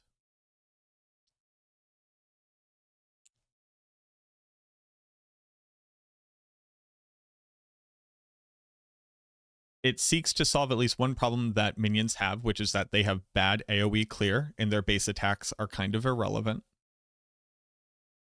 And it asks you, it gives you a different way to benefit from your minions, as well as sacrifice some of the quality of life that the minions can offer you. This is kind of exactly what a unique item should look like. It should never just define the, without question, best way to play a skill. I really don't think it should. And I hate that every skill has its build-defining unique, where until you get it, your skill feels like shit. And there's no other way to play it. My issue with these gloves is the issue with minions in Diablo 4 and the Necromancer. Which is, playing a minion build makes it more likely for you to die, because a solid amount of our survivability is locked behind not having minions on the field at all. The effect of them teleporting, as if to like keep them out of harm's way, is just a DPS loss. Minions don't die. So why the fuck are they teleporting? And there's only one good minion. There's only one good mage. There are 5 other mage options, and they're all terrible. So the thing that sucks is that because the only thing that really matters in the game is either being able to push the pit or be able to do Infernal Hordes, is that you will use these because they make you the best at doing those things. And the gameplay of it is going to feel bad. And people are going to see it, go, I want to do that, and then die. And I don't think that the Necromancer itself, with how minions currently work, is in a good enough place to ask everybody to play a full glass cannon build with no tanks.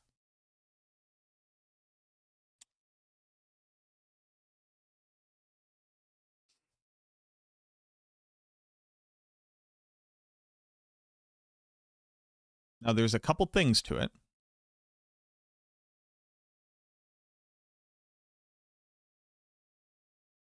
If you don't have to sacrifice your golem to get the effect, that's a little bit more interesting. The issue being that you're now using gloves that don't say increase your golem damage on a build.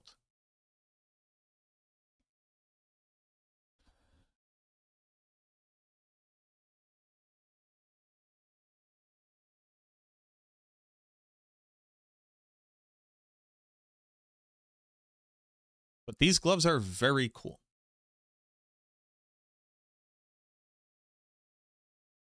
For a different game. Because this game can't support them right now.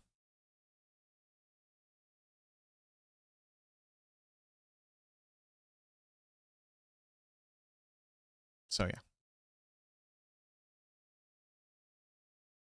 Also, in the same patch where they gave us this, they took away our strongest tank ability and gave us nothing to compensate. Like, increase the barrier that we get from this or something. Like, buff necrotic fortitude.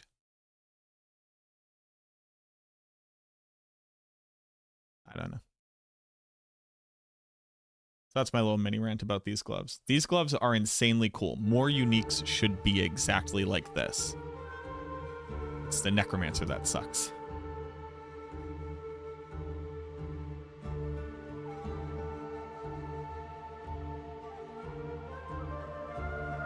Dawn's Doom. Basically, you never have to ask that question ever. The minions proc Mendeln, and then Mendeln reads the bonuses that the minion that procced it get. A long time ago, that wasn't the case. Now they have unified it all.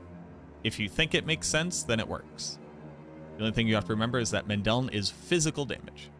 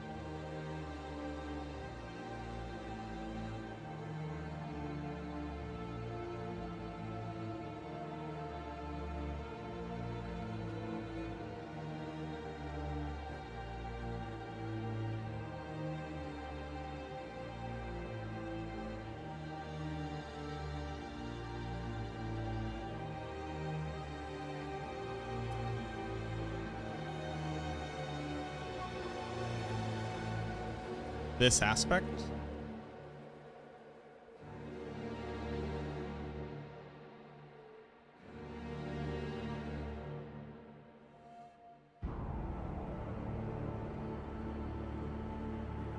Enjoy your Coldbringers. Just remember, Coldbringers does cold damage. Your mages do shadow damage, and Mendeln does physical damage. Also, I don't know where you're going to fit the aspect, but... yeah, actually, I have no idea where you're going to fit the aspect. You just can't. But you should enjoy trying. That's the point of a PTR.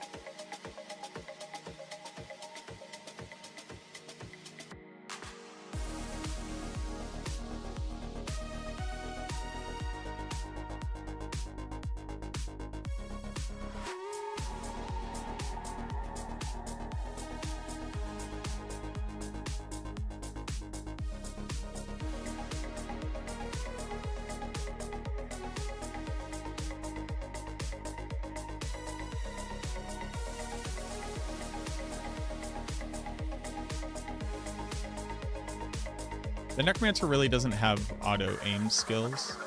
It has Blood Surge.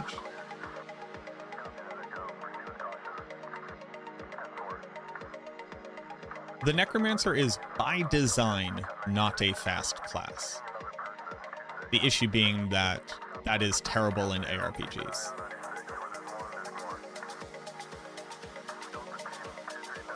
But it is per the intention of the previous developers for it to be a slow class.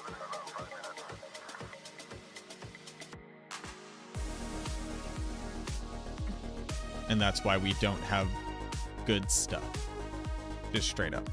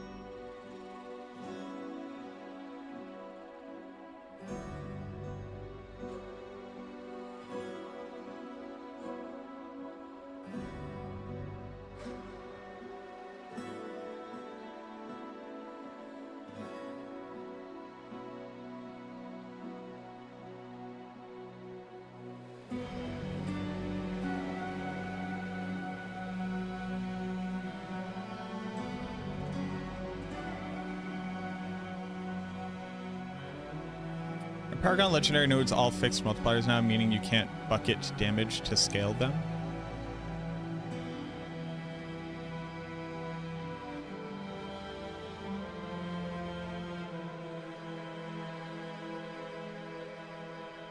Thank you for the follow. I'm not sure what that question means. Multipliers have always been multipliers. There was a time where things like Vulnerable, Overpower, and Crit were multipliers for additive damage. And that has not been the case for a very, very, very long time.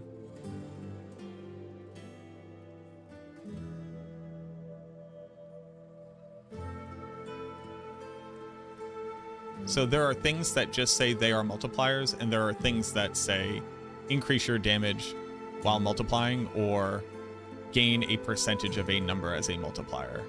But so both of these things are true. If it says it's just a number that it multiplies by, that is the case. If it says that it reads another number to calculate its value, that is also the case.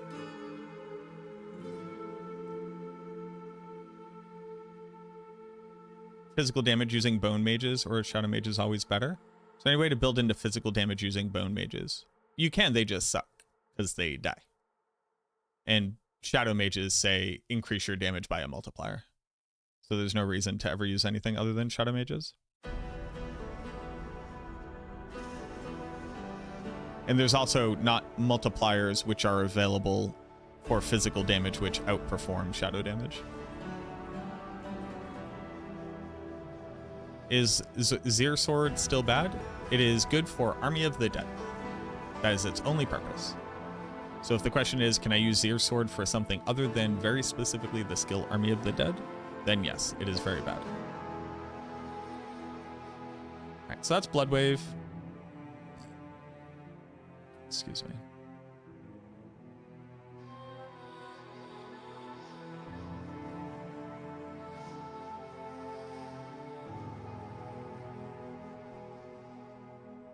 So, like, Affliction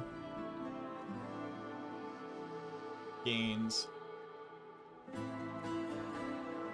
an amount of my vulnerable damage and crowd control damage and critical strike damage as a multiplier. So there, you can increase its damage by gaining additive damage, effectively turning additive damage into a double dip for both your additive bucket and this particular multiplier. But if it does not say that, as opposed to the first part that just says vulnerable, crowd controlled, or afflicted enemies take 15% increased damage from you, that is just a 15% damage multiplier.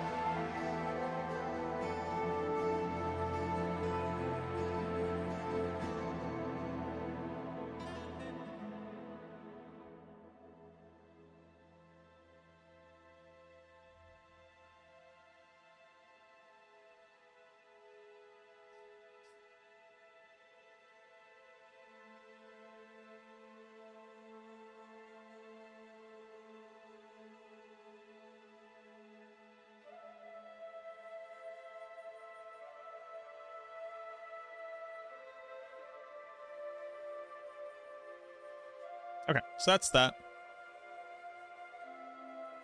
What next? What next? What next? What next? Blood Surge and Bloodlance? Man, I haven't built them for a while. Let's make them.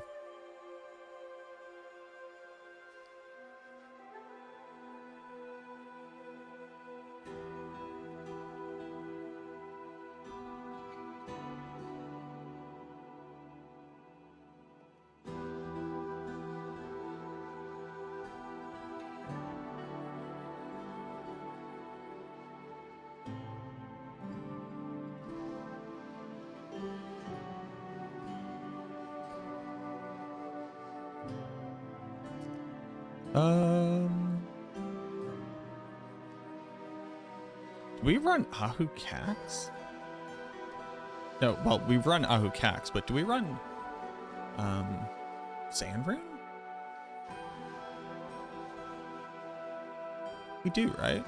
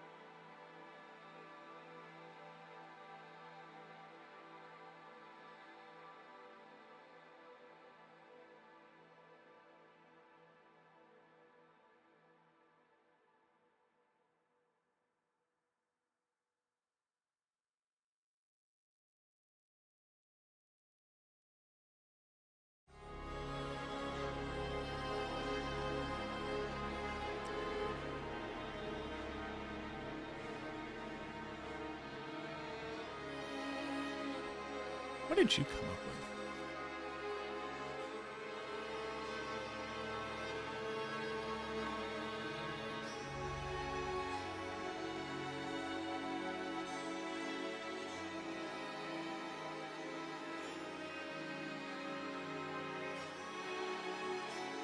with? Ignite chemicals.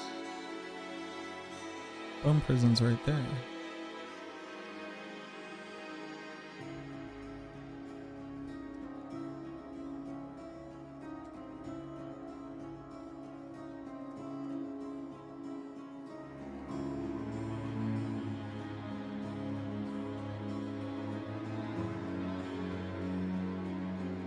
No, we can't use Great Feast.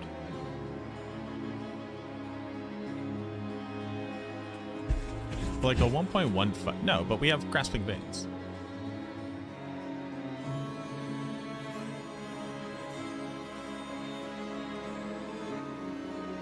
Wow, Blood Surge doesn't have dip all for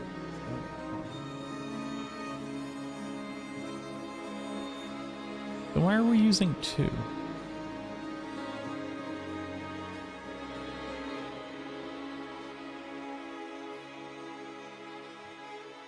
To cycle through attacks faster.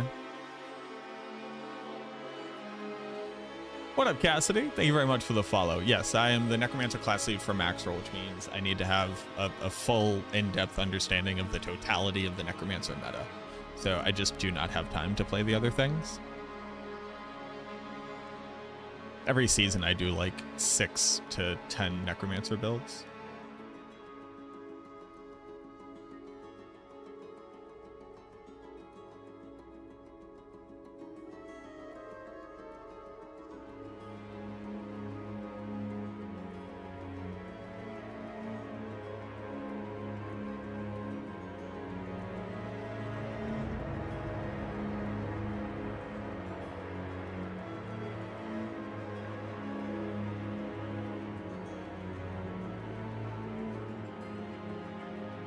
Yeah, come hang out. Be happy to have you. I want to use Bone Prison, but you're kind of right. You kind of can't. Like, what other damage multis do we have? The 1.15 plus a 1.3. Because I solved one of them, but that doesn't solve the other one. 1.15.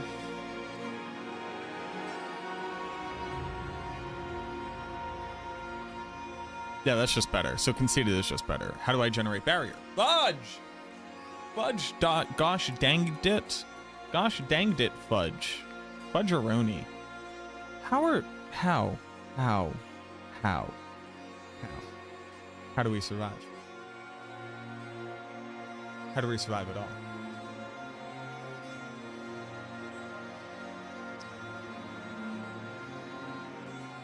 We don't? Just die instead?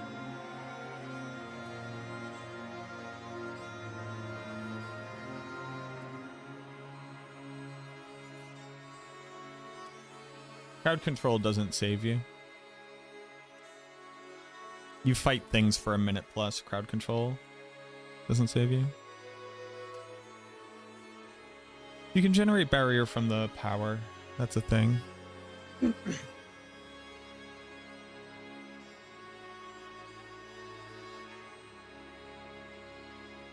That's only up for 4 seconds.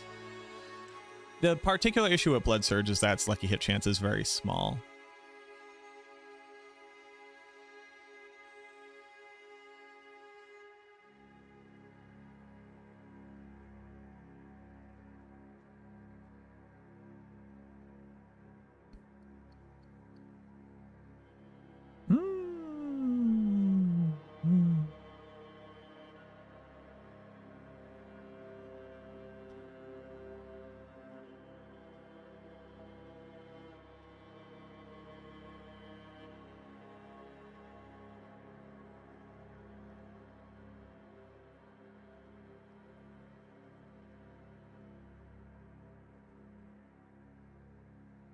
Doombringer is never the answer, sadly.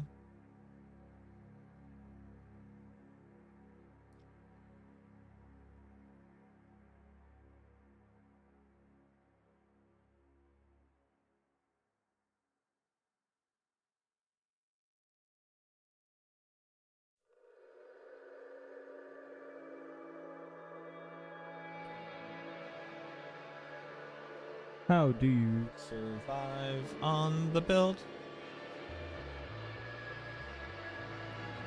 How do you survive on the build and not impact damage output?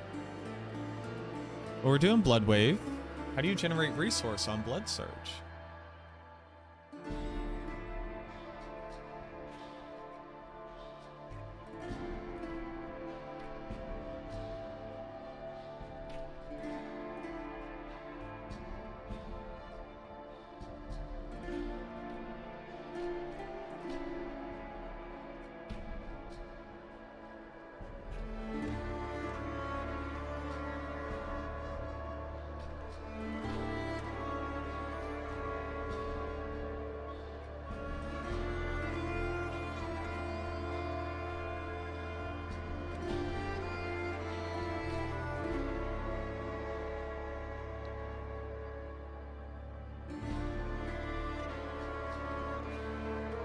Without Soul Rift, can you run Xanru?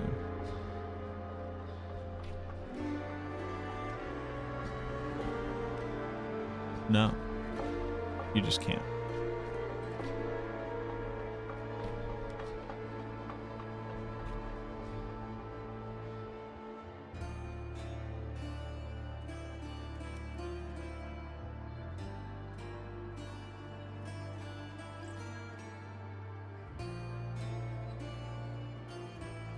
I can't use Blood Wave.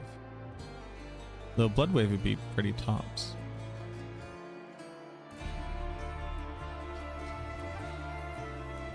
But I can't. I just can't afford to, so we cry instead.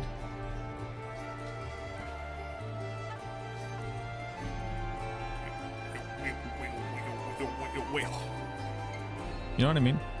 I don't need this.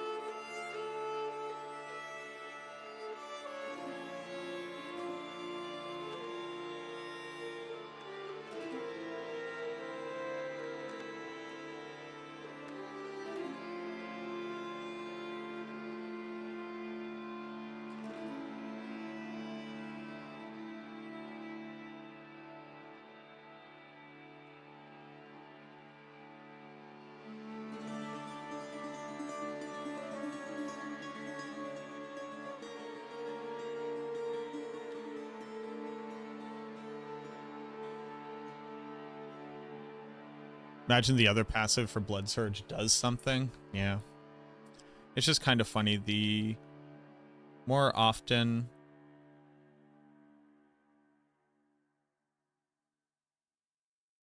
I probably don't need that. Excuse me. Yeah, it's just kind of funny. It's just funny. The game's just in a funny place right now.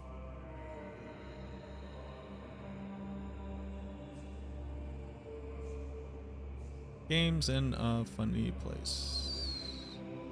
Funny joke.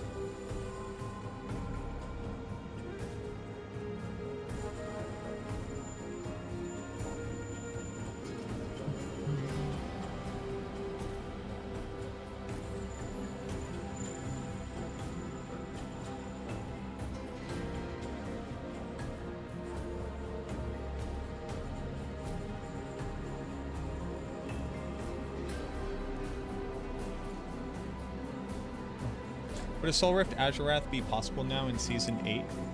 Would a Soul Rift Azurath? I'm not sure what that means in TS. Azurath is not particularly good on a Necromancer. Soul Rift isn't a good lucky hit chance skill. Yo, be good, Sandy.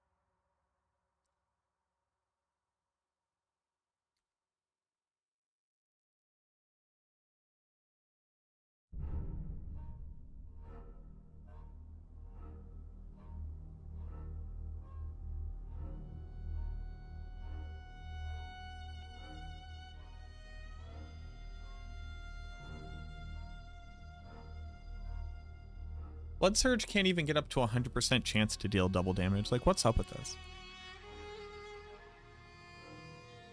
The idea of freezing and killing everything around you? Sure. Yeah. You could probably use it in, like, open world content. It's just you would want to actually use a skill that has lucky hit chance. So, like, Bone Spear or Sever. The other ones just have really bad lucky hit chance.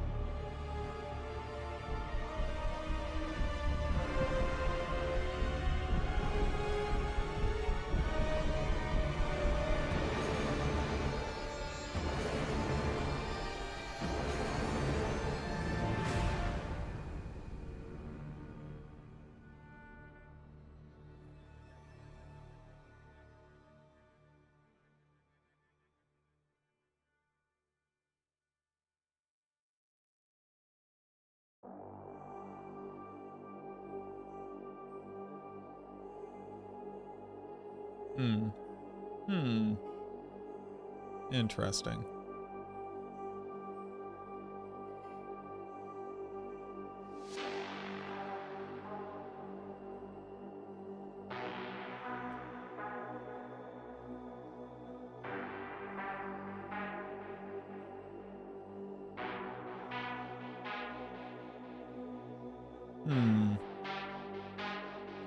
Interesante.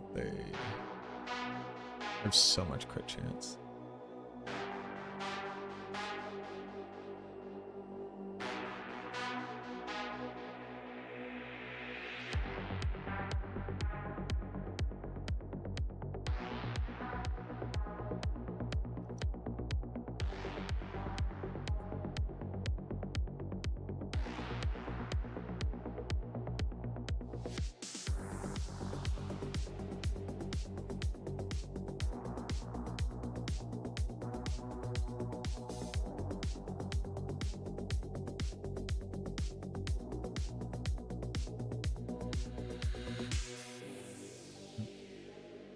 What up, Shingoku? This is... Hold on. Blood Surge. This is Blood Surge. We already have a bunch done.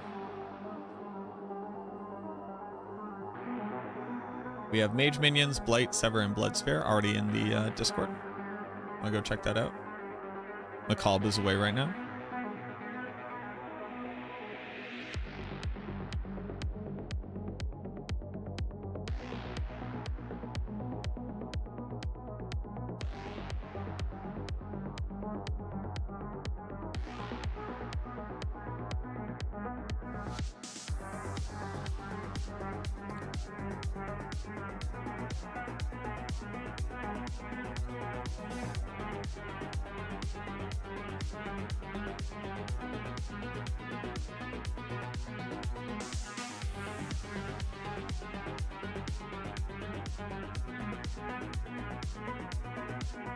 Again, it's just like that one's just better.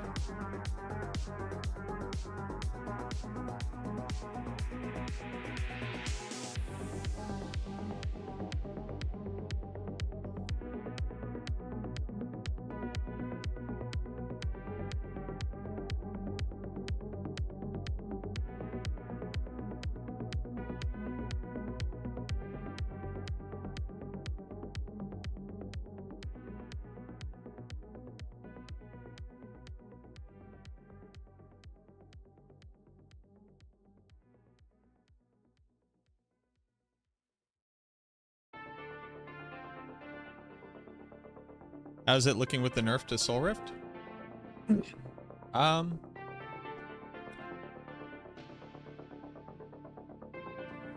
issue is you would want to be running Blood Wave. I just don't know how you manage resource on Blood Surge without Soul Rift. So if we can find a way to do that and continue to run Cax Rune,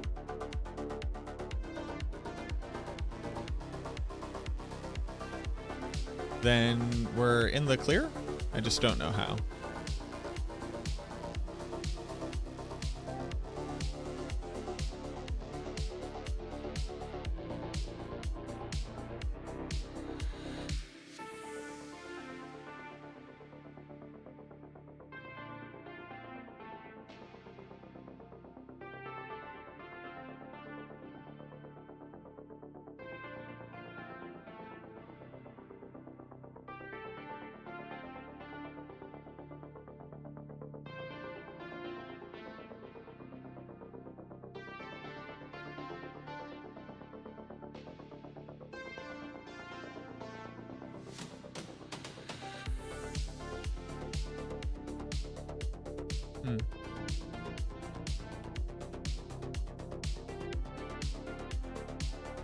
That's a way.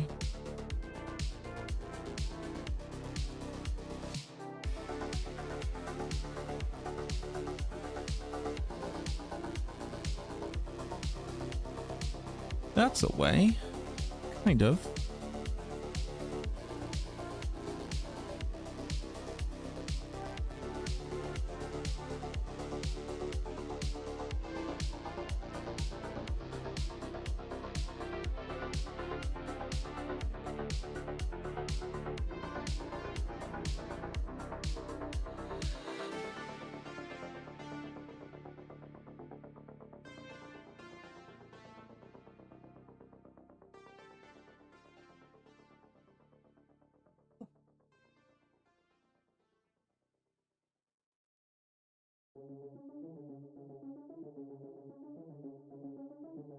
Can you find any Crushing Hands builds on YouTube?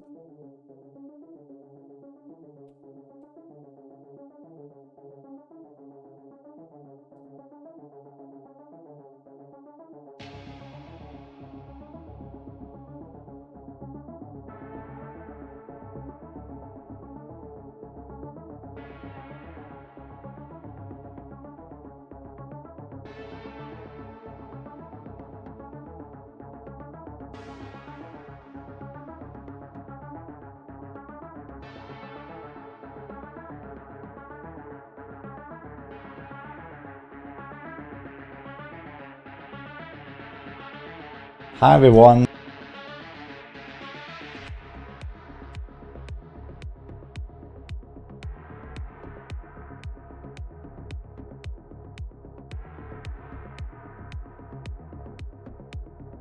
On one priority, get a good do without more damage. I mean, we have the build guide on MacroBioBoi.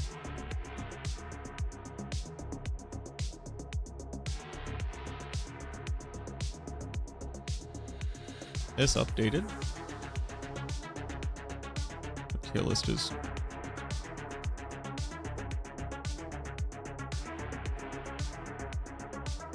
Crushing Hands. Hold on, let's see. Crushing Hands, it's PTR build.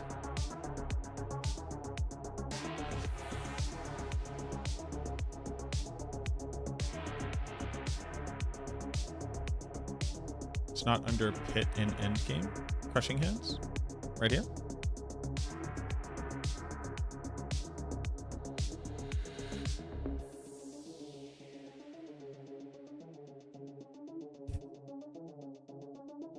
Yours looks different. Have you can hit Control F5 since the last time you opened it up?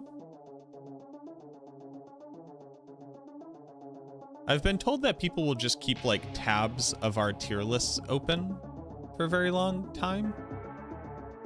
But like if you don't hit refresh, the website doesn't refresh. That might be it.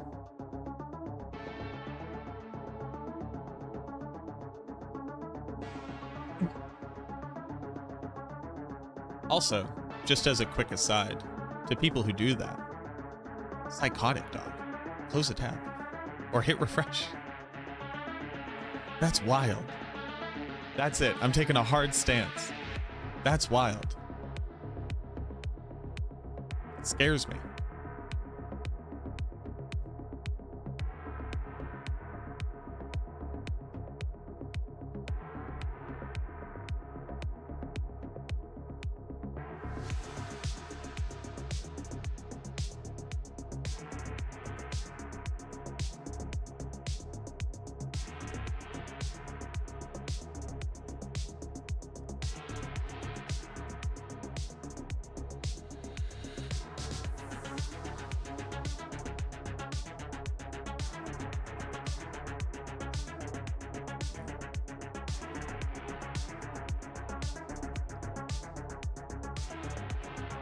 Yeah, no problem.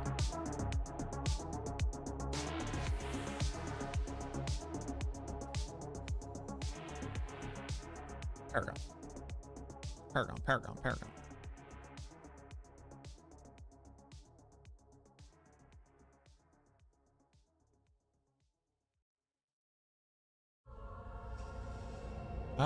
Oh, we can't use Gravekeeper.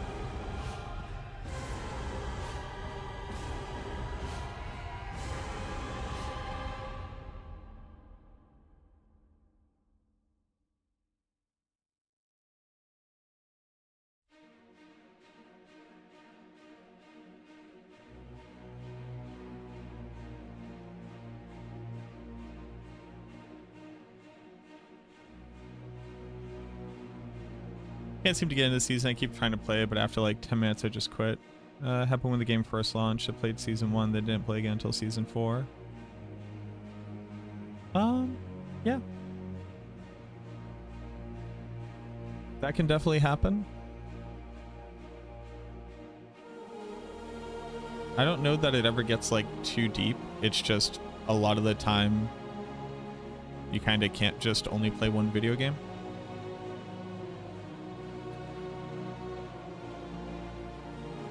And that's just how that goes.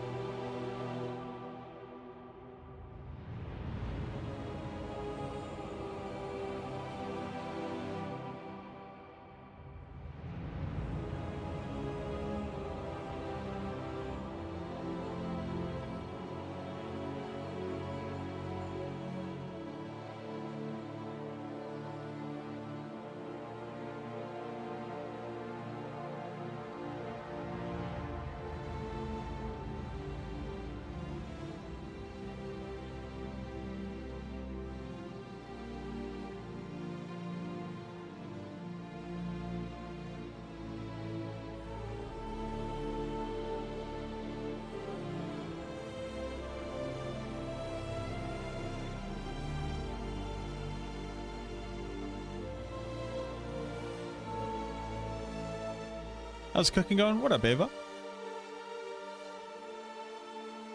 It's going all right. We have 4 builds done. Again, Blood Surge up. The big thing I'm really having trouble with, Ava, is finding a use for anything other than Cosmic Anomaly and Execute plus Unstoppable plus always turn it Shadow so that you get damage reduction.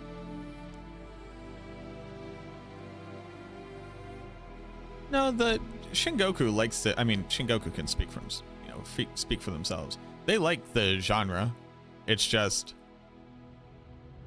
you don't get into a season, you don't get into a season.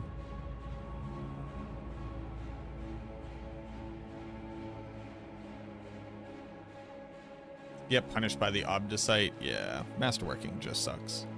I just don't do it. I just re-roll the first crit until it's the one that I want. If I need a second crit, I do that, and then I just take whatever the third outcome is. Like, unless the item is complete garbage.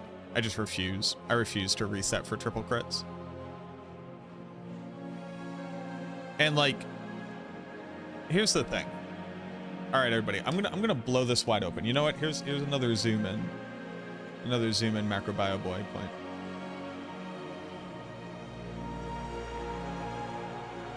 You aren't going to get the #1 fastest pit clear on the highest pit tier. You don't need to triple masterwork crit your gear, and it doesn't do anything. That's it.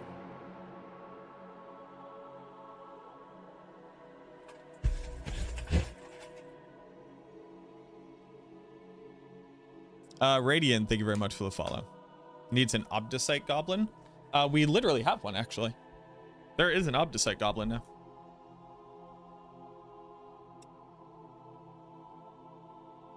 Unless you need to hit a certain CD for rotation. No. Even then, you actually don't need it. Like, it's just like, the only time you ever need your gear to be that good is very specifically for getting the highest pit tier possible. Every other thing, you could just wait a quarter of a second.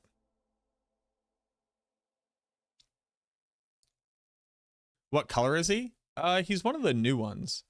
They added in, there's like him, he drops Obdicite as he runs around, and then when you get his little cache, he drops a bunch of Obdicite. The green one? Green. Yeah.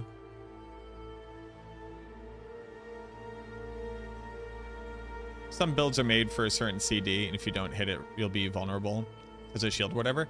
Yeah, exactly. And other than pushing the highest pit tier, nothing requires that level of permanent invulnerability. Like, you can't look at it in a vacuum. The build is optimized to triple masterwork crit across the board. If you just don't do that, you can just like put another stat on a piece of gear. I both understand what you're saying, but it does not actually discount the argument that I'm making. It is that if you just re-optimize so that you don't need to triple masterwork crit, and instead you just lose like a damage affix to put on the stat.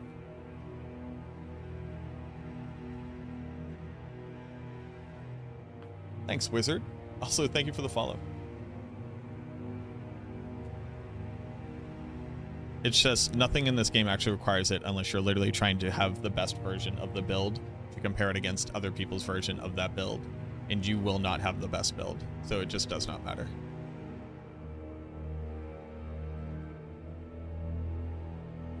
It's just not worth it. Any Spiritborn players? Not typically here.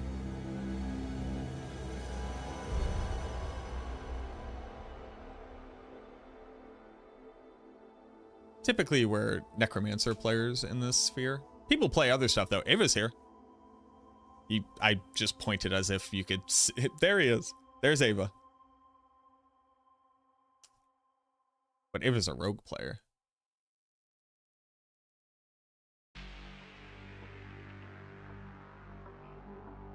But yeah. Yeah, masterworking just sucks. Just bad. Just feels bad.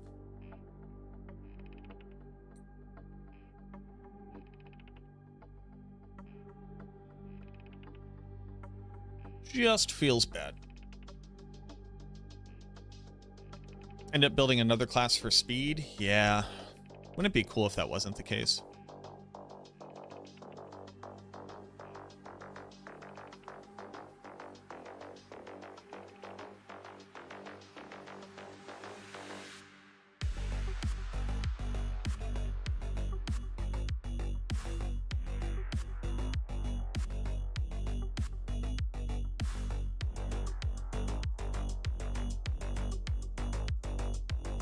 It's so interesting. Like, let's look at this, right? Why do we not use exhumation on anything?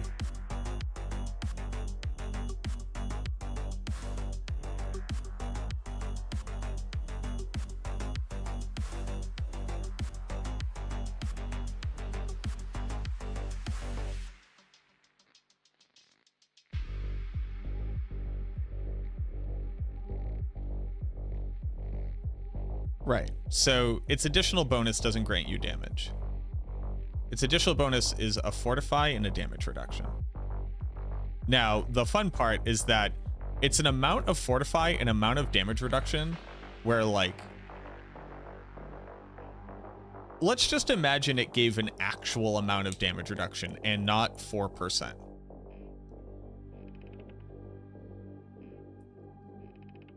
But why would you ever use exhumation glyph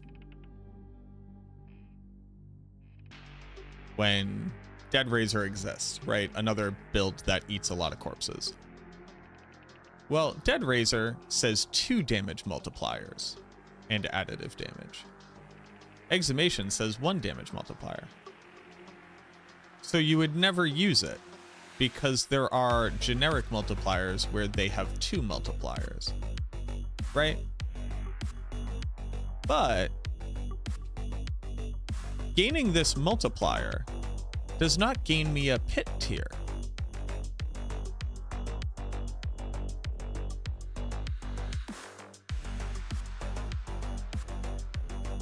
So then why do I care about it?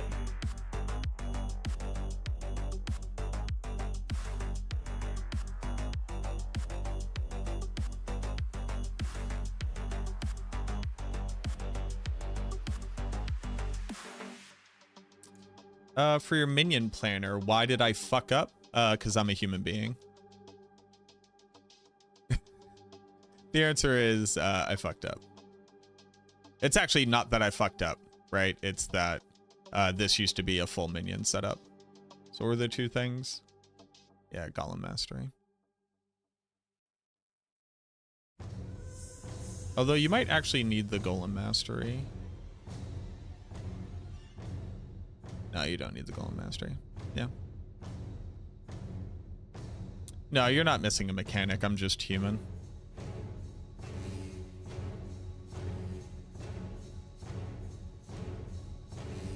Not like there's anywhere to put the points.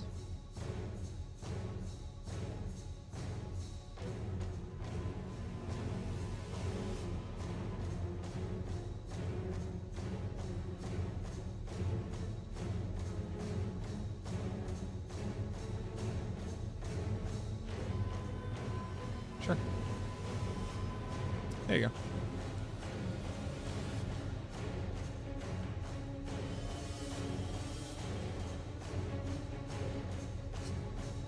But seriously, why do I care about the damage multiplier if the damage multiplier doesn't actually make me do more damage?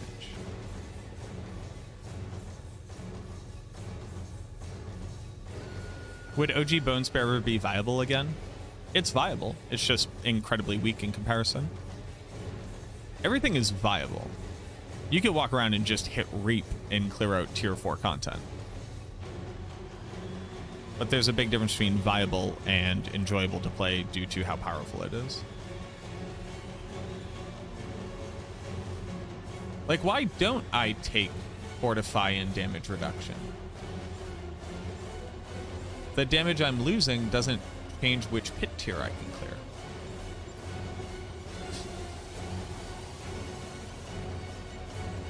It just slightly changes how fast I can clear the pit.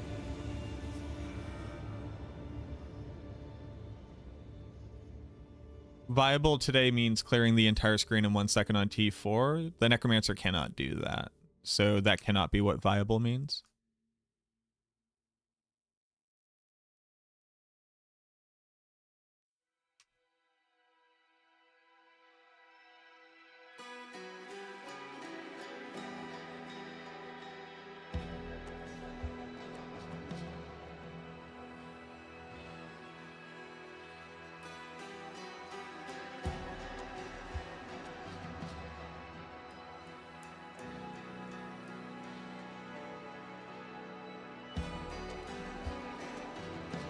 No, but I'm having a real moment here. So, pit tiers require what? 23% increased damage to be able to clear the next pit tier in the same amount of time.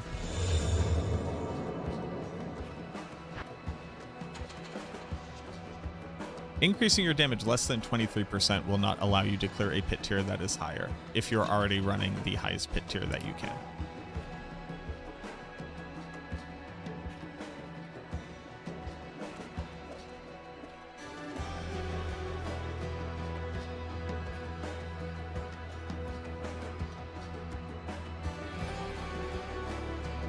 But it makes you run the current pit tier faster. I thought I was having a revolution of thought, and the answer is I wasn't. You just still have to take the highest multiplier. Eliminator, Essence, Corporeal.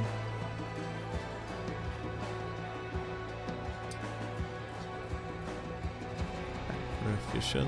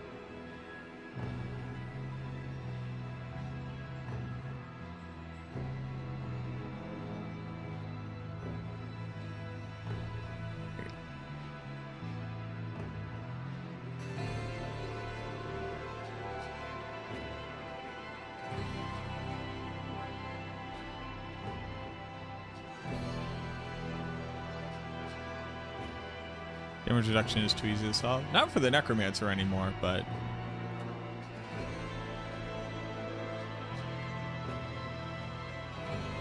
They took our barrier away.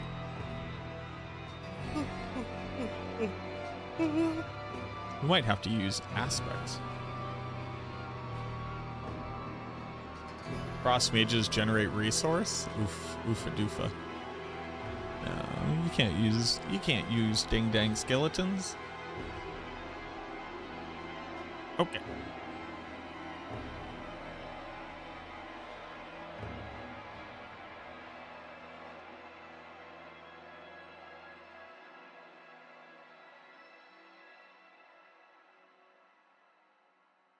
There you go. There's Blood Surge. Why Bone Prison in Blood Surge build? To increase damage.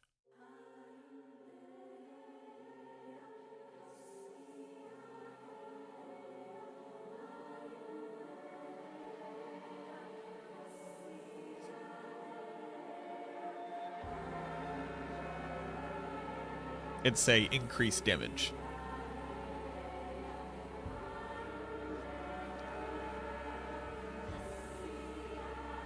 You hate casting Bone Prison, feels like a waste of time.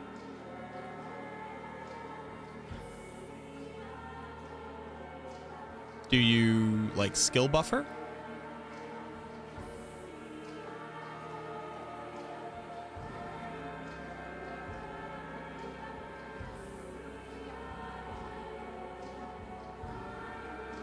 What do you mean? Skill buffering. Weaving in a skill in between animations of other skills. You can interrupt a skill's animation faster by casting another skill than you could by casting a skill and then casting a second skill without continuously weaving. It's something that's like very easy to do on the controller. Prefer low action keybinds? I don't know what that means.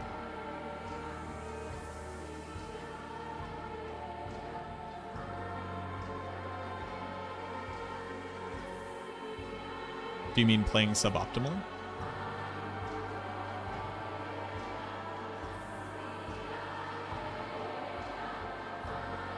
Ah, okay.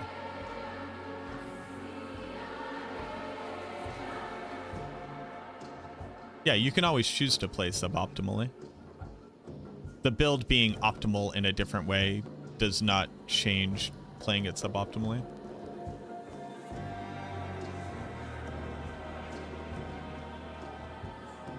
Did Blood Surge get any other changes besides the general nerfs changes? No. Also, game. Hey.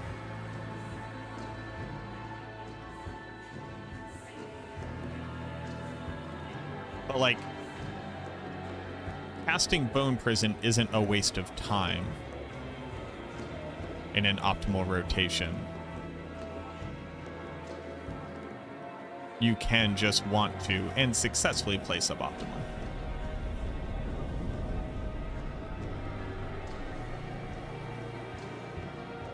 If a build is made around 2 buttons, it's not suboptimal. But then we're not talking about the Necromancer. So then I'm confused as to why we would share an opinion as if it relates to the Necromancer if it does not relate to the Necromancer.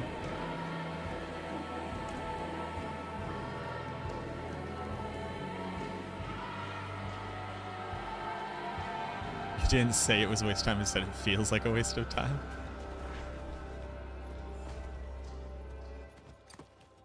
Sure. You got me.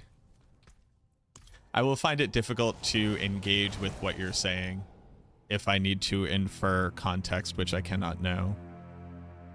And then we play the game of clarifying subsections of the context to eventually reveal the nuance of this statement should not have been engaged with.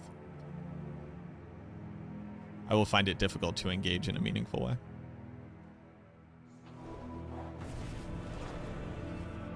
Are Minions live for Season 9? Yes.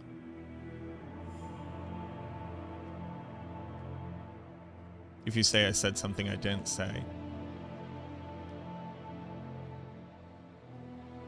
I hate casting Bone. I hate casting Prison. It feels so like a waste of time. I didn't say it was a waste of time. I said it feels like a waste of time. The opinion of feels is derived from the doing the action as opposed to not doing the action has saved you time. Your opinion is always about how you personally feel about the thing. So I'm engaging with the reality within which it is a waste of time as according to how you feel. Come on, dude. Fucking come on.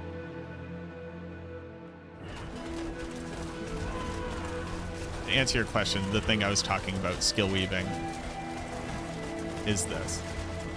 No, sorry, don't buy it? Okay. Where I'm not letting go of Bone Spear, and I'm triggering Bone Prison.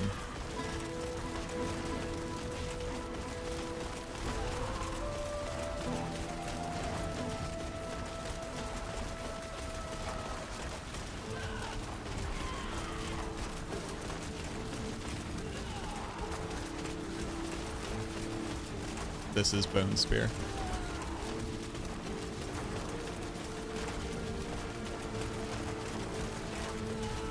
That is weaving.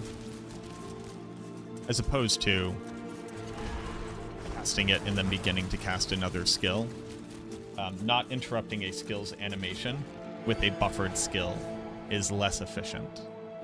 You save frames.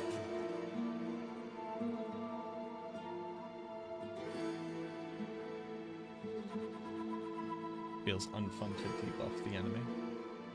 Okay. I would not recommend playing the Necromancer. That's all we do.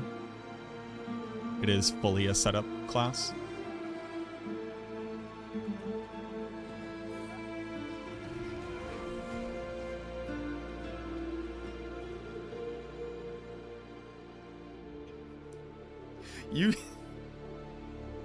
I know I just need to let it go. I know I just need to.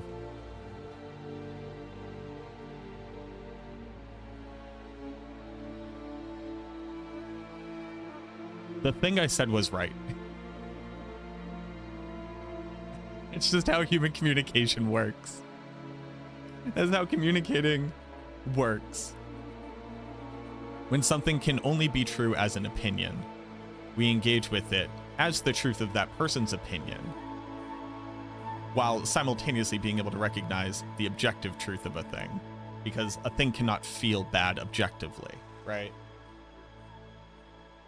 So by trimming out the I already understand it's your opinion. Okay, I give up. It's just how communication works. Do I have the build updated for Bone Spear? Yep. It's in the Discord, you can check it. You can skill weave on PC as well.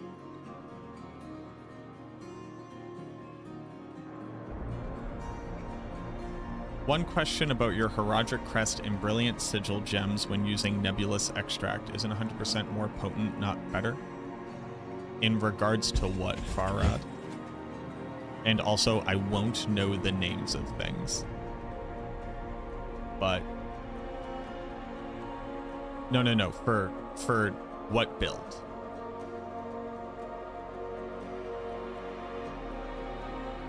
Just in general? No, 50%, no. Hold on.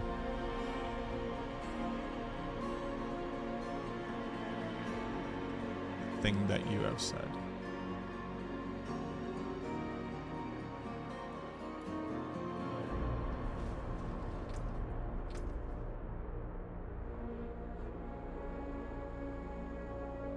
None of us are objective.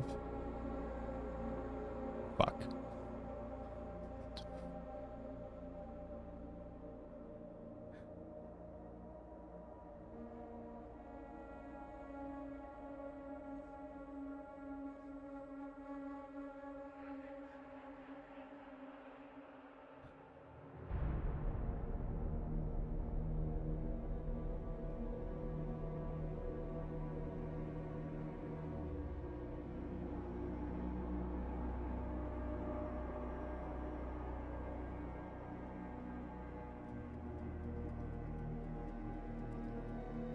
So the statement isn't one stronger than the other one is true if we assume that you always hit every target with it. They only deal damage after they have been hit by it, and you have permanent uptime of it. But these are two different things. This reduces the damage that the enemy does, which is not the same thing as just having damage reduction. The damage reduction would seemingly work even when the target cannot have been dealt damage by this burst. In most scenarios, we'll assume that one of our anomalies has flown off and hit somebody.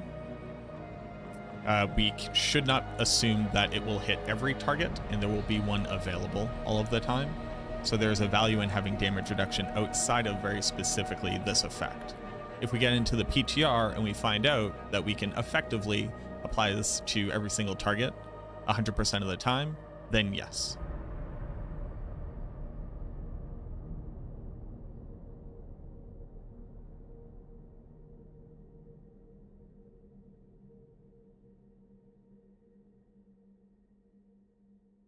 So this is damage reduction. Just straight up. I have 10 damage reduction. Also, 2 maximum all res, which at 75, 2 into 25 is another 8 point something % damage reduction to elemental.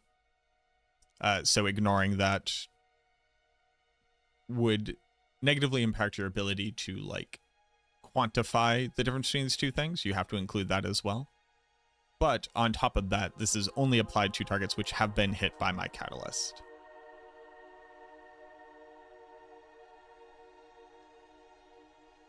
Now, there are builds where I assume I will have 100% uptime on damage from catalyst because they should be able to do damage 100%. Like on Blight, that should be the case.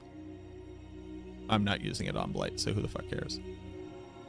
But that is something good to look into in testing in the PTRs, whether or not we can apply the catalyst damage at 100% uptime for it to always be granting damage reduction.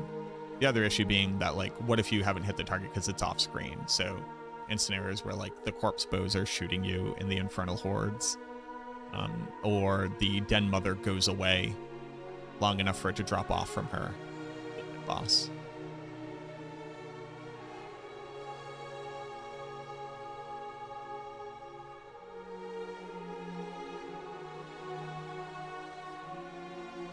Indariel's Necro? Why would Indariel's Necro do anything? We can't scale poison damage.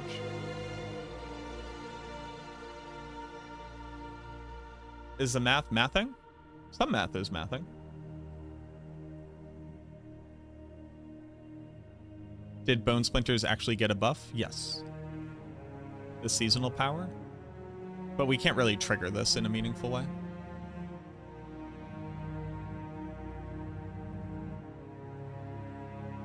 It does 1 poison effect every 4 seconds. Or every 3 seconds. But we can't scale poison damage, is what I'm saying.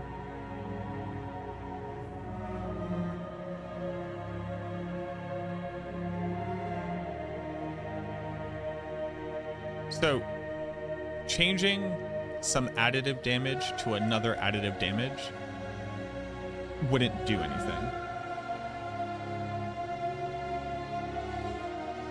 Let me show you.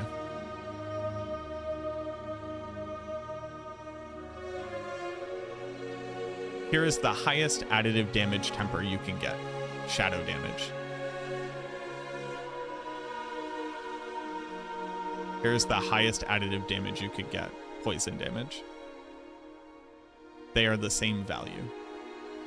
Us changing our shadow damage to poison damage wouldn't really net us anything. And the other issue is that we do not have a board which has shadow damage on it that you would use on that build. You might say, what are you talking about, Mac? We have Wither. We have Wither right here. You know, here it is. It has shadow damage right there. This legendary node does not increase your poison damage, so this is a dead board. So the Necromancer themselves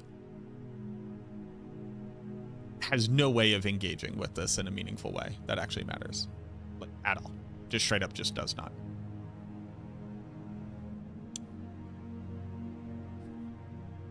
Like, you could use the darkness glyph.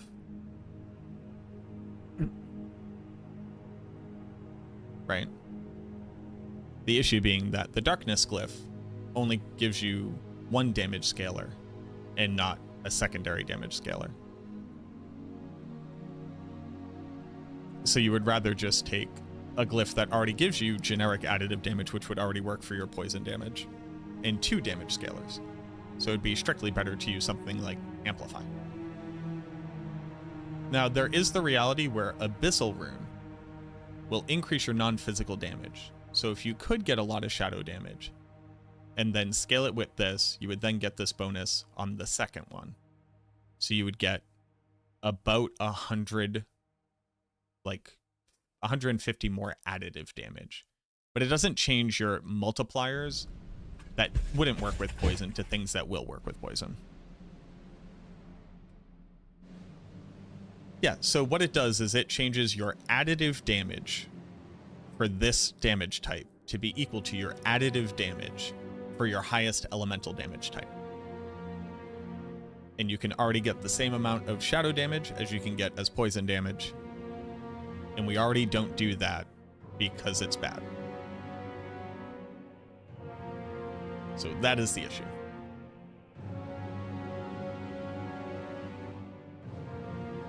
We wouldn't use Endarials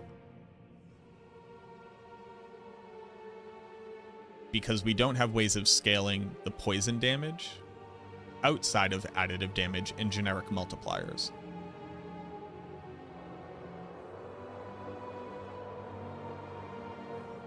And we aren't differently enabled to scale it. It's going to do nothing on the Necromancer? Correct.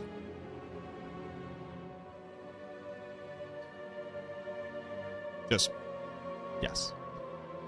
It just will do nothing on the Necromancer.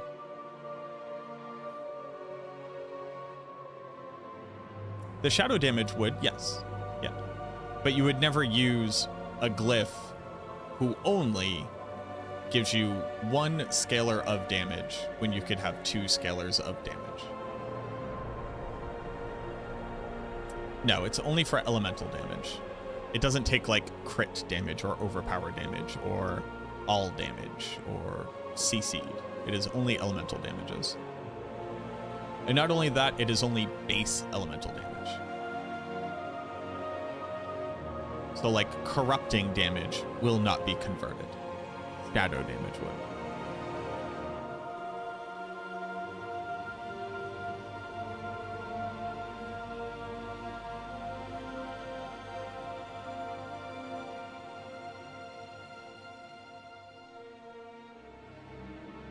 I put up Blood Surge, right? I did. Okay, so Bloodlands. Think the new Skeleton Mage unit has a chance to be built? Yes, it will define the strongest version of the minion build.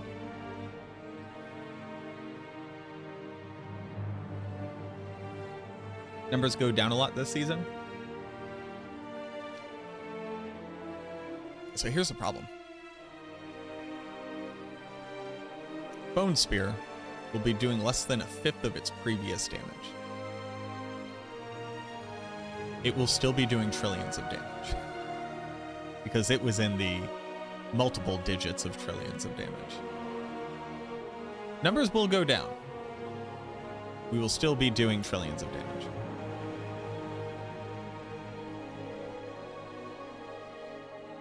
Davefield, thank you for the follow. Master Jedi as well. Hold on, why didn't I see these? Accent, Master Jedi, X-Hub. Thank you so much for all the follows. Sorry I didn't see those earlier. It's rude of me.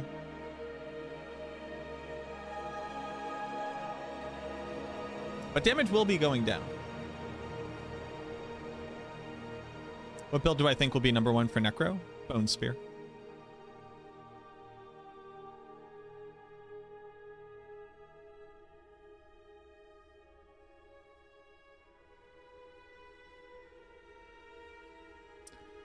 The real reality is that aspects need to not multiply your damage generically.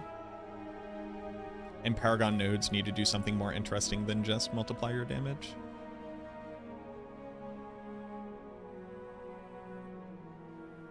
But that's hard. And this is easier.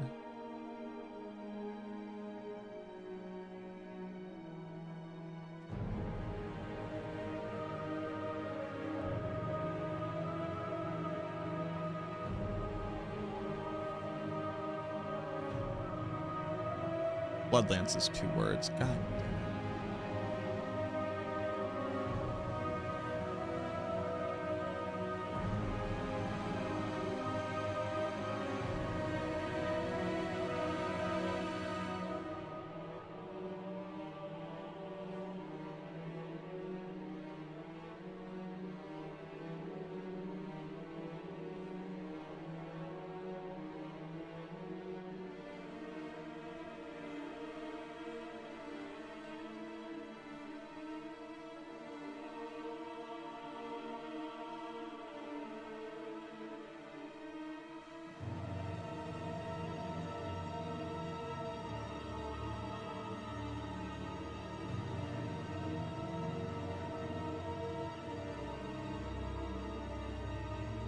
Yeah, I just wish the mages didn't teleport. Just kind of at all. Where would I put the new gloves?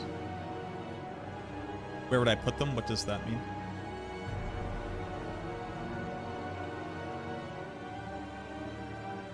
A few seasons ago, I had a video where I used Black River in Army of the Dead. Did I? I believe you. I don't know what you are referring to, though.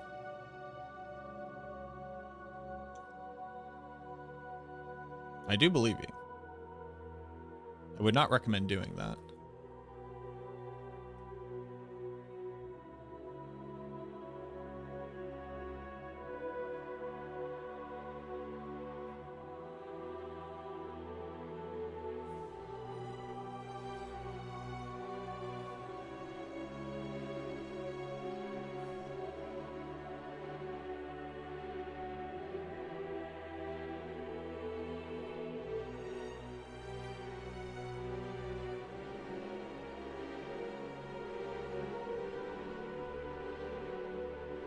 You think that build would be S tier or A tier or even lower? I think it will be our third strongest build this season. Minions are already one of our strongest builds, and they have been impacted very little by the overpower changes, and they've gained a new thing which has increased their damage. So they're liable to be like the second or third strongest build the Necromancer has, walking into the PTR, not walking into the season. But attempting to say that I know what the meta will be before seeing the feedback from the PTR would be very silly of me. I dare say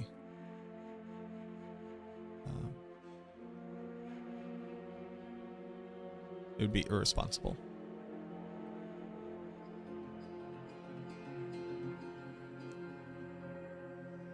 Strong words, I know, but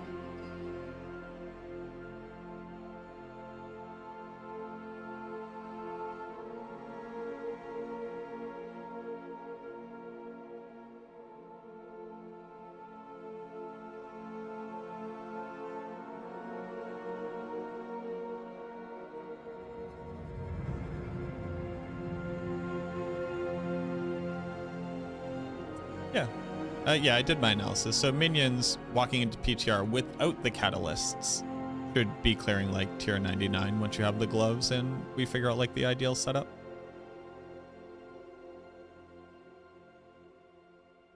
That was what my math showed.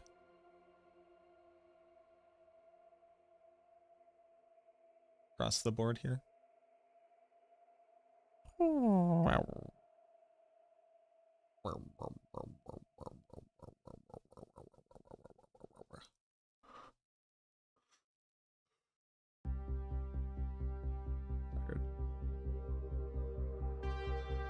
Topaz.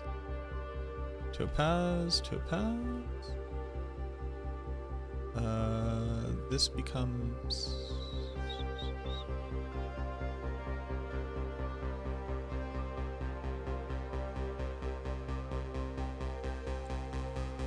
Oh, what is this?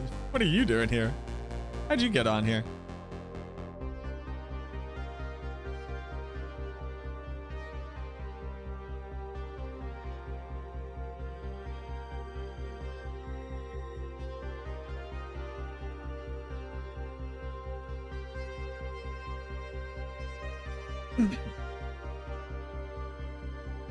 It will really depend on how the new powers interact. For these ones, not so much. Like, I just can't tell you how much power we will gain because a lot of these won't even look the same way walking out of the PTR. This season, though, as far as like power gained from our powers, it's more about quality of life. So like unstoppable and being able to break like monsters, like DR resistance. Like builds are gonna clear content faster, but not in the same way.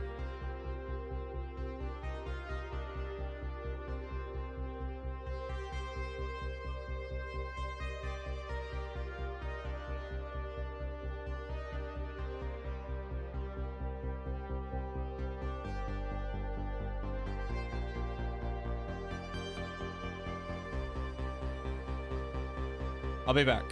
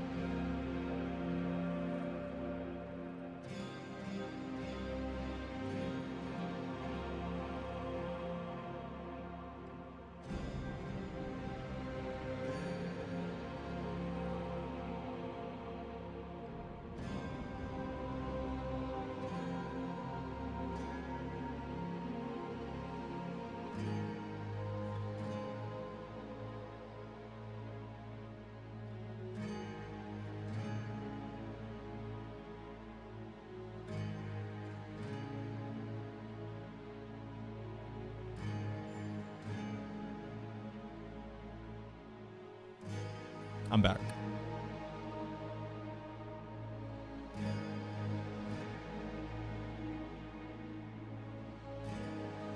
I'm back. What are we doing? Bloodlands? Makes sense.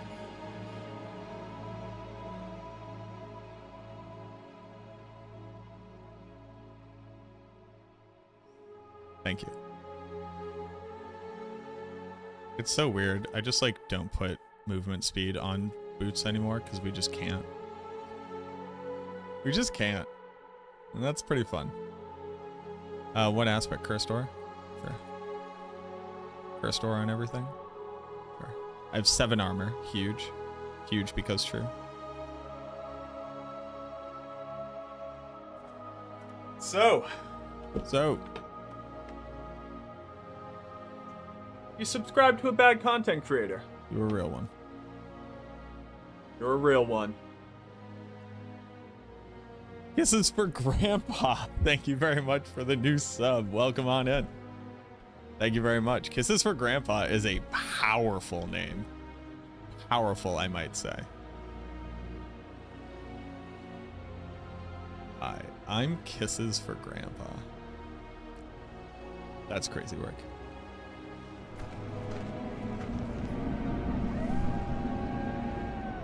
And thank you for the follow shortly after. Thank you. Hey, no problem.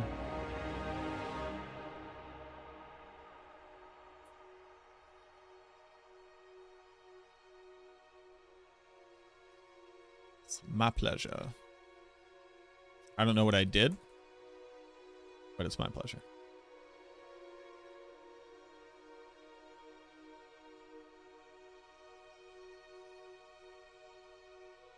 Man, remember when focuses used to have like crit chance, attack speed, cooldown reduction as the stats? Wasn't that a cool time?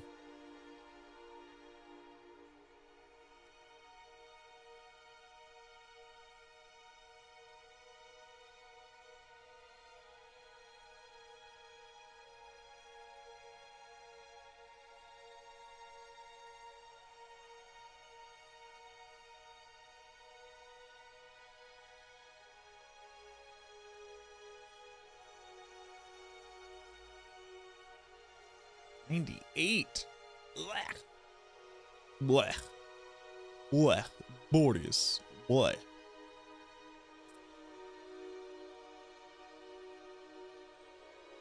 Borders. Over the power. Or just crit.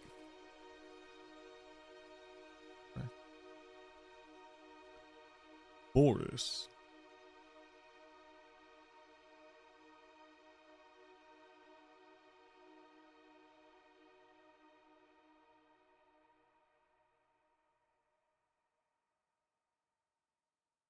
CDR twice on focuses.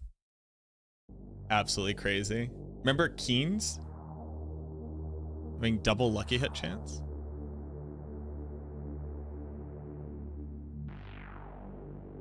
I think you can still get Keens with cooldown reduction on it. Or... no, I tried messing with it and for some reason it wouldn't work. Can I do Bloodwave next? I already did Bloodwave. It's in my Discord. Discord link is in the description.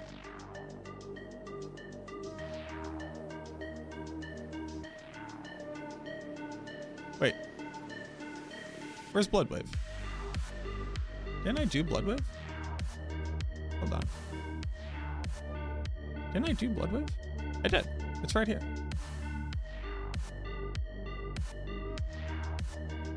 Huh, interesting. I guess I just didn't put it here. There you go. Blah. Blah. I don't know what happened there. So this gets lucky at chance. And I think Keen still has cooldown reduction because it's the old one. The issue is, oh, that's what it is. The issue is when you put an aspect on it, it turns into a legendary focus, and legendary focus has lucky hit chance. I remember. Damage looking good for Bloodwave? Yeah. Bloodwave without powers is still clearing over pit tier 100. Bleh. Bleh. What aspects do you use?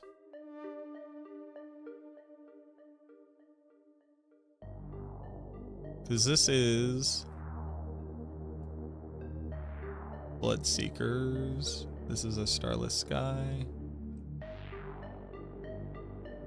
This is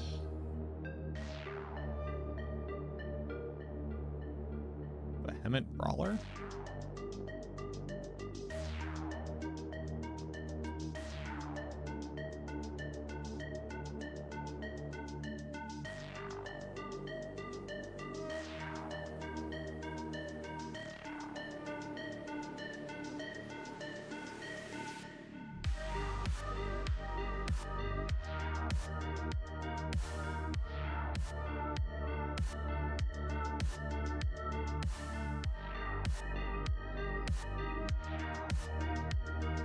You know what time you can download the PTR? You can already download it.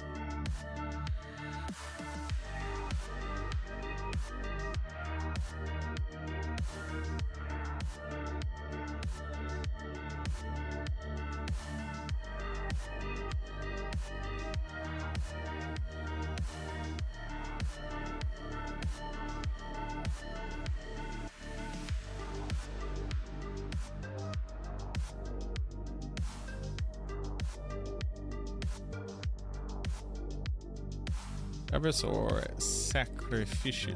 Sacrificial.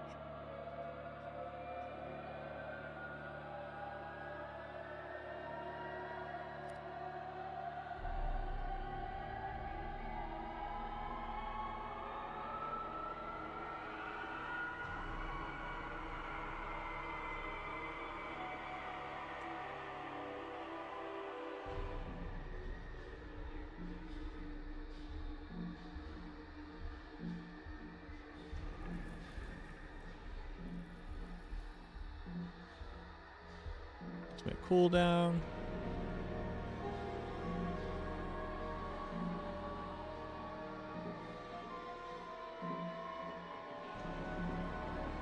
Attack speed.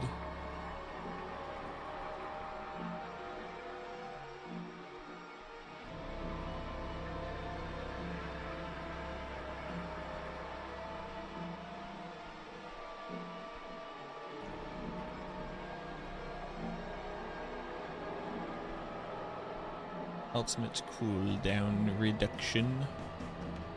Sure. Okay. Is the earth? Damn, that is a sweet earth, you might say. It's round.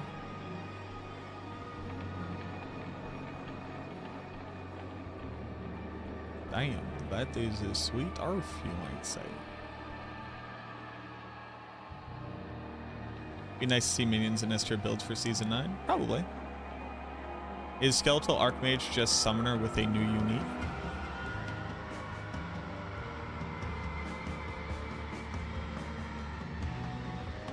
Yes, but the use of the word just is interesting there because the implications of the unique change all the aspects that we use and how we prioritize optimization of the build.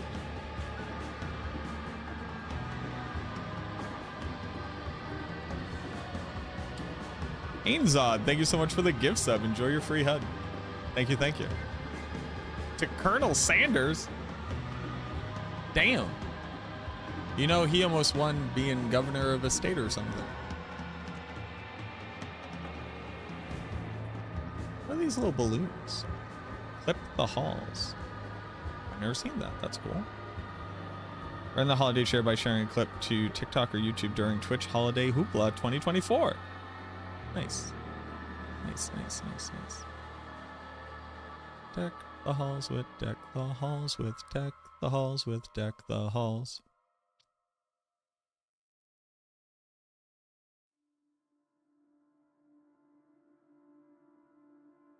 Oh yeah, how do we apply vulnerable?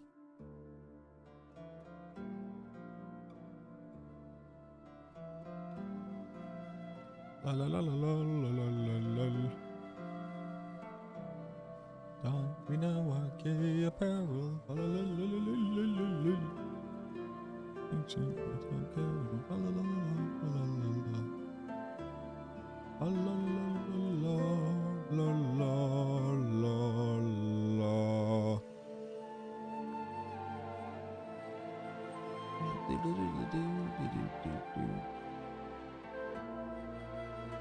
Stoppable. Oh.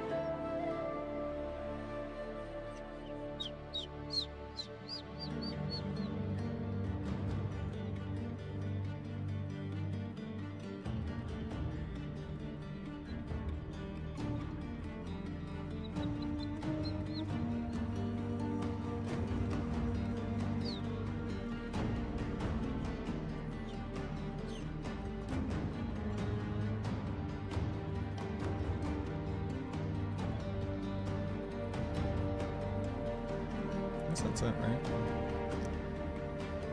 And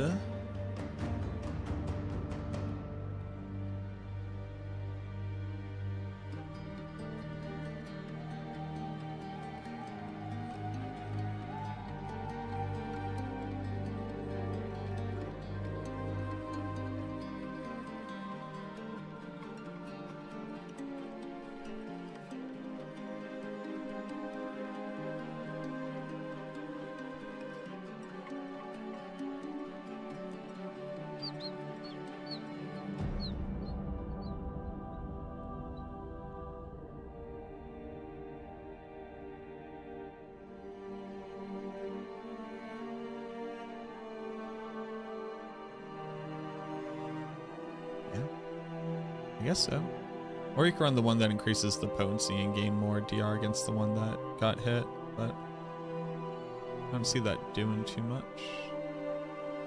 Update. Let's go to Blood Surge. Does Blood Surge and Blood Lance use different stats? Probably not.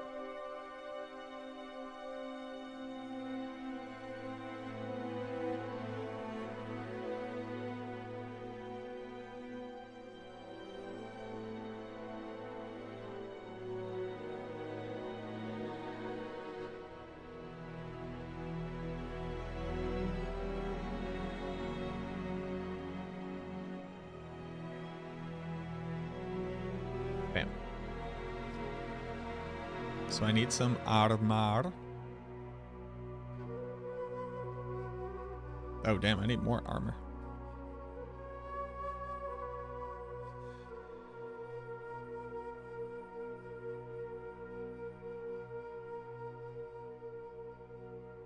Oh no! Oh no. Oh no. Oh no. Oh no. Uh-oh. Uh-oh. Oh no.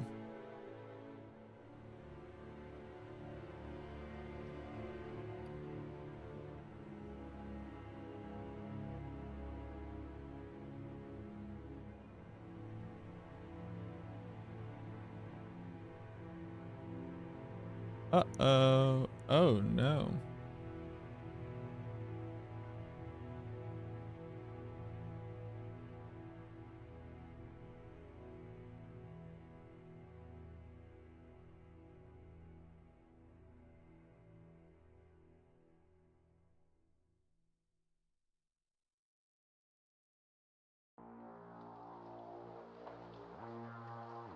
How do you get armor on this build?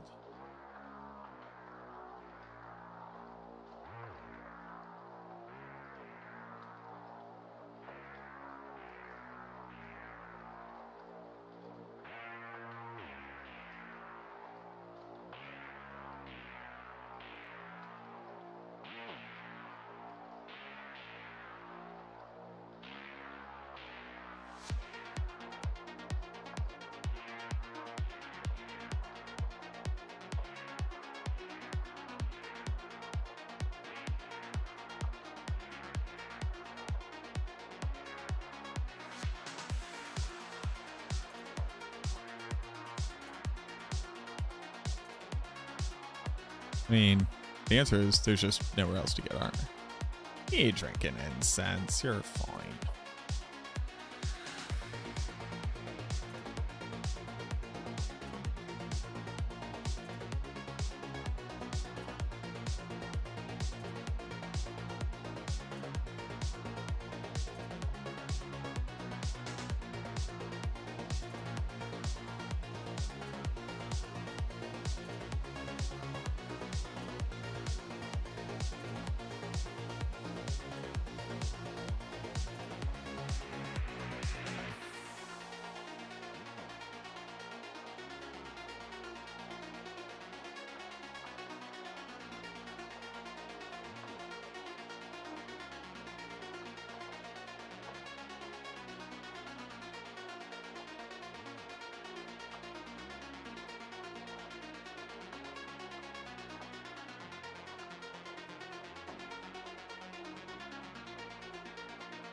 Great to see your Theorycraftin builds. Will you share them after PTR testing? Yeah, they're all in my Discord, !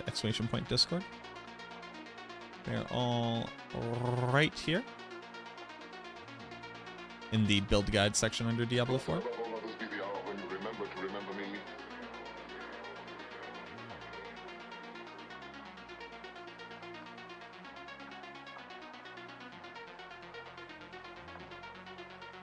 I'm going to let you pray for me tonight.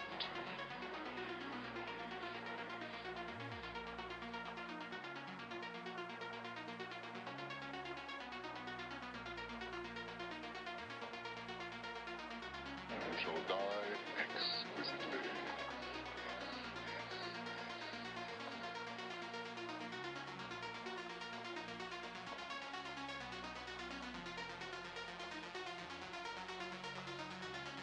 So, here we go.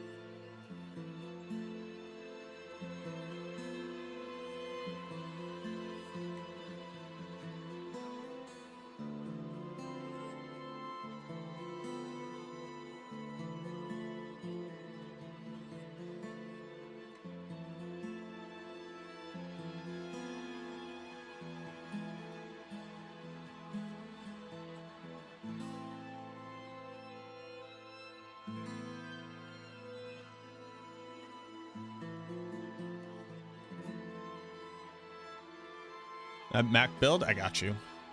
I got you, boo-boo.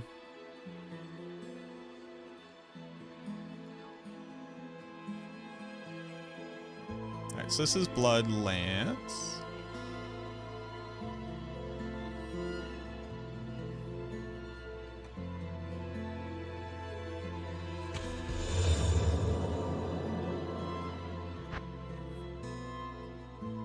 What else? Blood Spear, Blood Surge, Blood Wave, Blood Lance, Mage, Blight, Sever. Bone Spirit. Let's make a Bone Splinters build. Also, what time is it? Oh, I do have to leave soon. Oh, I actually just have to leave. Oh, no. Oh, no. I have plans to go get ice cream.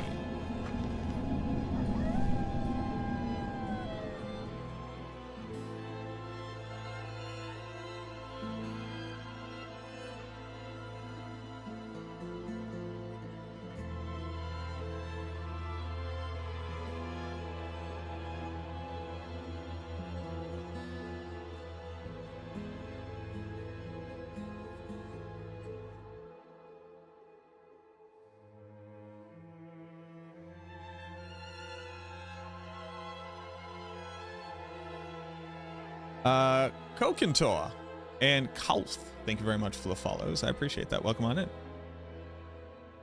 Yeah, so I'm actually just going to have to leave.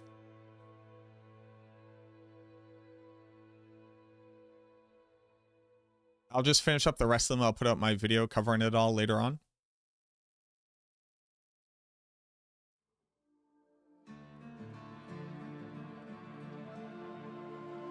Yeah.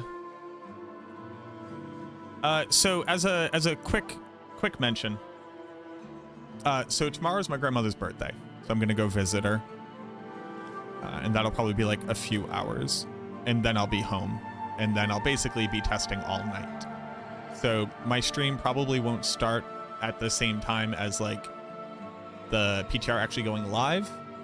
I know that sucks, but oddly enough, I love my grandmother more than I love you all and making money. So I'm gonna go see her.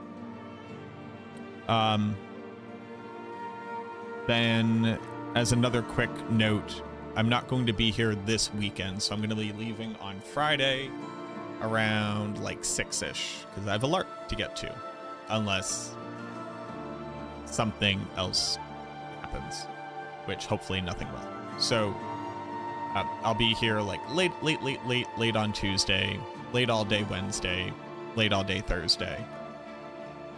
What if I am your grandmother? Then you have vastly improved your ability to navigate YouTube. And if you could please like my videos like you said you were going to, Grandma, that would be huge. You said you were going to, and you never did. And you just sat at home playing on your iPad all day, playing blocks. You could have been clicking my video. You could have been having them run in the background and literally been making me free money, Grammy. We talked about this, and you said you were going to try. And honestly, we both knew you weren't gonna. But then I have to leave on Friday. So look forward for the next couple days of testing. I'm going to be trying to test everything as much as I can. And, you know, getting some good feedback to the developers, hopefully. And then hopefully getting to go to a LARP, because I haven't been able to go at all yet. And LARPing is legitimately the only thing I do for fun. So it'll be exciting to go. But if for whatever reason I can't make it, then I'll be here testing. So there we go. I'm gonna raid y'all over to somebody cool. Somebody's got to be doing something cool. Who's doing what? Hey, my boy Mano. Shout outs to everybody hanging out here. I appreciate you. Y'all, I need to be streaming in Spanish. That's what I gotta be doing. How is nobody doing Theorycraftin right now?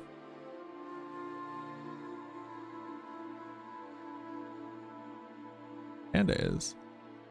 Epi is. Or we can go hang out with my friend Hazard. We're gonna go hang out with my friend Hazard. Boom! Thank you all for hanging out today. Thanks for all the questions. It's been good to bounce stuff off of people. Okay. Here's what we're gonna do. We're gonna go hang out with my boy Hazard. Go give them some love. If you don't, I'll find out who you were, and I'll get you. That's right. I'll get you. I'll get you. And whatever that means. You can take that personally. No, thank y'all very much for hanging out. As always, auf Wiedersehen, au revoir, arrivederci, sayonara, so long, ciao, kapkun, krap, sawadee, gute Nacht, hasta mañana. A little bit later on, don't forget, if you're like, where's Mac, just remember, I'll be on in a couple hours. And yeah, treat yourselves well. Remember, the billionaires don't love us. You have so much more in common with the people around you in your community, even those you don't necessarily talk to every day, than you ever will with a millionaire or a billionaire. Don't let them divide us. This is a class struggle. It is not left first right, it is up first down. Try to be empathetic, try to be patient, try to treat yourself well. And if you see somebody having a hard time, if you can, try to help them out. I appreciate y'all. I love y'all. Have a great night. I'll see y'all tomorrow. Cheers. Bye-bye.